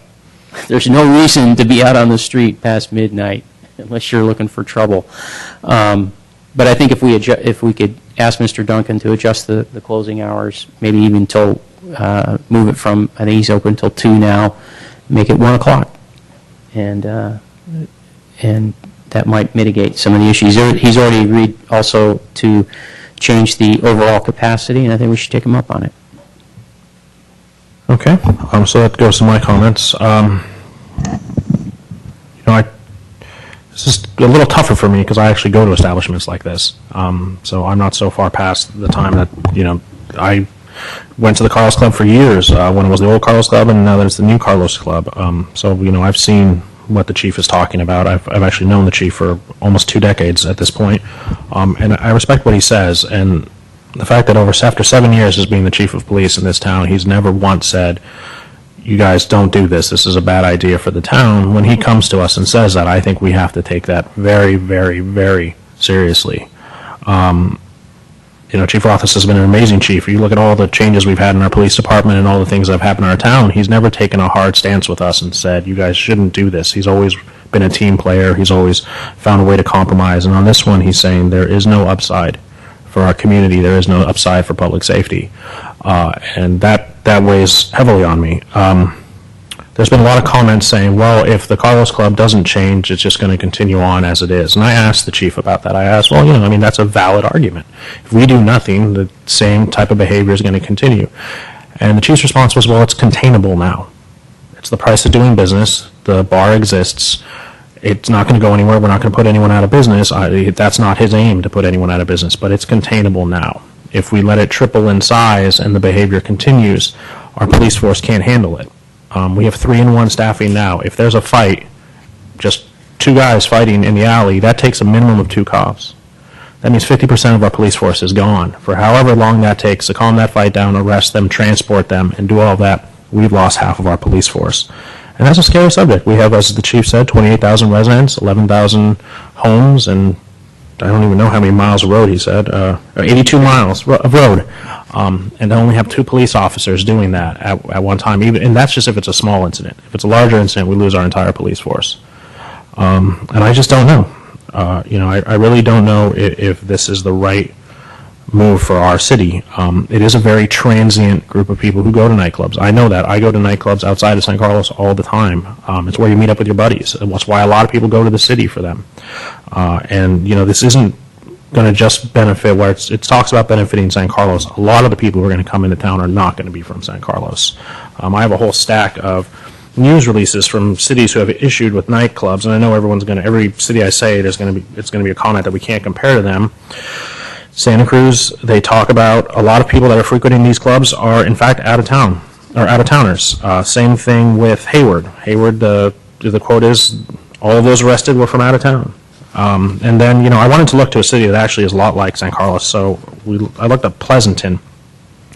And Pleasanton was ranked the wealthiest middle-sized city in the United States by the Census Bureau. So San Carlos is a pretty wealthy city. It's got a pretty nice demographic. And they just voted to close Club Neo. The Planning Commission actually did it 5-0 because there was a shooting. And that's in the wealthiest city, or the wealthiest mid-sized city in the United States. I also look at the nightclubs I went to when I was younger. I used to go to Blue Chalk in Palo Alto all the time. For those of you who don't know where Blue Chalk is, it's located across the street from City Hall and the police department in Palo Alto. Blue Chalk had a rash of problems that ended up with a guy getting shot in the City Hall parking lot. And Blue Chalk's closed.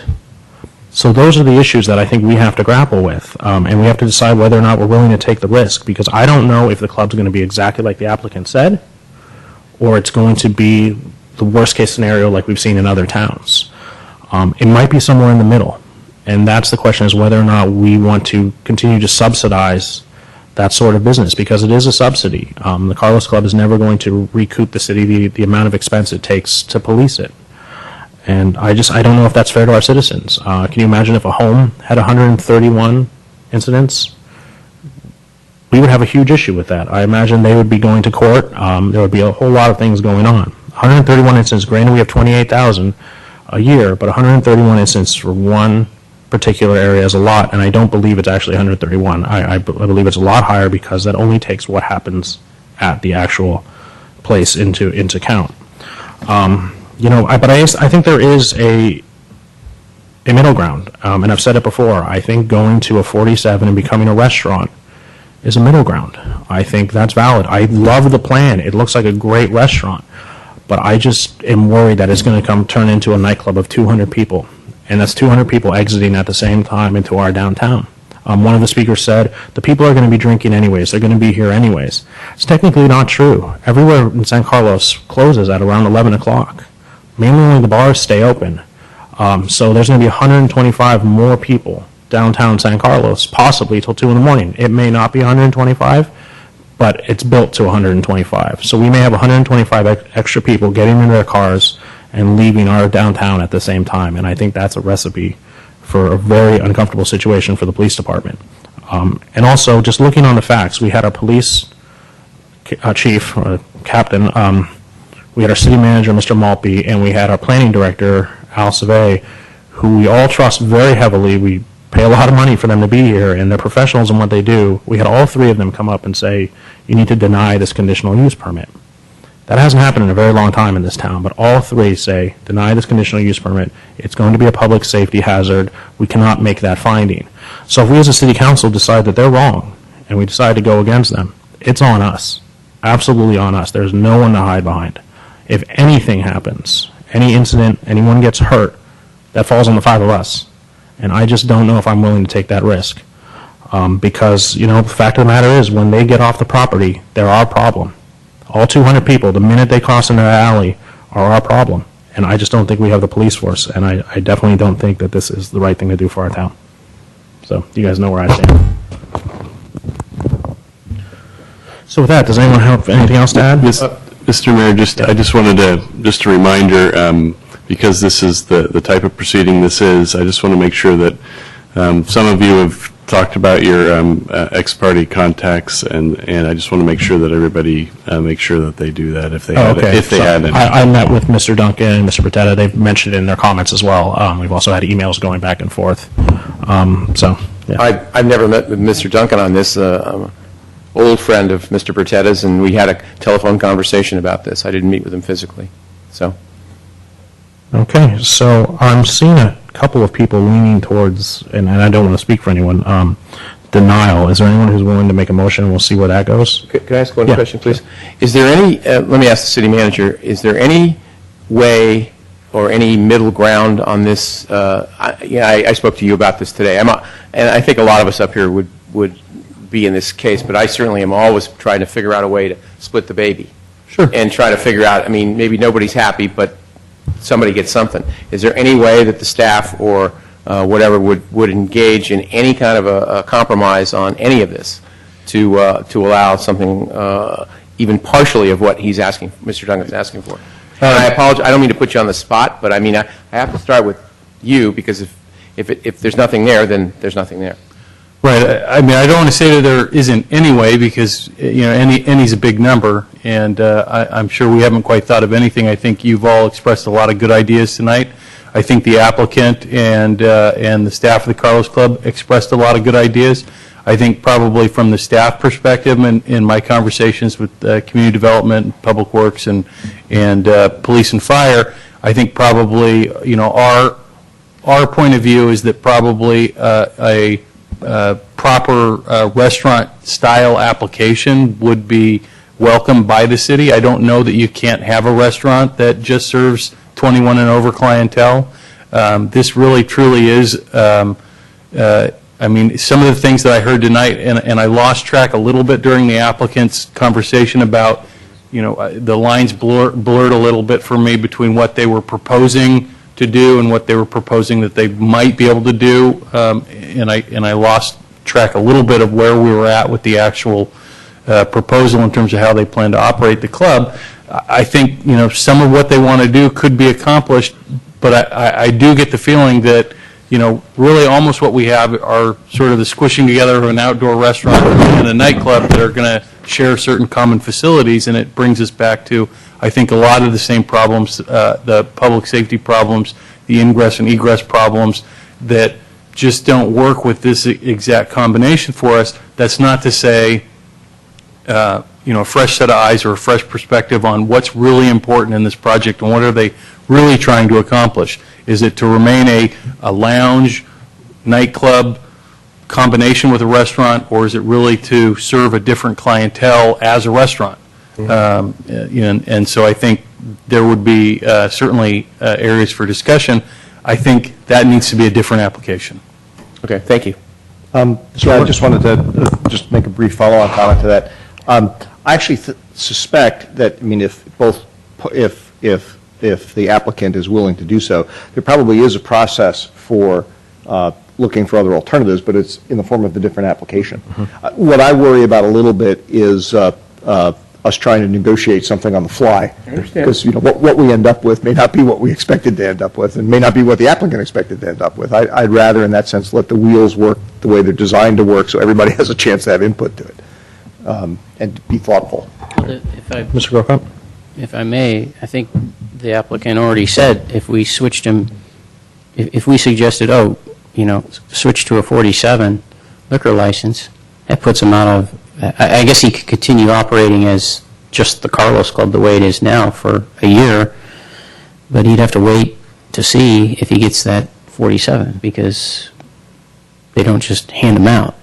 He's got to apply, it could take a year, so that doesn't, I don't see. The value, I mean, and I don't know that much about the business, but the value of the 48 is far in excess of Yeah, that's right. 47. It's which I think the applicant actually gold and silver. He did. I can mention it, yeah. Far in excess, so.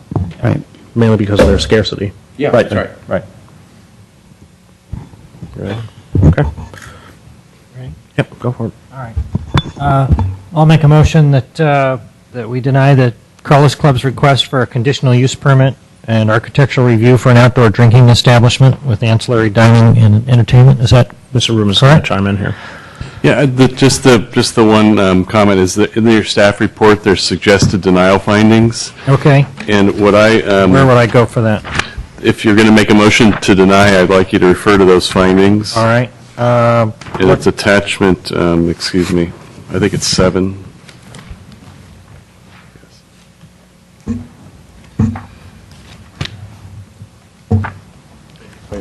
And I suggested in my memo that if there are any other factual issues that you would like to add to the to those findings, that it may be that if they were material to your decision, it may be that you'd like us to you'd vote on the motion and then have us bring back findings at your next meeting, which could be on the consent Does Mr. calendar. Collins need to read all the findings, Greg? He doesn't have to read them. I want to make sure he refers to the findings that are in the staff report as You can attachment just refer 7. to that, yeah. Oh, here it is.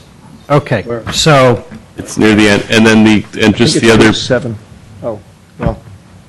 go ahead. And just, I know it's hard to find. And the other point is that you heard a lot of evidence in public testimony tonight, and there may have been additional evidence that you considered in being able to not make the appropriate findings that we could add to the findings. And if you would like any of that information to be added to the denial findings, we can have you vote on the motion and then bring back actual findings that have that new and additional information. All right. And I suggested that in my memo. I don't mean to overly complicate it, but I just want you to be aware of that option. Now that you've thoroughly confused me. Is there any benefit for bringing back more denial findings? Well, what we have are findings that are based upon the staff report. and the information that staff presented to you. But because this is a public hearing, there may have been new information, new bases for denial that were material to your decision. If there's something like that as part of your decision-making process, it is appropriate and I think prudent to add those to the denial findings. You can just go with that.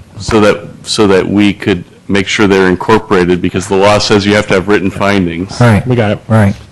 So we would suggest that if that's the case, that we could incorporate those into the findings with your direction, and then bring back findings for approval at your next meeting that would incorporate those new items. And then that could, like as I suggested in my staff report, that is something that you don't have to reopen the public hearing. It could be something that just could be approved on the consent calendar. Well, I guess then the question is, does anybody else have any other things they want to add to this? It doesn't seem like it. No. I'm not hearing any. All right, so then Yeah. I move that we deny the application for the conditional use permit based on the findings in attachment number 7. Does that work? Yes, that word you're referring to. Is there a second? Second. Madam Clerk? Councilmember Collins? Yes. Councilmember Grisilli? No. Councilmember Grocott? No. Councilmember Olbert? Yes. Mayor Klein? Yes. Okay, with that, the city council meeting is adjourned. Everyone have a good night.